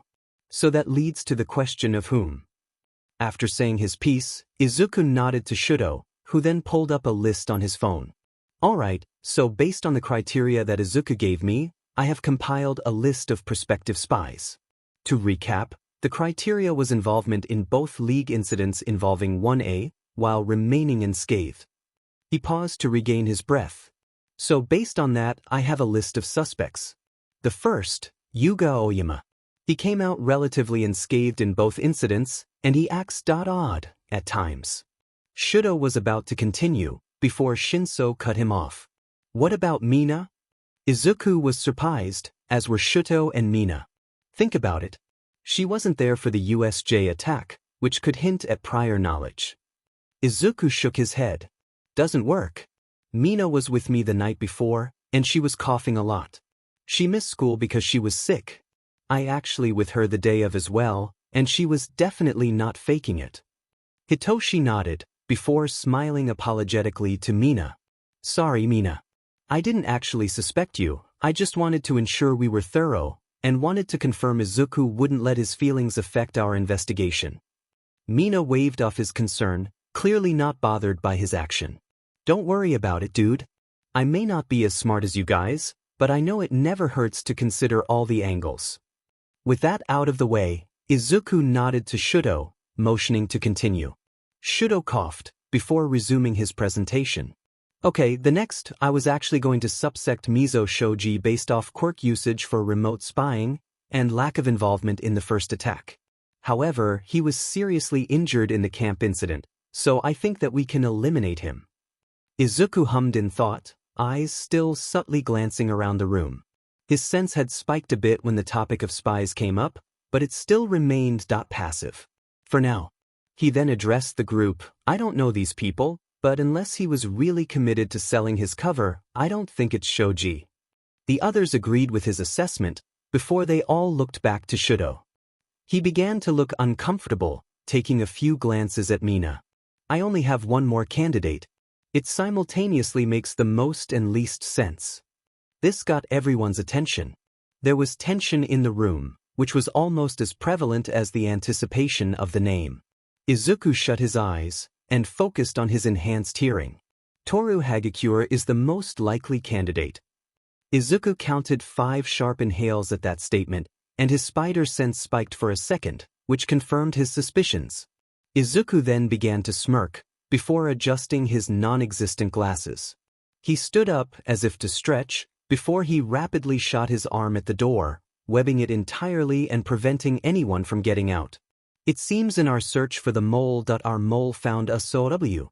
Izuku spoke in a cool manner at least until Mina hit him in the shoulder. Why the hell did you get your goop on my new door? Mina was not happy with his decision. Hold on, babe, I'll explain, and so will Toru. Isn't that right? Izuku then looked at an empty space in the corner of the room, before a neep was heard, followed by awkward shuffling. Toru, Mina began, clearly upset by the revelation that her closest female friend was a spy. It's a mistake, right? Izuku just made a mistake for once. She wrapped her arms around herself and fell to her knees. As much as Izuku wanted to comfort Mina, he knew this wasn't the time. Just so you know, I can hear your breathing and your footsteps. In case you're thinking about escaping, you won't get far. Izuku spoke, his voice distorting at the end, before he continued. So here is how it's going to go down. I can either web you up and do my whole interrogation thing, or you can willing cooperate, and then we go from there. Your call. He heard a sigh from the invisible girl. I find out okay, I'll talk. Just please. Don't hurt me. She spoke in a quiet, frightened voice. Izuku wanted to feel bad for her, but he also knew it could be an act. Even if she wasn't the spy, she was still spying on them. How did you figure it out? It was actually Shido who responded. There were inconsistencies in your whereabouts during the attacks. For instance, you said you were near Bakugo during the USJ incident, but I only remember you being there for a few minutes, before you had disappeared. I didn't think much of it at the time, but when I watched your exam with Ojiro, that struck me as odd. You knew how he fought, even though he was in a completely different area of the USJ staging area.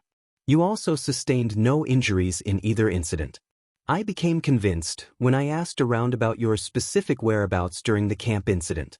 Some of our classmates said you were with them, but there were large PRDs of time when you were missing throughout the whole trip actually. Izuku nodded at Shido's analytical work, clearly impressed with his deduction. He'd been expecting refutations by the invisible girl or even hostility, yet she hadn't done either. She just sat there, sullenly, he assumed. Izuku decided it was time to cut to the chase. Since you haven't denied anything, is it safe to assume we're correct? If so, then tell us, Tor. Why did you become a traitor? Why did you deliberately feed the League of Villains information? You'd better tell the truth, Toru. You got several of your classmates, including your best friend, seriously injured. And you got a little boy killed. So start talking. Now. Izuku was trying to remain calm, but the fact this girl could be a willing agent of evil grated at him. I'm sorry.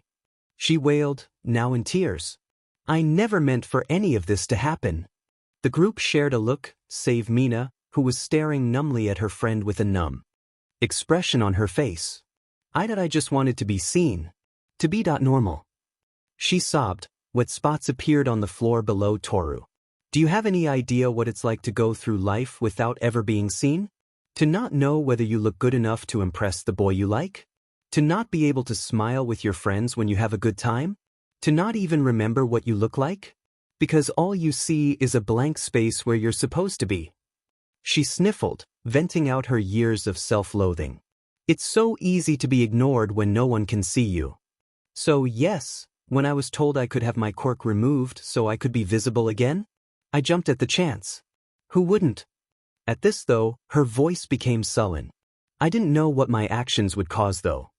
She paused again, trying to find the words. All they said was they wanted me to give some information here and there. They never said anything about hurting people. Otherwise, I'd have never agreed. But I was so desperate to be rid of my quirk, so I could finally be Toru Hagakure the teenage girl, instead of Toru Hagakure the invisible girl. I never thought you guys would care about me like you did. Would treat me like I'm normal. But by the time I wanted out, they refused to let me go. They threatened my family. What was I supposed to do? Izuku was torn. Toru was just another victim of the League of Villains. She had been used, and in the process of her actions, had hurt the people she'd come to care about so deeply. Her actions had indirectly scarred several of them and had killed a child. She would have to live with that guilt for the rest of her life. He looked to his friends for guidance. Mina had scooted over to Toru and embraced the girl, the two sobbing together. Hitoshi looked deep in thought, examining her words for any sign of deception. Shinszo looked uncomfortable, clearly not sure how to deal with a crying girl. As he scratched the back of his head, he could only muse over what a mess this had turned out to be. In the end, they had decided not to turn Toru in. The girl was just as much of a victim as the other members of her class. As such, they let Toru go, on the condition if she kept spying, she had at least to be transparent with the information she gave. As for her friendship with Mina, Izuku wasn't sure if Mina would ever trust Toru fully again, but he had encouraged her to remain friends with the invisible girl. They had gone off to talk somewhere, to try to clear the air between themselves. Izuku shook his head. He needed to focus on the task at hand. Shinszo? We need to discuss a code name for you. You can't immediately out yourself as a vigilante. We need that revelation for a later. Izuku stated candidly, to which Shinszo nodded. I really don't even want a name, but clearly it's necessary. Shinszo stated dryly, not especially happy he had to finally think up a name for himself. How about Dry Ice? Hitoshi suggested casually. It did fit to a degree, but Izuku shook his head. It only really incorporates half his quirk. Admittedly, he only uses half of it most of the time, but still. We need a name that will eventually incorporate his fire quirk. Izuku tapped his chin as he thought, when he suddenly became aware of how hot it was in the room. Hey guys? Is it just me, or is it really hot in here? This prompted Hitoshi to check the temp on his phone. It says it's about 30 degrees Celsius outside right now. Izuku's train of thought derailed. What did you just say? Izuku asked Hitoshi, which confused the boy. What do you mean? I said it was 30 degrees Celsius. As if a chorus of angels had now begun singing in his head, his answer had fallen into his lap. I know what to call you Shinszo. A statement which caused the teen in question to arch an eyebrow. Your code name is Celsius, the vigilante who control both boiling heat and absolute zero. It had been a few days since the move in spy confrontation. Mina was less gloomy than before, which Izuku was glad for. He was mildly annoyed that his repertoire of skills couldn't help his girlfriend solve her issues with her friend, but he made sure she knew he was there for her. She had hugged him for that, and expressed that she loved him. Now the outsiders found themselves in LeBlanc, waiting for Mei to show up. Shinszo was sitting closely beside Momo, and Izuku was pretty sure they were holding hands under the table, given their arms' proximity to one another. Mina sat beside him, currently wrapped around his right arm and resting her head on his shoulder. She was lightly snoring, which was cute. He was about to ask Shinszo to take a picture of them when the cafe's door chimed, and in walked Hitoshi and Mei, who was walking rather close to his side.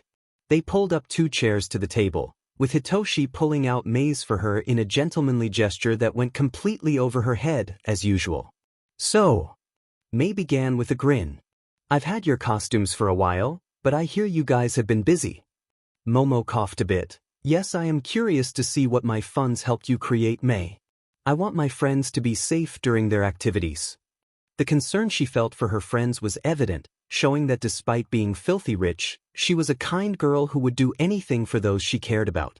Mei looked at her curiously, before remembering how she was able to splurge on high-end materials. Oh yeah. Thanks again, Momo. The others chimed in with thanks as well, causing the living printer to blush at the attention. It was no trouble. I merely wished to help in my own way. Anyways, so yeah. For Todoroki, I have this thing that will rearrange your face so no one will recognize you or that nasty scar. Shudo's jaw dropped, unsure of whether to thank or strangle the girl. I was hoping for something like a helmet that monitors my body temperature. Shudo stated through grit teeth, trying to remain polite. Oh, I made helmet for you in case you decided to be lame with my babies. She handed him a blue helmet that had a gold full-face visor.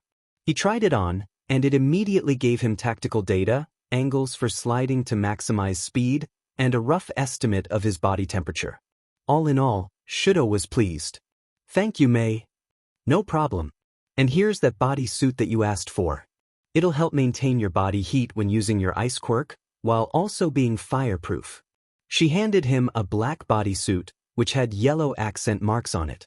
These marks will change to red if your internal temperature is reaching danger levels. The helmet links up to the suit, and by using the voice command, reset, it'll use an internal cooling and heating system to force your body back to its normal temp. She then looked to Mina. So for Mina, I have the bodysuit as requested, which has built-in magnetics which essentially nullify ballistic damage. I didn't test it for sustained punishment though, so be careful with testing it. She handed Mina a skin-tight bodysuit, which had circles around the torso area. Then I have your helmet, which has a built-in telemetry monitors to give out information on your body, and has a built-in communications array with the team. Mei then handed the pink girl a science fiction-looking helmet, which resembled a ballistic face mask with two big glowing yellow eyes and two antennae on the top. Finally, I made you a gauntlet and an acid gun.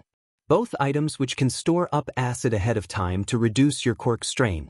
The acid gun has 100 cartridges that you can fill up with your acid at your leisure. The gauntlet had padded knuckles, and what looked like a storage tube on the outside. The acid gun simply looked like a high-tech water gun. She paused a bit, before glancing at Hitoshi. For you, Toshi, I made some rather unique babies.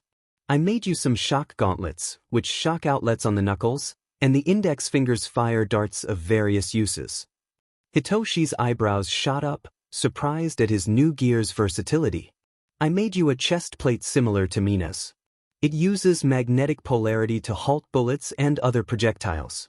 I also built you some combat boots that have hover jets, allowing you to keep up with the team at full speed. At this, he smiled at her, which prompted a slight blush from the resident gearhead. He was about to vocalize his thanks when she spoke again, and I built you a box lunch. Everyone at the table was confused. Did she mean she made him a boxed lunch? She rummaged through her bag, before depositing a medium-sized box on the table.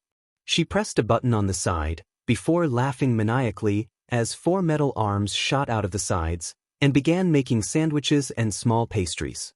I'm kind of upset. Mei spoke annoyed. I was trying to build a machine that made bread spontaneously. But all I could do was build one that made sandwiches.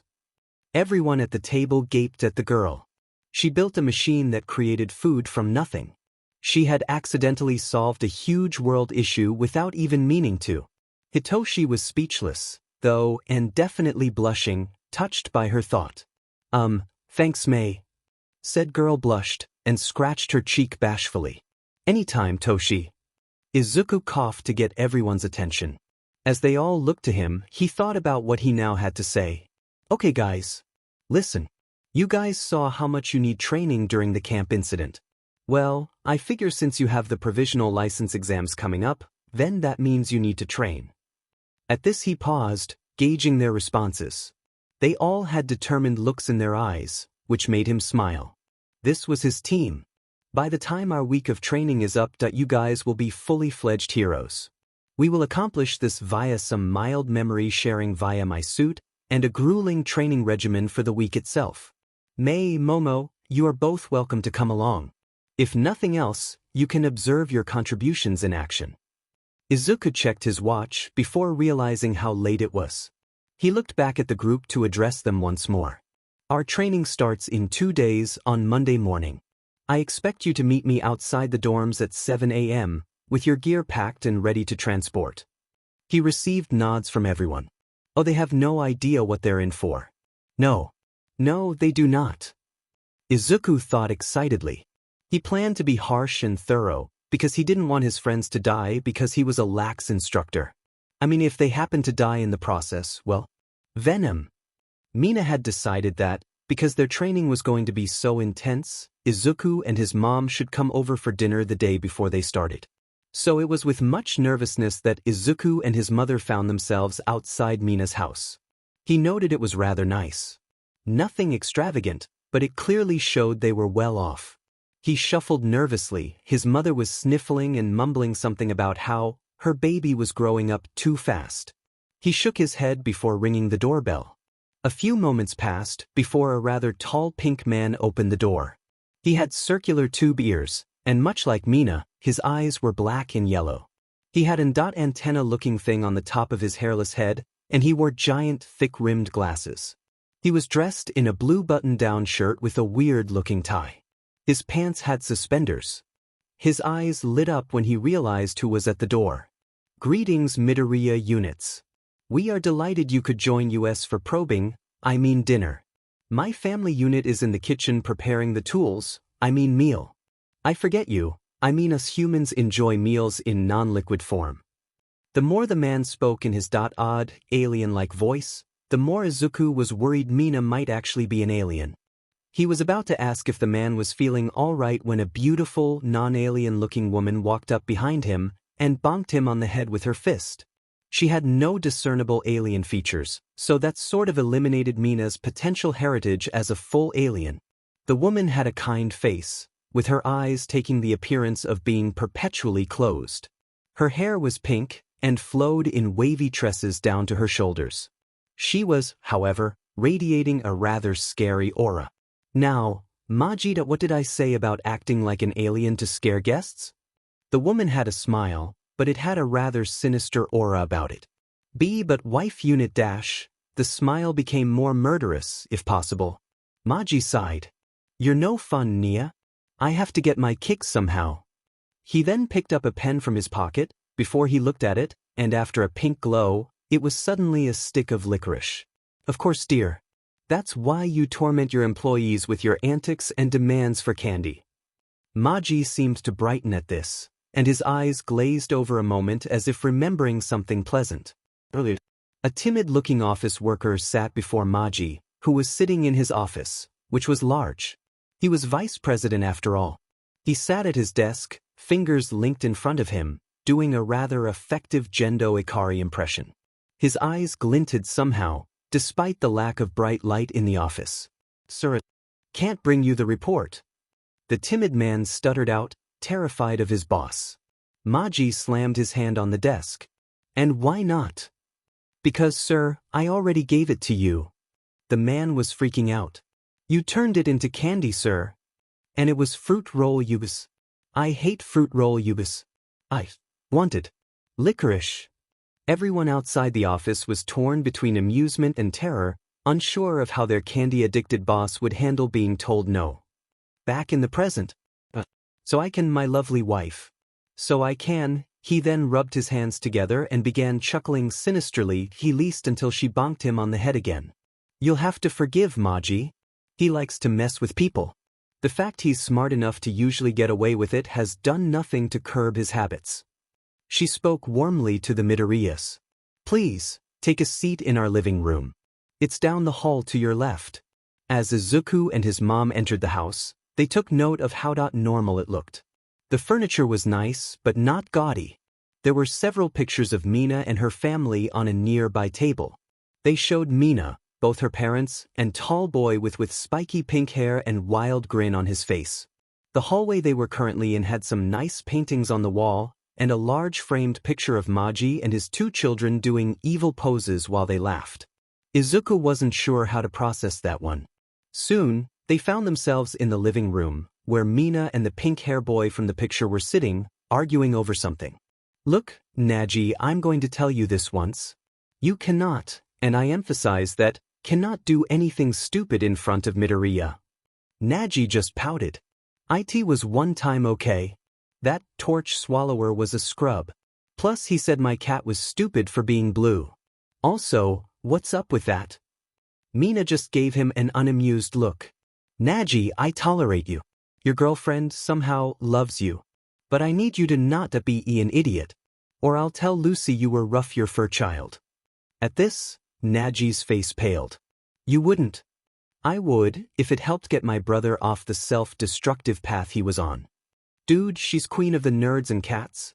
Even though you're lying, she would still murder me. You can't tell her that. Of course I won't. Now admit it. Naji opened his mouth several times to speak, as if the act physically pained him. I'll be good, okay? Naji then took notice of Izuku and his mom. Who's the awkward-looking guy? This prompted Nia to poke her head at, aura once again terrifying. Now, Naji, that you wouldn't happen to be insulting our guests, would you? No. I'll be good. Mina shook her head, used to her family's antics. She then rushed Izuku and squeezed him like stress ball. Oh Izuku, I missed you. Said stress ball turned crimson, and his mother began crying over how cute they were. The Ashidos and the Midoriyas found themselves sitting down to a lovely dinner of rice ball, katsudon, and miso soup served with side helpings of fish. While Inko spoke with both Nia and Maji, Izuku was having an internal discussion with his partner and friend. Hear us out. We want chocolate. And tater tots. What? Izuku responded in a confused manner. We need chocolate and tater tots. We crave them. And Peter would always give us our cravings. Otherwise, we crave organs. And people. But Peter wasn't too fond of that idea. Okay, first off, now I want them too, so thanks for that. Second, I don't even know where to get tater tots here. Third, you eat people? You should still get us some. And we feel like you are latching onto the wrong things. Chocolate. Tater tots. I cannot just make tater tots right now. Izuku? You okay? Mina's worried voice brought him out of his internal conversation and made him very much aware of the odd looks of the table's occupants. Yeah, we're fine. Izuku stammered out hurriedly. We're? Maji questioned, wondering about the pluralism. Dude, you eat like a horse. Where the hell do you put it all? At this, Mina's mother bonked her son on the head with an admonishment over his language. His mother looked a mixture of concern and nervousness, as she too had noticed his tendency to gorge himself on food. Izuku dear, are you okay? You are eating quite a bit lately. Mina's father simply brushed off her concerns. Clearly, the Midoriya unit requires large amounts of food to function. This will be useful information in controlling this species OW. Mina's mother bonked her husband on the head, clearly unamused with her husband's antics. Babe, seriously. I haven't said anything, but you eat a lot. You might actually get fat. Mina teased Izuku, who was now blushing from all the attention. I'm a growing boy. Mom, Mina, you two don't need to worry. I just like eating enough for two people. Also, Mr. Ashido, do you have any chocolate? At this, Maji grinned like a maniac and held up a fork before turning it into chocolate. Not the good silverware, Maji. Came Nia Ashido's enraged voice. The dinner had gone the usual route. Embarrassing questions, teasing remarks, Mina's dad threatening to turn him into candy if her hurt his precious alien spawn. The usual things. Though the highlight was Mina's mom showcasing her quirk. She apparently had a quirk called Komodo, which allows her to spit acid. It also gave her a lizard tongue. They realized how late it was and bid their farewells. Izuku quietly reminded Mina to meet up outside UA for the training tomorrow, because he knew she might have forgotten. Judging from her sheepish expression, she had. Elsewhere, a sinister and unusually skinny fellow worked over a notebook, chuckling, before speaking in an intelligent and evil British accent. Soon I will unleash my evil genius upon the city. Mwahaha. His form then shifted into a gigantic muscular monstrosity, its face rather stupid and blank. Growly. 6 days later. The training had gone swimmingly. The outsiders had worked their butts off to show Izuku they were ready. Between the memory melding, strategy tapes, and drills that Izuku put them through, they were more than prepared to make their debut. However, They had decided to end practice early and go out to have some fun. Hitoshi, Shido, and Mina all had their costumes in their bags, since they didn't want to make a trip back to the dorms. Izuku was carrying Mina's bag for her, like a gentleman. Mina suddenly stopped. Before her eyes lit up with mischief. "Hey, Hitoshi, Shido?" Said boys turned to look at her, unsure of what to make of her sudden address. "Why don't you guys invite Momo and Mei? If we're taking the rest of the day off as a team, why don't we bring them too? They're still involved with the team, after all." Both boys looked at each other and shrugged, not able to think of a reason not to call their other friends. Despite their calm demeanor, you could spot the faintest of blushes on their cheeks. We now find our favorite vigilante team in a movie theater, watching a documentary on heroism. Mina was snuggled into Izuku. Mei was leaning onto a sweating Hitoshi, their hands locked together by some sort of high-tech HNDCFFS. Momo had placed her head on Shido's shoulder and placed a hand on his chest, feeling his heartbeat. Yes, love was clearly in the air, despite Valentine's Day being over 8 months away. This blatant display of the author's ships continued for the remainder of the movie, before they calmly made their way out of the theater. Mina then sequestered Momo and Mei, and they were speaking in excited whispers. Each of the girls were giving each other high fives and looking over at the guys conspiratorially. Both Shido and Hitoshi looked at Izuku expectantly. "What? Is there something on my face?" Izuku asked in a confused manner. "No, but is your danger sense not going off?" "Yaman. The girls are looking at us like they have evil plans for us." "Well, now that you mention it, there is a slight tingling dash." Izuku was cut off by an explosion a few blocks away. Did the girls somehow cause that? I'm at least 0.60% sure Mei didn't cause that explosion. Despite that percentage, the group all turned to look at Mei. "What are you guys looking at me for? I don't blow things up intentionally." "Well, kid, you heard her. She's not to blame this time. Guess that means villain attack. I think you should use this as the first test of the team." "I agree." Izuku thought back before refocusing on the team. "Guys, this is it. It's time for the outsiders to debut. Keep what I've taught you in mind, and you'll be fine." Izuku said before addressing Momo and Mei, "You two need to find someplace safe to hide. We can handle this." Both girls nodded. Before they left, they hugged Shido and Hitoshi before running off. "Let's gear up in the alley over there, then head out." A skeletal figure stood laughing maniacally as he exited the bank he'd just robbed. "As expected, my master plan worked perfectly. And given my calculations, no heroes will respond in time to stop my abrupt exit." His showboating and bragging was halted by the arrival of 4 figures. One was that infernal Venom. He didn't recognize the others. He didn't realize he would be the first to fight the vigilante team known as the Outsiders. "Who the devil are you?" His British accent spoke in irritation. "You weren't supposed to be here." Venom tilted his head to the side, feigning confusion. "You see, we are a traveling group of magicians. We are currently looking people to showcase our talent for the mysterious. How'd you like to be the volunteer for our act? It involves making you vanish and reappear behind bars." Venom spoke in an amused tone of voice, grating at the skeletal figure. "You know, you remind me of someone. Have we met? And saying we're not supposed to be here? That's a pretty odd statement coming from a guy who just robbed a bank." His bored drawl grated at the villain's nerves. They did not realize they were in the presence of the great Dr. Smalley. "How dare you? I am the most evil scientist ever." "Dr. Smalley." The fact the guy had a British accent confused the group, as the guy was clearly Japanese. Venom was the first to voice this observation. "Why are you talking with a British accent? We're in the dead center of Japan. Which you clearly are from. And are you really a doctor? Or are you like that TV hack from a few centuries ago in that you just claim to be one? Don't you know Venom? Every evil genius villain is British. It's practically a trope. Also, I'm very smart." The egomaniacal skeleton blathered on, clearly not caring who heard his explanation.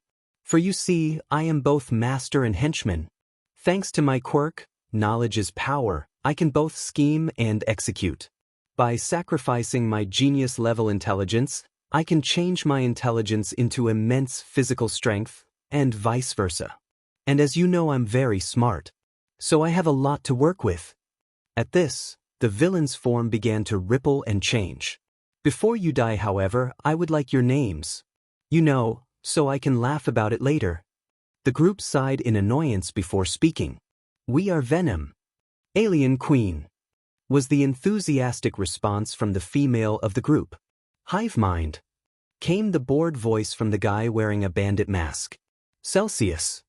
The figure in black and blue spoke simply. At this, Venom threw his arms out dramatically. And we are the outsiders. Momo and Mei looked at the news report on the television in a nearby window. They were watching the live broadcast of the new vigilante team called the Outsiders. Obviously they were aware that it was really their friends, but they weren't about to shout, "Aye, that's our friend group." The broadcaster was losing his mind, clearly unsure of how to take the debut of a new vigilante team. Folks, I don't believe what I am seeing. It seems Venom has recruited allies for his unsanctioned yet altruistic crusade. In this humble reporter's opinion, go Venom. Mei and Momo sweat dropped at the anchor's declaration, before looking back at the showdown that was about to happen. The outsiders watched, the villainous Dr. Smalley rippling like he was made of water. I do apologize. My other form is rather stupid. He jotted something down in a notebook and closed it. Beware the might of the unstoppable juggernaut, for I am Growly. His form grew to over 8 feet tall, his skeletal form replaced by gargantuan muscles.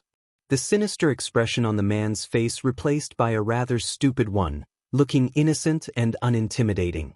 His Dr. Jekyll and Mr. Hyde sequence was complete. The questionably intimidating figures spoke only one word, before opening the notebook. Growly. Venom looked on in apprehension. This was the end result? Sure, the guy was massive. But did he look dangerous? My notebook says smash you and must steal money from banking a stab, Espelside dash. His face shrunk a bit, implying he'd reverted a bit, before yelling, establishment. You'd think with how smart I am that I would remember not to use big words. He said, before his face resumed its vacant expression. Growly. The hulking form had suddenly appeared in front of Venom, causing his spider sense to go crazy. Before Venom could react, Growly punched him, sending him flying into a building. Venom! The female voice sounded frantic and concerned. She drew a tool from her belt and fired it at Growly. She began to slide around him in a circle as she fired. The substance landed on him and began to burn the massive man. Hive mind, you want to help out?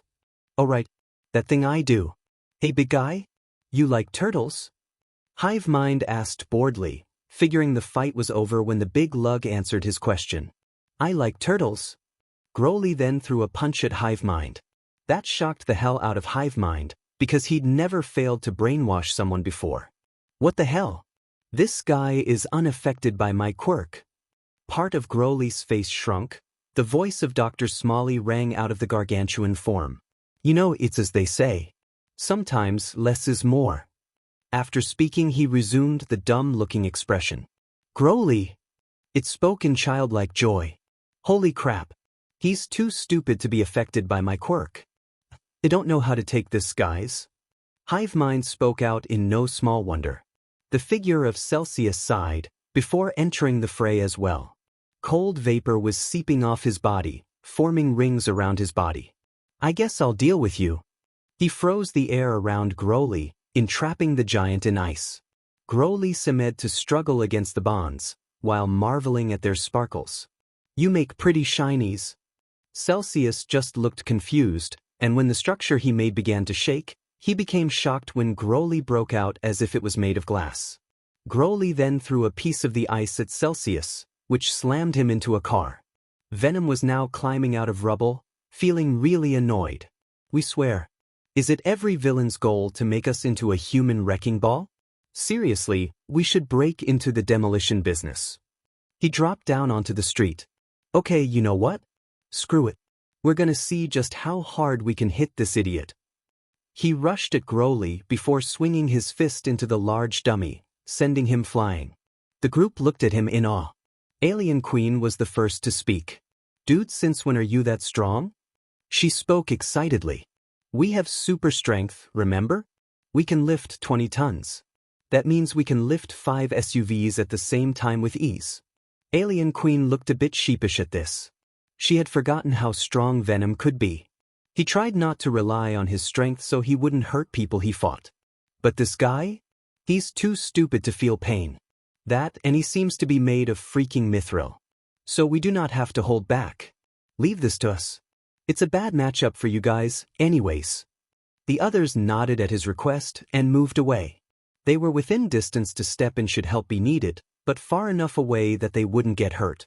No longer having to worry about his team, Venom turned his attention back towards the direction of the villain, who was currently climbing out of a minivan he'd crashed into. You sure that's a smart play, kid? This guy may be an idiot right now, but he's both henchman and mastermind in one. That makes him unpredictable, and that's dangerous. Nodding to his partner's advice, Venom was about to reply when he noticed Broly pulling himself out of the car. He tensed, but Broly just smiled at him stupidly. Notebook says I must smash you. Before Venom could utter a witty retort or insult, Broly was suddenly in front of him, fist drawn back. As he swung his fist, Venom was able to get his guard up in time to block the strike. However, Broly began pushing forward, with Venom stuck on his fist due to the sheer velocity of the hit. They moved several feet away before Venom planted his feet in the ground firmly, and used both his body and Broly's own momentum to force the crazy giant into tumbling over the vigilante, rolling across the ground before coming to a halt. Venom glanced at his surroundings to ensure no civilians were in harm's way before he looked at his arm. It was rippling, which made Izuku frown under the mask. Venom, what's going on? I sort of forgot about one of our abilities. Just hold your arm out in front towards the lughead, and think of a bat for a second. Even more confused than before, Izuku did as his partner asked.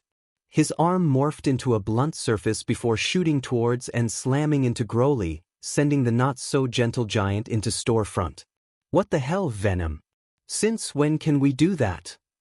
Oh, since 19 always. Then why didn't you say something sooner? We assumed you knew. We said that we had limited shapeshifting. An offhand comment is not an instruction. Well, sorry. Are you actively aware that you can't shapeshift? So excuse us for forgetting about it. Not like you'd use it often anyway. Venom was interrupted from further internal argument when a countertop flew out of the store and directly towards his face. He caught it, using his form to disperse the inertia from Broly's throw. As Broly walked out of the now destroyed store window, he began to crack his knuckles. Venom set the countertop down, before addressing the villain. Lenny, I could get you a rabbit if you stop fighting now. Broly looked as thoughtful as guy with a walnut-sized brain could be for a moment, before shaking his head. Smiley said I could have 10 bunnies if I beat you up and take the bagsies away. Venom just sort of twitched a minute. If only more minions were motivated by rabbits instead of money. Before he could make a counteroffer, Broly picked up a nearby car and threw it at him. Venom quickly dodged and shot a web to catch the vehicle before it did real damage. Before he could refocus on Broly, the villain grabbed him by the neck and began slamming him into the ground. The other members of the Outsiders looked on in worry as Broly kept slamming their leader into the ground over and over again. Mina looked especially terrified. However, before they could jump in, they were caught off guard by a new arrival. The metallic form of Tetsu landed in front of them before he struck a gallant pose. So you guys are Venom's team, right? Well, watch me help save the day. Before anyone could stop him, he rushed over to the quarreling duo. Venom was not happy. He was pretty sure he had a concussion and possibly a fractured skull at this point. He was about to blast the giant villain off of himself with his tendrils, when her obnoxious yet manly voice rang out over the noise of the fighting. Venom, I'm here to help man. Venom looked at the unfamiliar guy. Made of steel, clearly not sure of who he was. What do you need me to do? Venom was about to make a sarcastic remark buns of steel, when a thought occurred. Say, new guy, you think you can make this guy laugh into SBMson? It wasn't a serious request by any stretch of the imagination. But Venom figured it would make an opening at the very least. He would not let the newcomer get harmed, but if he happened to be useful, then why complain? Tetsu took on a thinking expression before he looked at the villain, clearly taking the request from his idol seriously. Hey you big lug. Are you familiar with the hero Beaufades? Broly took on a stupid expression, trying to use his limited thought capabilities to ponder the question. Beaufades? Tetsu inhaled deeply a moment, before yelling triumphantly, Beaufades nuts. Got him. Silence reigned. Everyone watching was utterly speechless. No one knew quite what the hell to say. It was the dumbest thing ever, and yet the giant was shaking. Venom was starting to sweat. Oh shit, we might have just made him angry. However, before the fatalistic thoughts could continue, laughter began to erupt from the giant villain. Great peals of stupid and juvenile laughter. He started laughing so hard that he actually began to shrink, losing his inhuman strength enough for Venom to break free.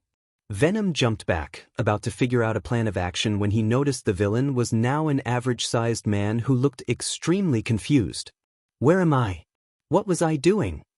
Venom's sweat dropped, clearly not expecting a third personality out of the same individual today. Regardless, Venom knocked the guy out just to be safe. As he signaled for the cops to cuff the guy, Venom couldn't help but think how glad he was that today was over. Izuku was currently annoyed. First, his girlfriend and Ashido were now taking their provisional license exams, meaning he had no source of hugs. Next, he along with Hitoshi had been forced to deal with the shiny metal fanboy, who was currently following them around begging to join the team. At first, they'd made him do a bunch of silly things using Hitoshi's quirk, but they started to feel bad after they made him shout his undying love for waffles in a crowded intersection. They had at least had the foresight to make him wear a mask to hide his dignity. They were really just trying to make him go away, so he wouldn't get hurt. Currently, they found themselves sitting on a roof, hanging out and eating some hamburgers they'd bought from a local fast food place. Dude, I think he might actually be serious about joining us. Circumstances of his contribution aside, he was helpful. Hitoshi drawled in his usual manner, decked in his gear.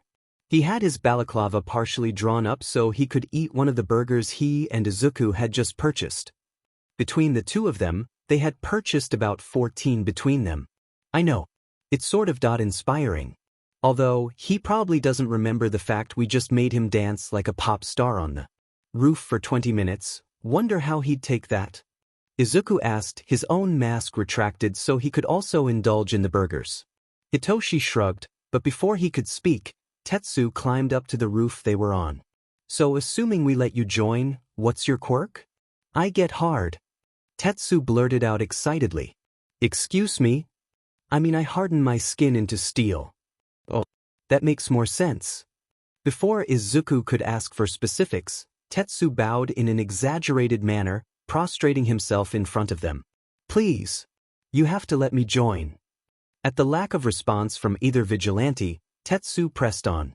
I look up to you. Even more than the Crimson Riot. You do what's right regardless of whether it's legal or not. At his genuine words, Izuku was suddenly reminded of the way he used to look at All Might. His hero worship aside, he had looked up to All Might for many of the same reasons that Tetsu had listed, and to hear them spoken back to himself was not a very warm experience. The idea that anyone could look up to him, despite all he'd done as a vigilante, was a surreal experience. Kid, that's just your lingering insecurity speaking. You're not the same helpless kid you were before. You're a bona fide hero now. Don't forget that. Tetsu. Thank you. But I just do what needs to be done. I didn't want to wait to start trying to help people. Half the time my body just moves on its own. So when you rushed out to help us just because you were on the news? That impressed the hell out of me, Tetsu. I mean, Dio, you think I can be a great hero too? Tetsu asked, his usual bravado missing. In its place was a teenager who didn't have a super flashy quirk, who doubted himself. Izuku saw this, and clapped a hand on Tetsu's shoulder. Yes, buddy. I do think you can be a hero. Venom smiled, or at least, the exposed part of his face did. Now come on and have a burger on us. Young Mirio, are you sure you want to do this? The voice of All Might spoke to his apprentice. Mirio Togata was a lot like All Might's other form. Blonde, muscular, and cheerful. His face held a rather carefree and goofy smile, and he was giving his mentor a thumbs up. Aha! I need to meet the guy who almost got your quirk instead of me. I've watched him in action, but I want to know what kind of person he is under the mask. Mirio responded casually, his eyes lit with determination. Very well. Let's go. The two vigilantes and their sidekick were now sitting in a circle in an alleyway. Izuku had Hitoshi take some action shots with his phone, which Izuku would then use to get some cash from the local news outlets. Hitoshi was happy to help, as he knew Izuku was a little skim in the cash department. It was actually the symbiote's idea, as Peter had actually done the same when he first debuted. Izuku dusted off his hands, before looking at Tetsu. Alright, I want you to hit me in the face as hard as you can using your quirk. Izuku spoke calmly, voice steady and smooth. Dude, are you sure? Tetsu spoke hesitantly, unsure of how to handle his idol asking to get hit in the face. Izuku just looked at him funny. Tetsu, I get slammed through enough buildings and vehicles that insurance companies are considering adding a Venom clause to natural disaster insurance. Just give me your best swing. Tetsu shrugged, and then encased his arm in steel, before he swung and caught him in the jaw, knocking him back a bit. Izuku looked at him appreciatively. Not bad, rookie. Not bad at all. Izuku was about to throw away the wrap of their last hamburger when he noticed a face staring at him from the wall. Hi. Holy shit. Izuku backflipped away, before settling on a wall opposite of the mysterious face in the wall. Hitoshi and Tetsu looked at him like he was crazy, until they saw the cheerful smiling face sticking out of the wall. You have a danger sense that is all-knowing. Why are you still such a spaz? Less Izuku criticizing, more dealing with the demon face in the wall. Izuku screamed mentally. Are you a Nurikabe? Izuku asked hesitantly. And, Nurikabe are demon walls in Japanese folklore. They are also annoying as F to kill in Nioh. The face in the wall then became confused. Why would I be a Nurikabe? Are you an Enigmo? And, demon spider. Again, an annoying D of a boss in Nioh. I'm not on trial here. You jumped me. Izuku shot back. Well, that's fine. I'm Mirio Togata, successor to All Might, and you are Izuku Midoriya, better known as Venom. Izuku was about to get angry, when the skeletal form of All Might climbed onto the roof from the fire escape. Jesus Christ, All Might. I'm glad I didn't give you my social security. Otherwise, I'm sure everyone would know it by now. At Izuku's sarcastic remarks, All Might had the decency to look sheepish. I promise he was the only other person. Young Midor dash, whatever platitudes Yagi was going to state were cut off by Tetsu rushing up to Izuku. Holy krapamjorne Masai Izuku wait like the Gidating Kirishima's friend dash. Came the word vomit from Tetsu, full fanboy mode engaged. Izuku didn't really know how to handle this, so he just sort of webbed Tetsu's mouth shut. I don't really know what you just said, so I'm gonna leave you like that until you calm down.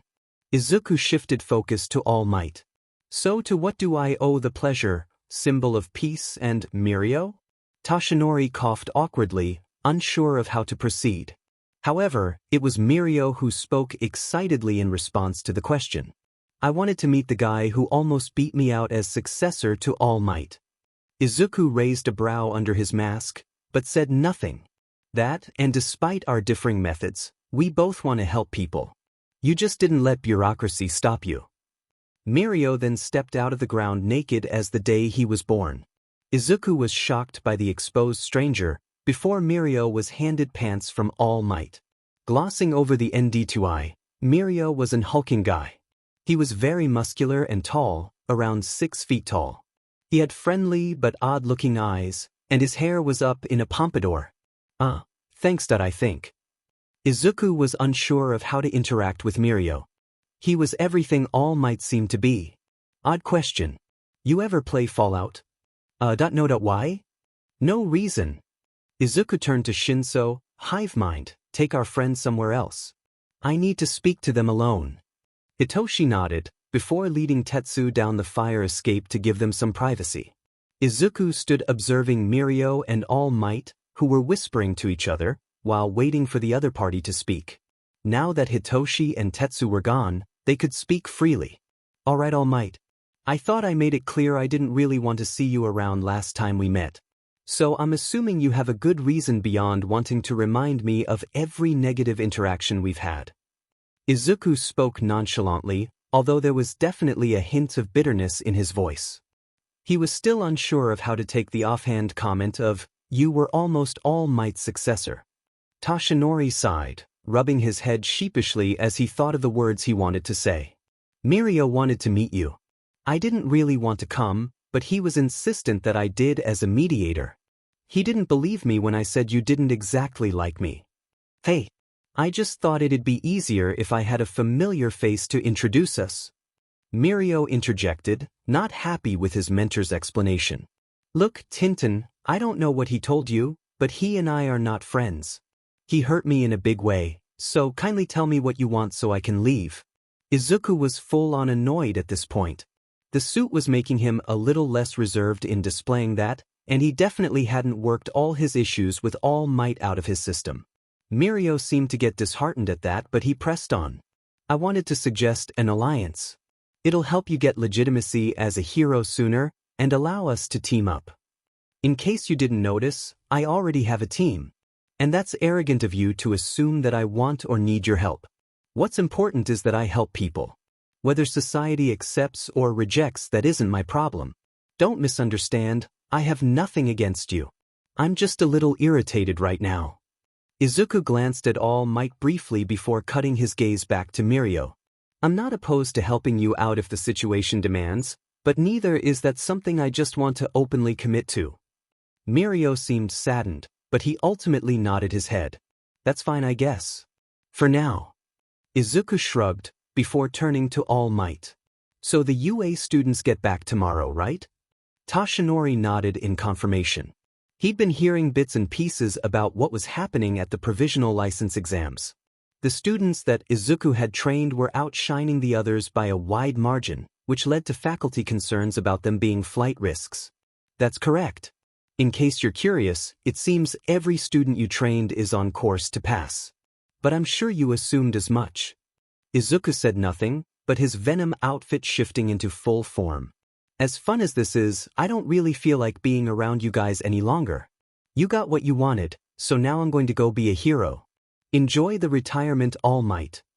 With a subtle barb thrown All Might's way, Venom shot up into the sky, before using his earpiece to dial Hive Mind. As the phone rang, Venom had moved several city blocks, and observed the hustle and bustle of city life in its natural flow. On the sixth ring, Hive Mind answered. Yo, Izuku. Came Hitoshi's usual bored drawl, with a few sirens going off in the background. Where are you? And what the hell is that racket in the background? Oh, that? Some bald hero fought a crab monster. Beat the thing in one punch, and now he's screaming to himself and smacking the ground. It's pretty weird. I'd see, how's Tetsu? Izuku wasn't sure how to react to that, so he just pressed on with his point. Hitoshi sighed, but answered nonetheless. He's got a good heart, and he's not stupid. Just super inexperienced. I'd say you'd need to give him a training camp experience before letting him tag along. He did, however, shield a couple from harm when that pro was fighting the creature. He jumped without prodding, shielding them with his quirk from some collateral debris chunks that were flying around. I say we keep him around. Agreed. We'll talk more tomorrow. I'm tired and I'm about to crash on my feet. We'll meet up at UA to greet the others tomorrow morning, yeah? Sounds good to me. Later, Izuku. Elsewhere, Tamura Shigaraki was sipping on a soda can as he watched the news. His fingers twitched every time someone mentioned Venom, and he was getting more irritated the longer the news spoke about the vigilante. He began mumbling incoherently, only to be interrupted by Kurojiri walking over to him suddenly. Master Tamura, we have a problem. The containment unit has failed. Your experimental raid boss is about to get out.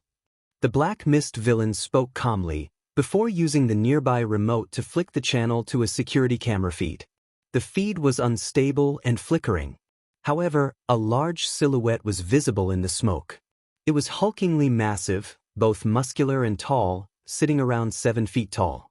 Its hair appeared spiky through smoke, and its left arm writhing as it has a mind of its own. The face wasn't visible, but a beak-like projection jutted out from the creature's face. No Kurogiri. Don't you see? This is perfect. Get whoever is around ready. We're about to initiate our raid. The boss is now in place, right? So let's go, Venom. It's your turn. Roll for initiative.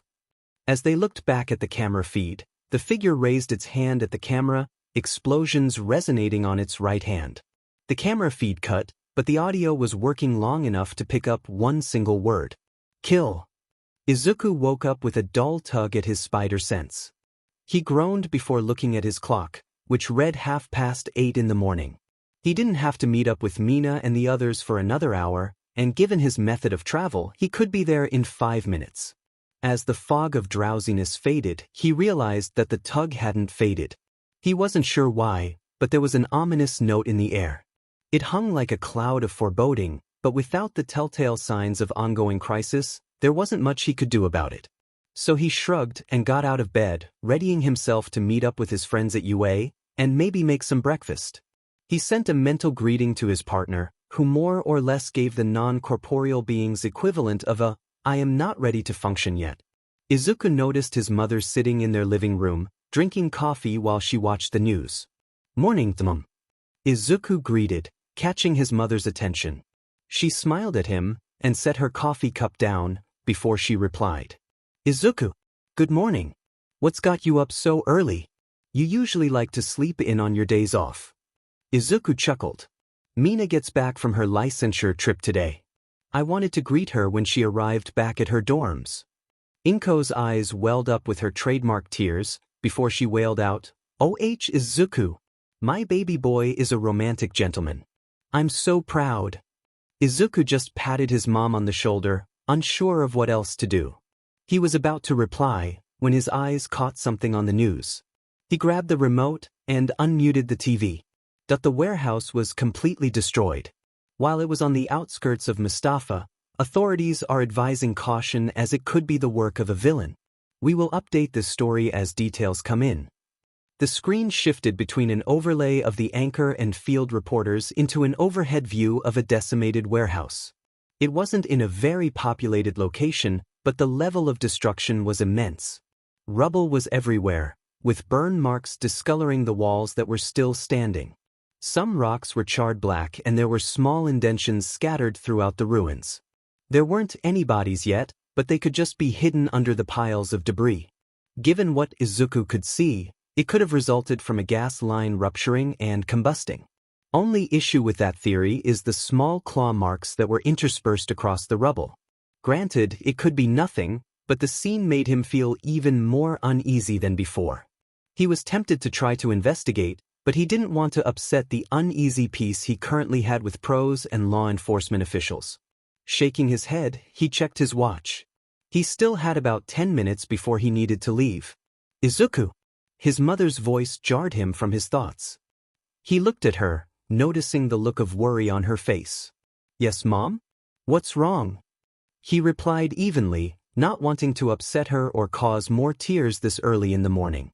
"I know things are going well in school for you, as you're currently ranked second in your class. I know things are going well for you with Mina as well, but we never talked about you wanting to be a hero again after you graduated. I wanted to bring it up sooner, but you're always so busy. Are you okay, honey? I know that was your dream, and I don't want you to be disappointed." Izuku was surprised.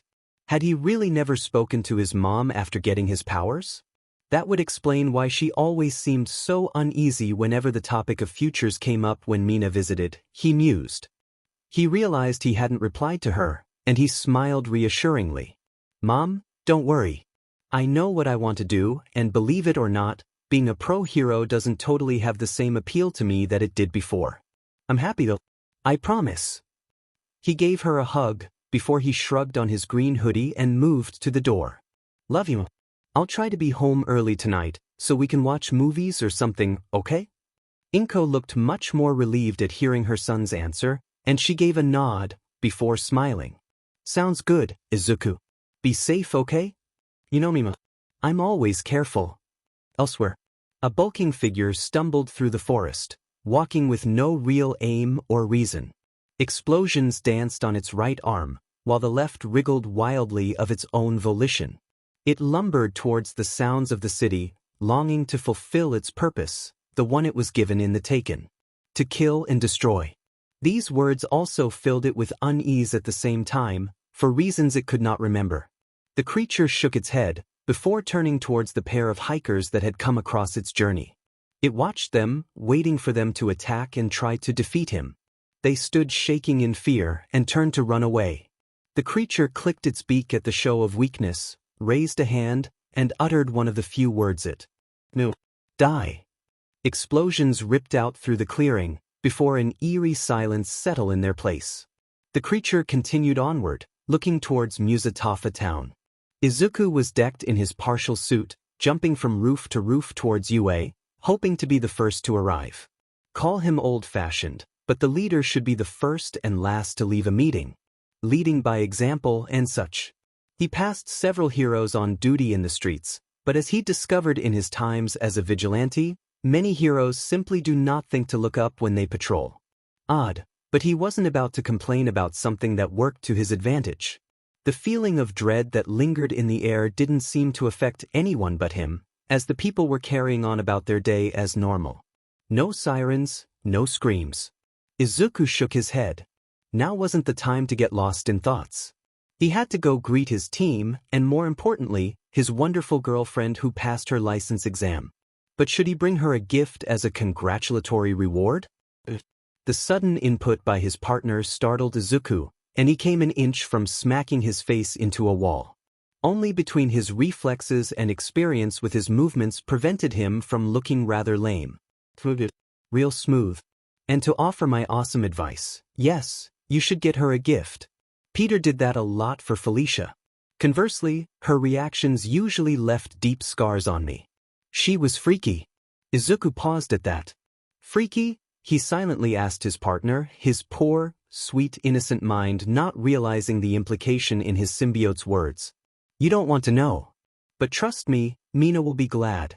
Small, but spontaneous gestures that show you care often go over the best. Take it from someone who coached a guy even more awkward than you. Izuku's sweat dropped. His partner never was one for modesty. Shaking his head, he changed direction to swing by a retro video outlet. With any luck, they'd have aliens merchandise. Mina Ashido was tired. Very, very tired. She slugged her way off the bus. She cast her tired gaze at Todoroki, who looked no worse for wear than he had before they'd left for the exams. Momo looked flawless as always, and she was holding Shido's hand rather firmly. Their seemingly unaffectedness irked Mina a bit. While Mina found the practical portion of the exam to be a breeze, given the level of Izuku's torture, training, she and the rest of the outsiders had very little trouble with the other applicants. Some students from Shiketsu High School were really the only people who gave them issues. Mina never got their names, but they weren't able to overcome the combined teamwork of her, Shuto, and Momo. No, Mina Ashido was tired for one very simple reason, the written exam. It made her brain hurt, and she hated that stupid paper. She'd scored enough to pass given her impeccable score on the practical, but she was still burned out from taking the stupid thing. All she knew is that Izuku owed her some cuddles and smooches. She chuckled darkly at her plans for her little cinnamon roll. Izuku, who was sitting on a nearby rooftop, felt a dark, yet exciting chill go up his spine for reasons he could not explain. Mina glanced around for Izuku and Hitoshi, but didn't immediately see either of them. She sighed in disappointment. Who are you looking for? Izuku's teasing voice rang out behind her, causing her to screech and jump a few feet in the air. This got some concerned looks from the surrounding students, but when they realized there was no immediate threat, they went back to their own conversations.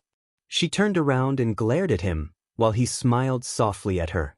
However, the smile faded a bit when she swatted him on the head. Izuku! You meanie! You scared me! Mina paused a moment, realizing who she was talking to. Izuku! This was a much less angry exclamation, and it was punctuated by Mina launching herself at her curly-headed boyfriend. He laughed before returning the hug. I wanted to mess with you a bit. I couldn't help it. Plus, I had to make a small detour. He held up a small stuffed alien plushie, which Mina had not noticed in his hand.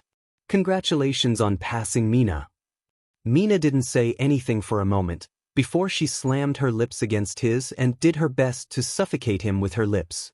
Izuku waved his arms frantically in the air, before she pulled away, allowing him to reunite with oxygen. Mina noted the goofy grin on his face. Thank you, Tiger. I love him. She beamed at him, causing him to go beet red in the face. Izuku scratched his cheek nervously as he replied, "Oh, of course, Mina. I know how much you like xenomorphs, so I tried to find one for you. I also was going to take you to a dinner and a movie as part of the congratulations as well. I got us reservations at a cool restaurant that I crashed into." At this, Mina looked amused. The owner wouldn't happen to owe Venom a favor, would they? At Izuku's silence, she took pity on him and laughed. Relax, Izuku. I'm just kidding. If the food is great, then that's all that matters to me. It was this point that Hitoshi and Shido joined them and brought them back to their surroundings. So now that the gang is back together, what's the plan? Hitoshi asked in his usual bored drawl. Shido merely nodded his head, showing he too was curious. Izuku was about to answer when a huge explosion ripped in the distance, roughly on the outskirts of Mustafa. The shockwave was big enough that it made them stumble, which was not exactly a promising sign for anyone who was closer to the blast. Izuku got to his feet before he looked at his team. The plan? We go see what the hell caused that, and if needed, stop it. Elsewhere. Mirio Togata climbed out of the rubble the creature had blasted him into. He glanced around himself, noting that what had previously been a city block was now a crater. He had stumbled onto the creature during his patrol for his practical hours he needed for graduation. He recognized it as a Nomu from the League of Villains, but this one was different than the others he'd read about. It was roughly 6.5 feet tall, and possessed a muscular frame. Its eyes were red and crazed, and its face had a beak over the mouth, which was lined with razor-sharp teeth. Spiky blonde hair was visible on top of its head, and explosions rippled on its right arm. Speaking of the creature's arms, the right arm was very different from the left. The right looked like it was made of tough, yet rubbery sinew, and was a mixture of maroon and black in color. Running. Along the back of that arm appeared to be a tube that had a hole above the back of its wrist. The left arm was just a writing mass of what looked like a shadow. It was formed into a claw-like appendage currently, but there were 2 yellow eyes in between the knuckles surround the middle claw, as well as a mouth in the palm of the hand. The creature's body was milky white, with black lines running down the chest and sides. It was every bit as muscular as the arm was, and also seemed to be made of rubbery flesh. It wore green shorts which were currently ripped, probably due to how massive the beast was. Its legs were no different, and were proportional to the rest of its body. All in all, it was a monster, and Mirio wasn't sure that even with his progress into 50% of One for All would be enough to stop it. But he also knew that there was only 1 or 2 other heroes he felt could fight this thing to the degree he could. The other pros weren't equipped to handle a creature like this. Mirio shook his head. He couldn't think in such fatalistic terms. He was Lemillion, successor to All Might. He would stop this beast and prove he was worthy. He was about to make his move when psychotic laughter rang out through the now quiet area. Oh man, Kurogiri. This thing is even more deadly than I thought. Izuku stood on the roof overlooking the scene in his Venom suit. He examined and analyzed the scene below him. There was some sort of creature, probably a Nomu, that Mirio guy, and a group of people that were probably villains. At the helm of the villains was a guy with shaggy light blue hair, who wore a bunch of glove-looking things on his body. The guy was clearly the leader of the villains, if his posture and psychotic laughter was any indication. All around the crater, there were bystanders and a news chopper circled overhead. This was it. After this, they would either be true heroes or outlaws. Venom turned his head enough to glance back at his team. They nodded, and Shido removed his helmet. They all moved to the ledge. They had to make an entrance. After all, everyone loves shock and awe. The silence was oppressive, and the tension was thick in the air. Lemillion was starting to get worried.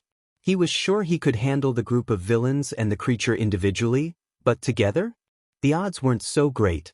However, before he could do anything, a huge fireball shot through the sky, and several figures landed between him and the villains. As the dust cleared, the slim figure of Venom rose up and looked to the bystanders and the news chopper. In his dark, distorted voice, one sentence rang out for everyone to hear.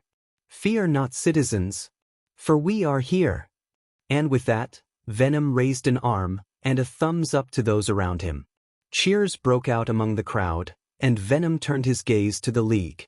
"We don't know your name, but give your data tired, you're clearly the crazy but leader. We will give you one chance to end this peacefully, villain." It was then that Venom felt the ground next to him shift, before the muscular figure of Mirio rose up beside him, a heroic grin on his face and his arms crossed. "Indeed, villain, for how could you stand against the might of Venom and Lemillion, let alone the outsiders as well?"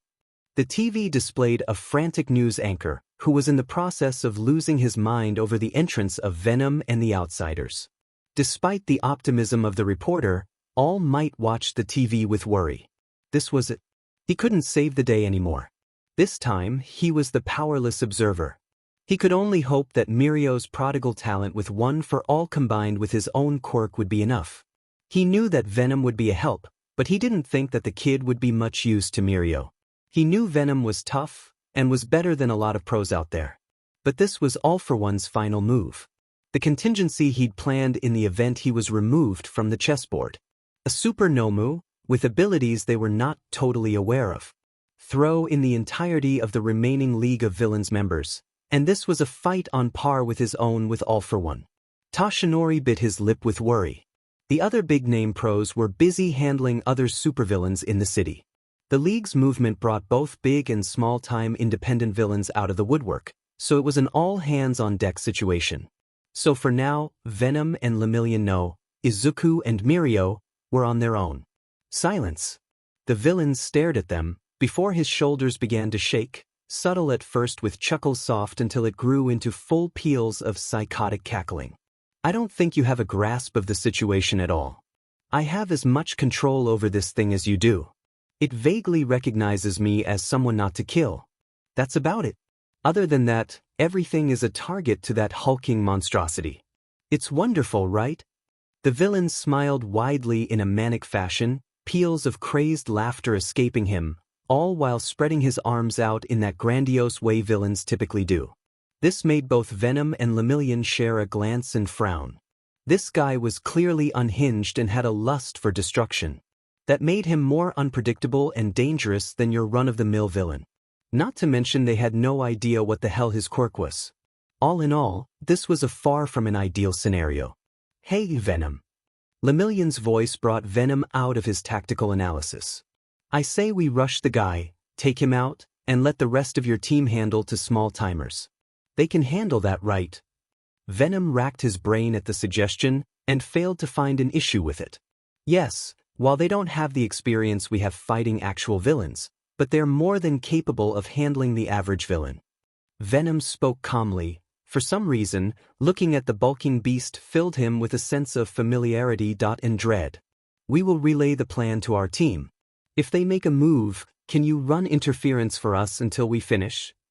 Lemillion nodded, before subtly shifting to a reactionary stance. Venom tapped his earpiece under his mask. "Guys, we along with Lemillion are going to handle HNDJB and Monstro over there.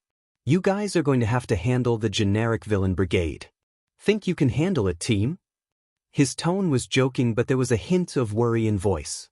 He wouldn't be able to pull them out of the fire if they got in over their heads, if the big baddies were even half as powerful as he thought they would be. Alien Queen blew a raspberry at him, Hivemind grunted, and Celsius just raised a brow skeptically, like he just asked the dumbest question in the world. "I mean, if we aren't, then I guess you're just a shitty teacher." Hivemind remarked dryly. Alien Queen laughed and Celsius snorted in amusement. Venom's eye twitched under his mask, but he realized the banter helped calm the nerves. It was a strategy he himself employed when he had first started out, and it had just stuck with him. "All right, outsiders, go." The outsider leapt into action towards the villains. while Lemillion and Venom rushed the leader and the monster. The fight between the outsiders and the League of Villains had just started. To be Conti, just kidding. HitoMei stood with Alien Queen and Celsius at his side, staring at the villains with a bored expression. So, out of curiosity, how many of you actually like working for HNDJB? At this, about a third of them voiced some complaints. HitoMei grinned like a kid in a candy store when they did. Alright, go beat the shit out of the rest. At the command, the horde of villains were now split 3 ways. The brainwashed and conditioned, the ones fighting the brainwashed, and the ones that would be fighting the outsiders. All in all, this left about 20 villains they would have to between the 3 of them. Celsius looked at the remaining 20 analytically, the gears in his head spinning rapidly. He nodded to himself, plan in mind. I say we fight in tandem. HitoMei needs to maintain concentration, so he won't be able to fight too much. HitoMei nodded, and Alien Queen pouted, clearly wanting to show off how much she'd grown to the world at large. That means you handle 2 of them, Hive, while Queen and I can handle the remaining 18 villains. Both nodded their agreement before they activated their HUDs in their helmets. Celsius tapped a few buttons on the side of his helmet, which tapped them into the broadcast frequency the news chopper that was nearby was utilizing, and he began to address both the nation and the villains. Attention, citizens of Japan and the villains before us. My name is Celsius, and I'm a member of the hero group known as the Outsiders. However, you may know me better as the son of the number 1 hero Endeavor. As such, I would recommend you surrender, given that a third of you are currently under our control and fighting another third. We are heroes and we are here to help. We may not be licensed, but we will fight tooth and nail to defend you. The chief of police stood watching the broadcast with both the mayor of Mustafa and Principal Nizu of UA. He looked at his fellow onlookers, before sighing. We cannot ignore this any longer. We must either formally arrest Venom and his accomplices dash. He ceased speaking when he caught the visage of one of the vigilantes speaking on the TV. My name is Celsius, and I'm a member of the hero group known as the Outsiders. However, you may know me better as the son of the number 1 hero Endeavor. All 3 men sentient beings jumped to their feet at this information. The winner of the school festival and son of the new number 1 hero was a vigilante. This completely derailed any thoughts of arrest. There would be riots if they moved to arrest people who rose to action in a crisis, particularly when one was the child of a prolific hero like Endeavor, while the other was a man of the people like Venom was. And that's without taking into consideration that they are currently fighting off one of the largest organized villain attacks in recent history. No, this took arresting them off the table, leaving only one option that didn't lead to people losing faith in authority figures' sense of justice. As the chief looked at both the mayor and Nizu, it appeared they too had come to the same conclusion. Nizu was the next to speak. So here is what we must do. Lemillion was rocketed backwards by an explosion, while Venom leaped to the side and clung to a pile of rubble. Hansi seemed to be less interested in a fight he viewed as futile, so he was more focused on the fight between the other members of the Outsiders and his forces. He laughed derisively as he saw them begin fighting among themselves. Man, you guys have some interesting members. It's a shame I couldn't get my hands on them before you. Come on, tall, pale and crazy. You don't really think they'd join your creepy-looking self, do you? Seriously, Dio Cult. He wants his obnoxious Sunday outfit back. You talk a lot. I don't like that very much. So I'm going to shut you up now. At this, the guy rushed Venom, grabbing the rubble Venom was sticking to. What the hell is he doing? As if answering his question, in typical villain style, the blue-haired creep made the fatal flaw of any credible villain, explaining his powers. Impressive, huh? I break down anything I touch with all 5 fingers on a cellular level dash. So that leads us to the obvious question. Did you find this out when you tried to choke the chicken for the first time? We bet that was a rude surprise. This led to another angry swipe and attempt at grabbing Venom's throat, which was easily dodged. Hold still, you demon nuisance. Tamura growled in anger, starting to lose his cool from the taunts. We suppose that's better than some recurring GG of being called an insect and being forced to explain that arachnids are not insects. That would be annoying. Venom punched Tamura, before following up with a backflip kick to the blue-haired teen's chin. This sent him flying backwards, skidding across the dirt. Tamura growled, clearly said by this point. He looked over at the Nomu before he barked out a command. Release inhibitors. Blast this city to pieces. The hulking Nomu, which had previously been fighting Lemillion to a standstill, froze a moment before it roared out, "Kill!" With the left arm began writing uncontrollable and large explosions rippled out from its body, which then decimated the surrounding area. The blast threw everyone back and took out a good chunk of the infighting villains who were too close to survive the blast. The shockwaves from the blast even rocked the news helicopter that was circling overhead. Dust settled in and around the crater, with Lemillion emerging unscathed from the ground in front of the monster. The creature was breathing heavily, red eyes crazed and wild darting around the crater. The fights with the fodder villains had mostly subsided, with many either killed or too injured by the blast, or incapacitated by the outsiders, who had dispatched quite a few before they'd been interrupted by the Nomu going nuclear. They shook their heads, before tying up any remaining villains, and then moving their attention to the crater, unsure of what to do next. Venom climbed out of some rubble, with a bloodied Tamura in tow. Wow, you really did not think that through, did you? Or maybe you are that crazy. Serious question, did you take villain lessons from Heath Ledger's Joker? Because if so, you may want to pick a more successful villain to idolize. Despite his quips, Venom was not as unscathed as he appeared to be. He definitely had some cracked ribs, and Mr. Handy there had grabbed his left arm in the confusion and seared through his suit down to his muscle tissue. His symbiote had regenerated, but he'd probably need to see a doctor after this. This prompted a groan. Hospitals were expensive, which meant he'd have to get a lot more pictures of himself to sell to the paper to cover those bills. Looking back at Tamura, who hadn't responded verbally to his jabs, only choosing to spit at him. This annoyed Venom, so he threw the injured villain to his team. Geez, you save a guy's life and his response is attempted maiming as well as spit on you.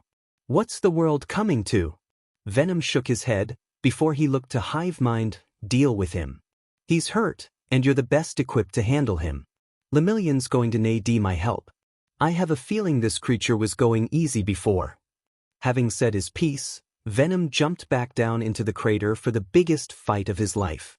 HiveMind and the others just looked at Tamura, who stared back. HiveMind shrugged and asked, "So, what do you do for fun besides orchestrate cosplay conventions?" Tamura shook in anger at being mocked. "How dare you insult Dash?" He stopped mid-sentence before shifted into a robotic stance. "Okay, first thing first, how does your quirk work? Can't have you using it to get away from us, can we? I disintegrate anything I touch with all 5 of my fingertips." "Oh, well, that's an easy fix." He turned his attention to Celsius, before removing his gloves and handing them to the half and half hero. "Here, burn the pinky finger off of these, then give them back to me." Realizing what he was getting at, Celsius quickly did as he was asked. Taking the gloves back from his teammate, HiveMind walked back over to Tamura and handed him the gloves, along with some medical tape, some finger splints, and H&DCFFS. "Okay, put these gloves on first, and then wrap your pinkies up with the splints to keep the finger straight. When you're done, put the handcuffs on behind your back. Tightly." "Nice job, Hypnotoad." Alien Queen cheered happily. "No problem, and never call me that again." HiveMind replied in an annoyed manner. Having effectively neutralized the leader with minimal effort, they turned their attention back to what would be the monstrous fight that lay ahead. Lemillion didn't turn to face his contemporary as Venom landed beside him. No, he kept his eyes locked on the creature before him. To look away for a second would be to invite disaster. "So I'm assuming you've come to the same conclusion I did. This thing has 2 main quirks for offense, and a litany of others to amplify and mitigate negative effects of the others." Venom nodded in response. "Any ideas as to what they might be?" Venom was quiet a moment. "So far, it looks like combustion and shadow manipulation. Think you can fight him for a few minutes while I analyze him? I know it's risky, but so is trying to learn on the fly. I promise I only need 2 minutes to get enough information we need." Lemillion grimaced, but nodded. Holding out against the creature for that long wasn't an issue. It was more a matter of how much collateral damage would there be as a result of that engagement. Okay, here goes nothing. Lemillion rushed the creature, drawing back a punch with his right arm and charging it up with energy, before crying out, "Blinder touch eyeball crush." The attack sounded rather brutal, so Venom was very confused when the punch went right through the creature's head. However, he then saw Lemillion slam his left fist directly into the creature's gut, sending the creature flying like it had just been punched by All Might himself. It slammed into the far wall of the crater, sinking into it slightly. However, it didn't seem very worse for wear, as it climbed out of the impact hole rather quickly, though Venom noted an odd shiver that ran through the creature's body from its abdomen as it did so. Any idea what that was? It seemed like it was shock absorption, but that seems too obvious. He asked his symbiote, since he needed as much help as he could get in this fight. As far as I can tell, it seems like it has shock absorption to an extent, but take a look at its arms and chest. They're a little different than they were before the huge blast. Venom used his lens zoom feature to closer examine the creature's body. Sure enough, the skin was more calloused and darker in color than it had been before, particularly around the blast generation zones. Rapid regeneration? No, or else the skin would be more or less the same, without the addition of calluses. Izuku stopped cold. A chilling thought, one he prayed was wrong, ran through his head. Shaking his head, he then zoomed in on the creature's hands, specifically on its palm on the. I hope I'm wrong, but. Zooming in, he saw that the right hand was the most calloused in its palm, which was the epicenter of the bigger blasts. Before Venom could stop himself, two words slipped out of his mouth. Kaken? Bakugo? Mitsuki Bakugo had not been having a good year. She was volatile at the best of times, and the disappearance of her son had only exacerbated that to the point her marriage was falling apart around her. She had tuned into the news broadcast when she'd heard that the self-proclaimed League of Villains, the ones who had taken her son, were enacting a grand finale. She had rushed home to watch the TV broadcast, hoping for some hint of her son's fate, where he was now a villain, or dead, or just anything that would help her finally start the process of moving on.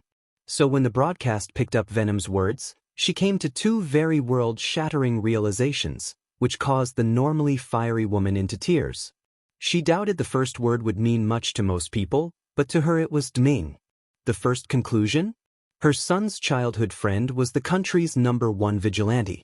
But that wasn't why she was sobbing. No, the reason she was sobbing was because it meant her son was now a monster. Those words rang out through the crater. The creature, which had been readying to launch itself at Lemillion, stopped and pet its head to the side. It seemed to be confused by Venom's words, so much so that it had stopped growling, explosions halted, and the shadowy left arm seemed to dull in its writhing. Kill.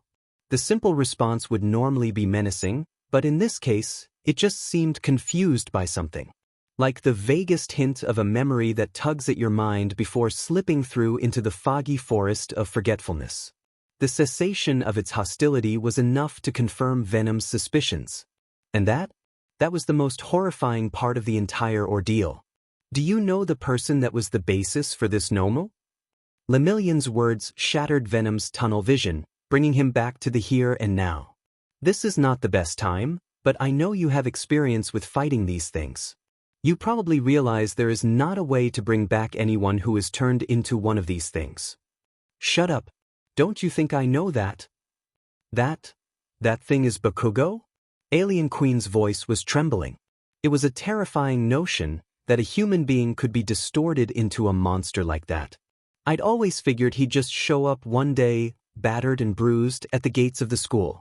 Just to say, I escaped. No thanks to you losers. Does that mean that Tokoyami was made into one of those things too? Celsius kept looking at the creature, specifically its left arm. He shook his head. No, I don't think so. Look at its left arm. That thing is clearly Dark Shadow. This tells us 3 important things. 1. Tokoyami is most likely dead. 2. They used his quirk to make Bakugo a new arm before they made him into this creature. Lastly, it means its arm has the same weaknesses as Tokoyami's quirk did. Namely, bright lights. Hive Mind nodded at this, taking Celsius at his word. He wasn't familiar with either of the students that had gone missing, but he knew that Venom would need this information.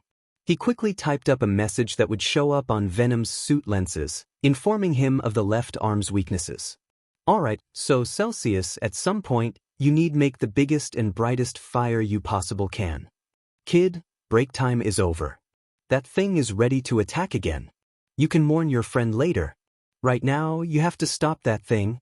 That thing was my friend, Venom. And there's no way to save him. You don't know that for sure. I don't, but Mirio does.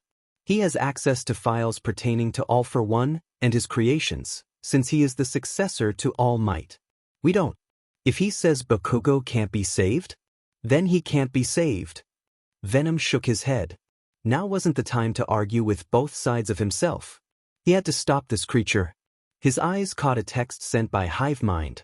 Left arm is a shadow manipulation quirk, weak to bright lights, stronger in dark. Have something planned to stop that quirk? Just need time. He looked to Lemillion, who was shaking his fist out after the punch.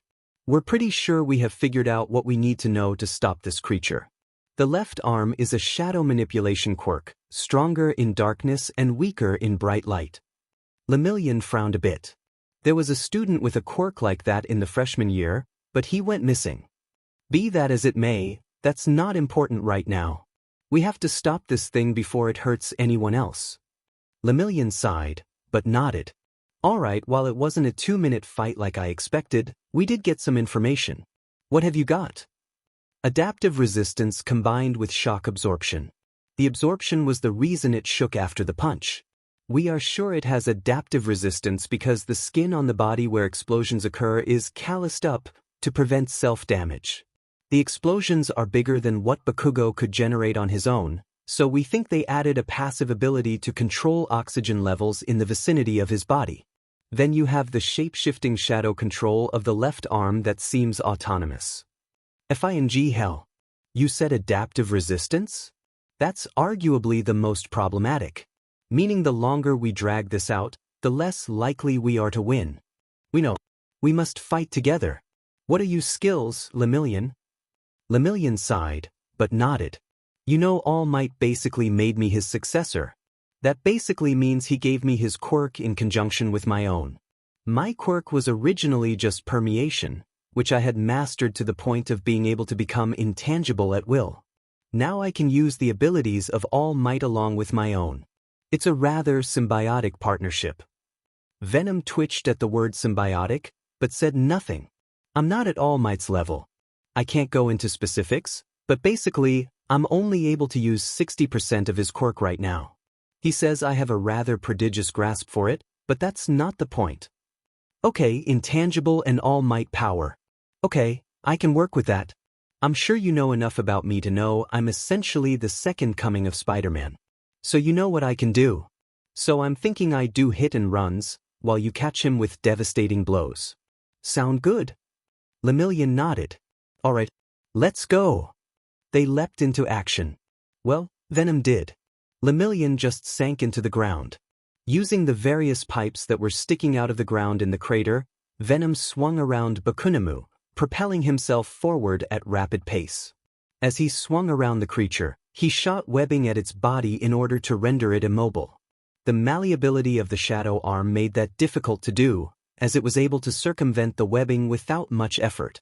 Even still, the left the other 75% of its body immobile long enough for Lemillion to shoot out of the ground beneath it. Phantom. Menace. He shouted as planted a massive fist into Bakugo's face, sending it skyward. Venom, however, wasn't one to rest on his laurels, so he leaped towards Lemillion. Lemillion! Up! Venom cried, causing Lemillion to grip his fists and charge them before grasping them together. Venom then placed his foot on the clasped hands and jumped just as Lemillion shot his fists up to the sky, sending Venom flying rapidly towards Bakugo. Alright, this is so overused, big guy, but you know what they say.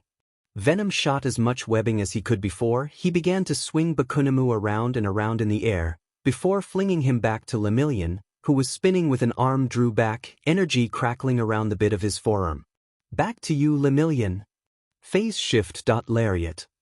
Lemillion's form phased through the creature, before his right forearm caught Bakugo in the neck, and then transferred the momentum into creature's body, and slammed it into ground. It twitched for a few seconds before it stopped moving altogether. Venom landed on the ground in front of a crowd, unintentionally. They rushed for him, and Lemillion soon joined him, having checked the creature and found no pulse. Regrettable but necessary, Lemillion thought to himself. He glanced at Venom, who was kneeling down to talk to a kid. "Whoa, Mr. Venom, you and that blonde guy made such a cool team." Venom and Lemillion chuckled, but didn't say anything. "Do you think I can be a hero someday too? My mom worries because my quirk isn't anything super special." This caused Venom and Lemillion to glance at each other.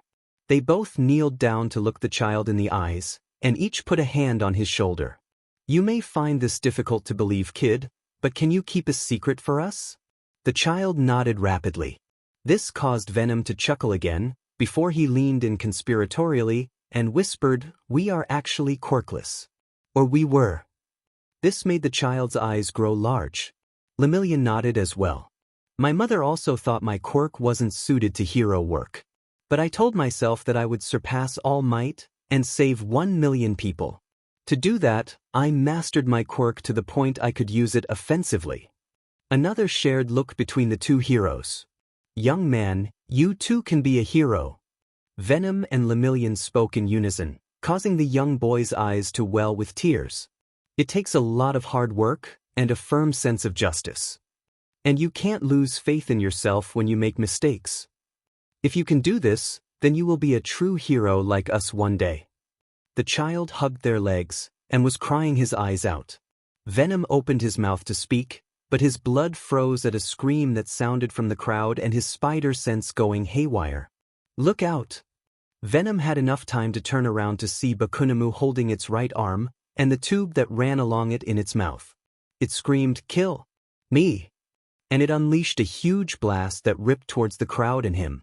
He shielded the boy and used as much of his symbiote to form a shield behind his back, leaving his left arm with minimal protection. He heard a second boom, and what sounded like 2 trains crashing before he lost consciousness. As you can see, the creature was not yet defeated by the 2 brightest rising stars of the hero world. However, they were able to quickly react, though we do not have a picture of where they are now. Currently, the other members of the vigilante group of the Outsiders is engaged with the creature and are working to contain it while the civilians are evacuated. The TV that Momo and Mei were watching spoke calmly. How the hell the reporter was speaking so calmly while talking about the death of potential heroes was horrifying. The image showed Venom forming a shield of sorts with his suit to protect the boy, while Lemillion had slammed his fist into the ground to cause a plate of earth to lurch in front of the blast. It didn't completely stop it, but it probably saved the civilians from being killed. "This is crazy that I need to make more babies to help them." Mei's wording was funny, but her demeanor was not. She was speaking hysterically. Momo did the only thing she could, and hugged her friend. Venom groaned as he returned to the realm of consciousness. He got up to move, but was forced to stop when a sharp pain shot through his left arm. He couldn't move it, and there was a piece of metal sticking out of his bicep. So he was down to 1 arm, which was rather ironic. "Your shoulder is dislocated, and I don't really know what else to do to stop this creature." Lemillion's voice sounded beside him. Venom shook his head, before climbing to his feet. "Go help them. They're not experienced enough to fight this thing yet. I'll think of something. We just need time." Venom spoke through gritted teeth, the pain really messing with his head. Lemillion just nodded, and leapt back into the fray. "Kid, I don't know how you're going to stop it. I can only really think of one way. You're going to have to cannibalize its internal organs." "How can you even suggest that? That is not something a hero would do. That is not what Peter would do." Izuku growled through his teeth, before he shot back a retort to his partner. "I don't know why you keep failing to notice this, but I am not Peter Parker. I am Izuku Midoriya, and I am Venom. Not Peter." His partner went quiet. "I don't like it any more than you do, but my arm is completely disabled right now. We have civilians that are injured. We don't have time to deliberate, partner." I need you on my side. These people need you on my side. Will you do it? Its adaptive resistance and shock absorption have taken out all other options for the time frame we have. Please, Venom. Fine. But know this is something I will never do again. And I expect lots of chocolate for my troubles. Izuku grinned a bit and chuckled, before the pain in his side reminded him of his broken ribs. You got it, partner. Let's go save the city, shall we? Hivemind was having mixed success using his quirk on the creature. For some reason, he was able to affect it enough to make it docile every few seconds. Kill me. The creature would say this every time it was under his control. It was concerning to say the least. He glanced at the others. Most of Celsius' suit was shredded and burnt. Alien Queen was at her limit for acid production. Lemillion's left eye was swollen shut and he had a cut over it that bled profusely. All in all, they could use a miracle. Lemillion. Venom called as if on K. We need you to pry its mouth open. Quickly. They all turned to see Izuku without the majority of his outfit on. Only the black face mask and the tech lenses shielded his identity. What stood out was the giant writing mass of black that was formed around his right arm. It had teeth, spread in that same manic grin Izuku usually had on in costume. Without another word, he charged down the side of the crater, rushing towards Bakugo. Lemillion grabbed the beast, prying open its mouth, while Hivemind made it as docile as he could with his own quirk.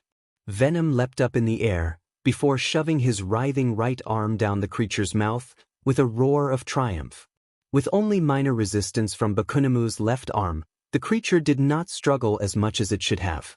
It slowed down as the symbiote cannibalized it until Bakugo stopped moving, this time, for good. The left arm dissipated entirely, it stopped breathing. Its eyes shut. He drew his arm out of what was left of his first friend.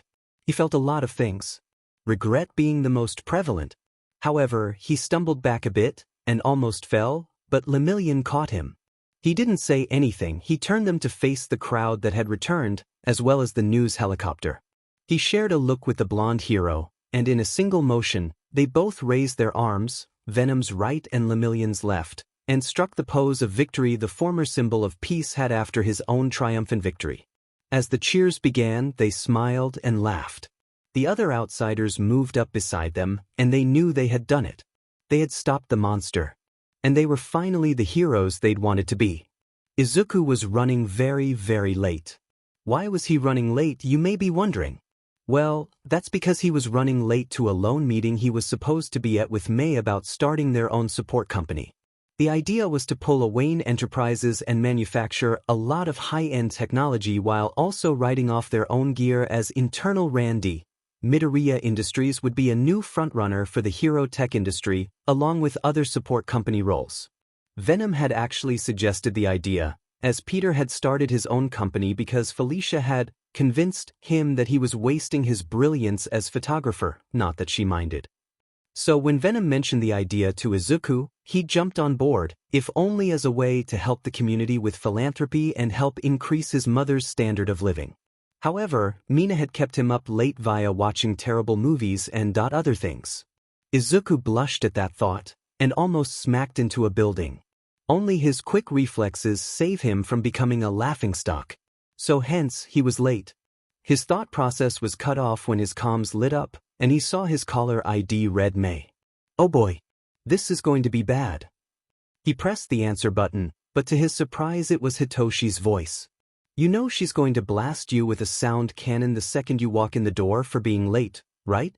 Hitoshi's voice was as bored as ever, but you could detect a tone of fondness when speaking of his girlfriend of the past 4 years. I know.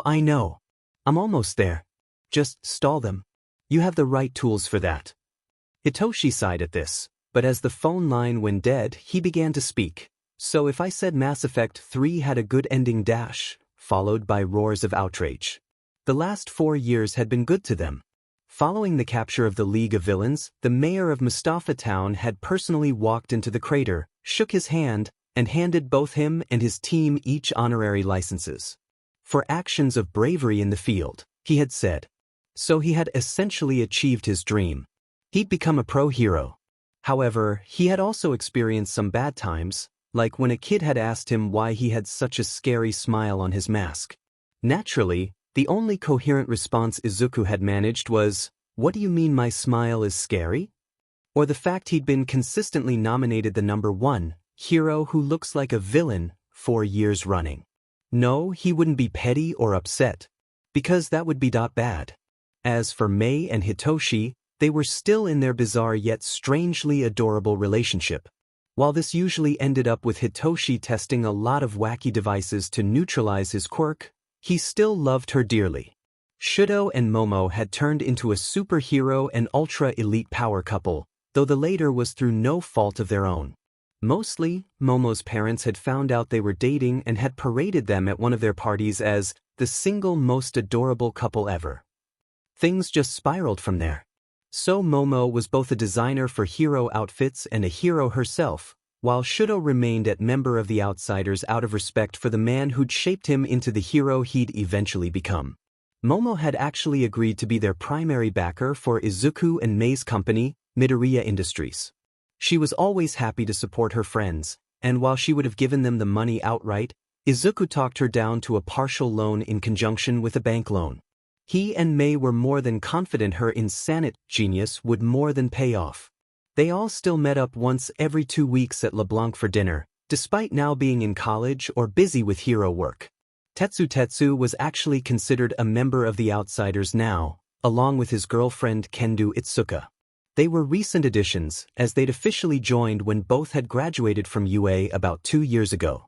When not on working with the team, they were known as the duo of Iron Fist. They handled street-level crime, mostly. What surprised him the most was how well his mother had handled him being a hero. She didn't agree with some of the things he'd done or the fact he was basically a criminal for a while, but when he explained all the things he'd done and people he'd helped as Venom, she told him how proud she was of him. That and wailed while squeezing him to near death. She didn't ask how he got a quirk, though she was very happy he'd been able to achieve his dream. Izuku was again brought out of memory lane by his suit's comms, which lit up again, though this time, it read, "Mrs. Bakugo."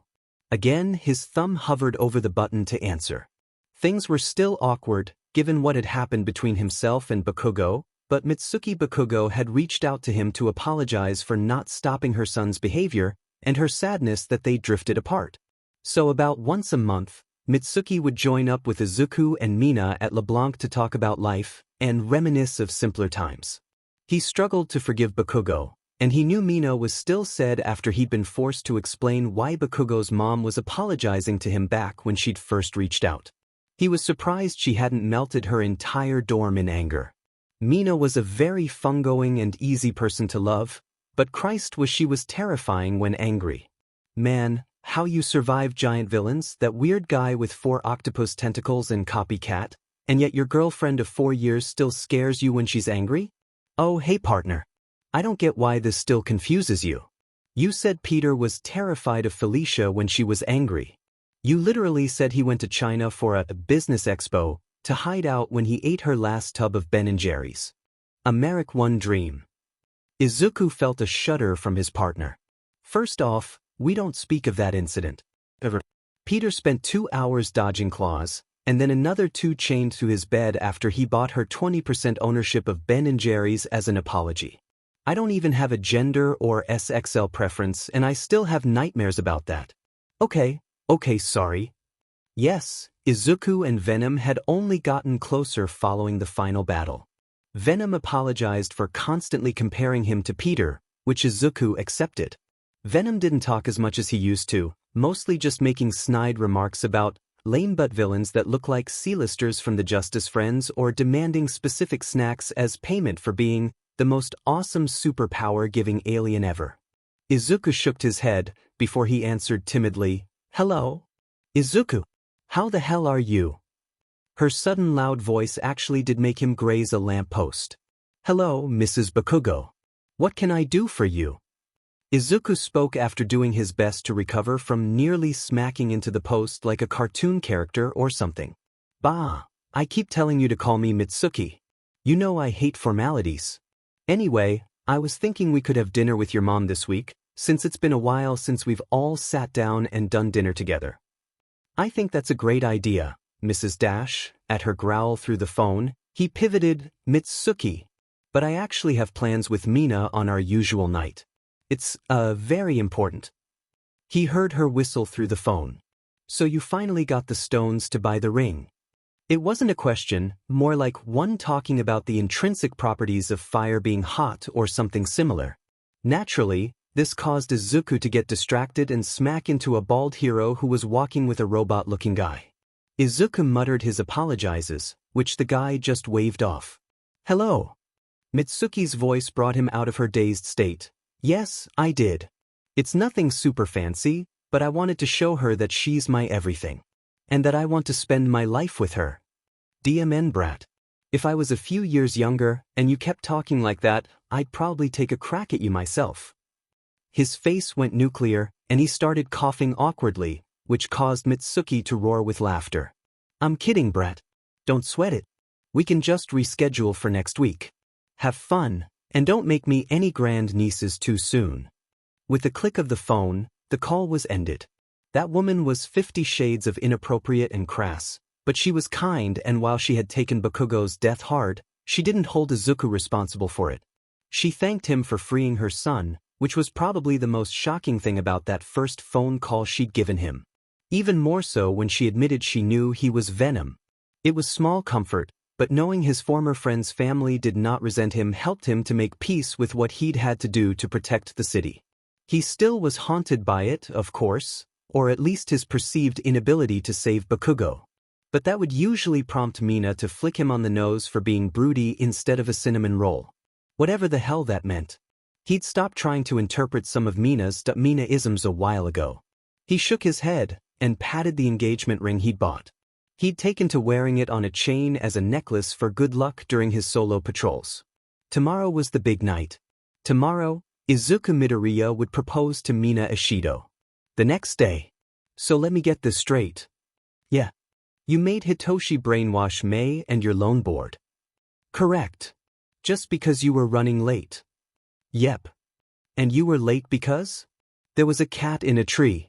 Mina Ashido burst into laughter in the crowded restaurant. They weren't eating at LeBlanc for once, and instead were at a place Sojiro himself had suggested if you could call graphic threats a suggestion. Flashback. You are not proposing in my restaurant. What?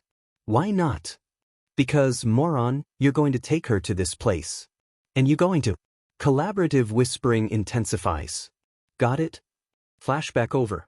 And so, Izuku had gotten a table at one of the nicer places in Mustafa. He knew Mina wasn't super into high-end places, but he'd told her it was important that honor Sojiro's recommendations so he wouldn't break Izuku's legs. And since Mina happened to find the whole situation hilarious, she naturally agreed. The restaurant itself was reasonably lit, but just dim enough to appear mysterious and ostentatious. Mina was looking stunning. She'd worn a sleek black dress, which Venom had suggested after forming a mouth while Izuku slept, and her hair was now down to her shoulders, tied to one side in a ponytail that was draped listlessly over her left shoulder. She wore some dark blue lipstick, and she had some golden earring in. All in all, she made Izuku stutter more than he had when they first met. When she had noticed this, she'd given him a teasing grin and remarked, "Careful, tiger. Keep staring and I may get some funny ideas."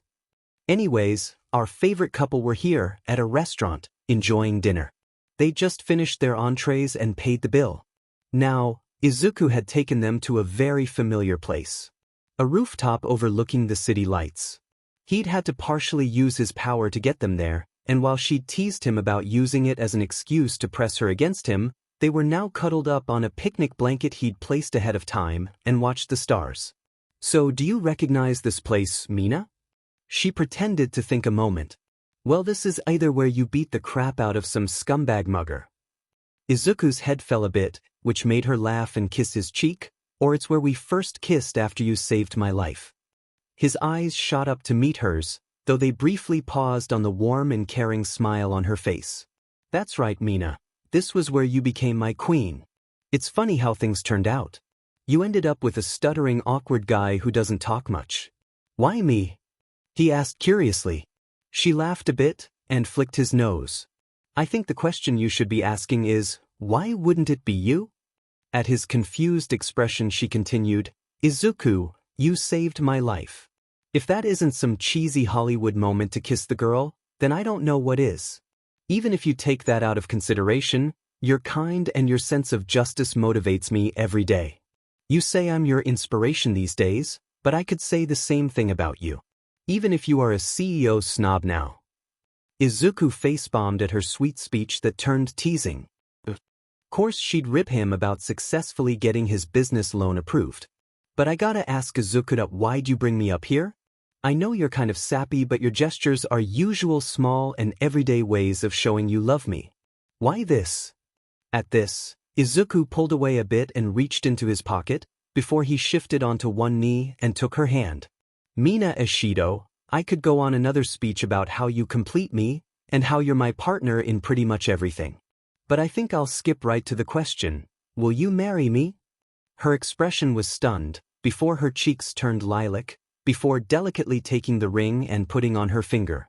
She brought a hand to her mouth, before she launched at him, tackling him to the ground, squealing, yes, over and over again into his chest. Izuku POV. Record scratch. So let's do this to recap from the beginning. I'm Izuku Midoriya. You know me as Venom, but I wasn't always. I was a bit of a scrawny brat until I met my alien bestie. After that, became a hero, saved the girl, fell in love the girl, formed an awesome hero team, became recognized as a hero, and started an awesome company that female Frankenstein uses to push her crazy but awesome inventions onto heroes. You've heard my story, but who knows? There could be more to tell later. But for now, I'll see you around. The end.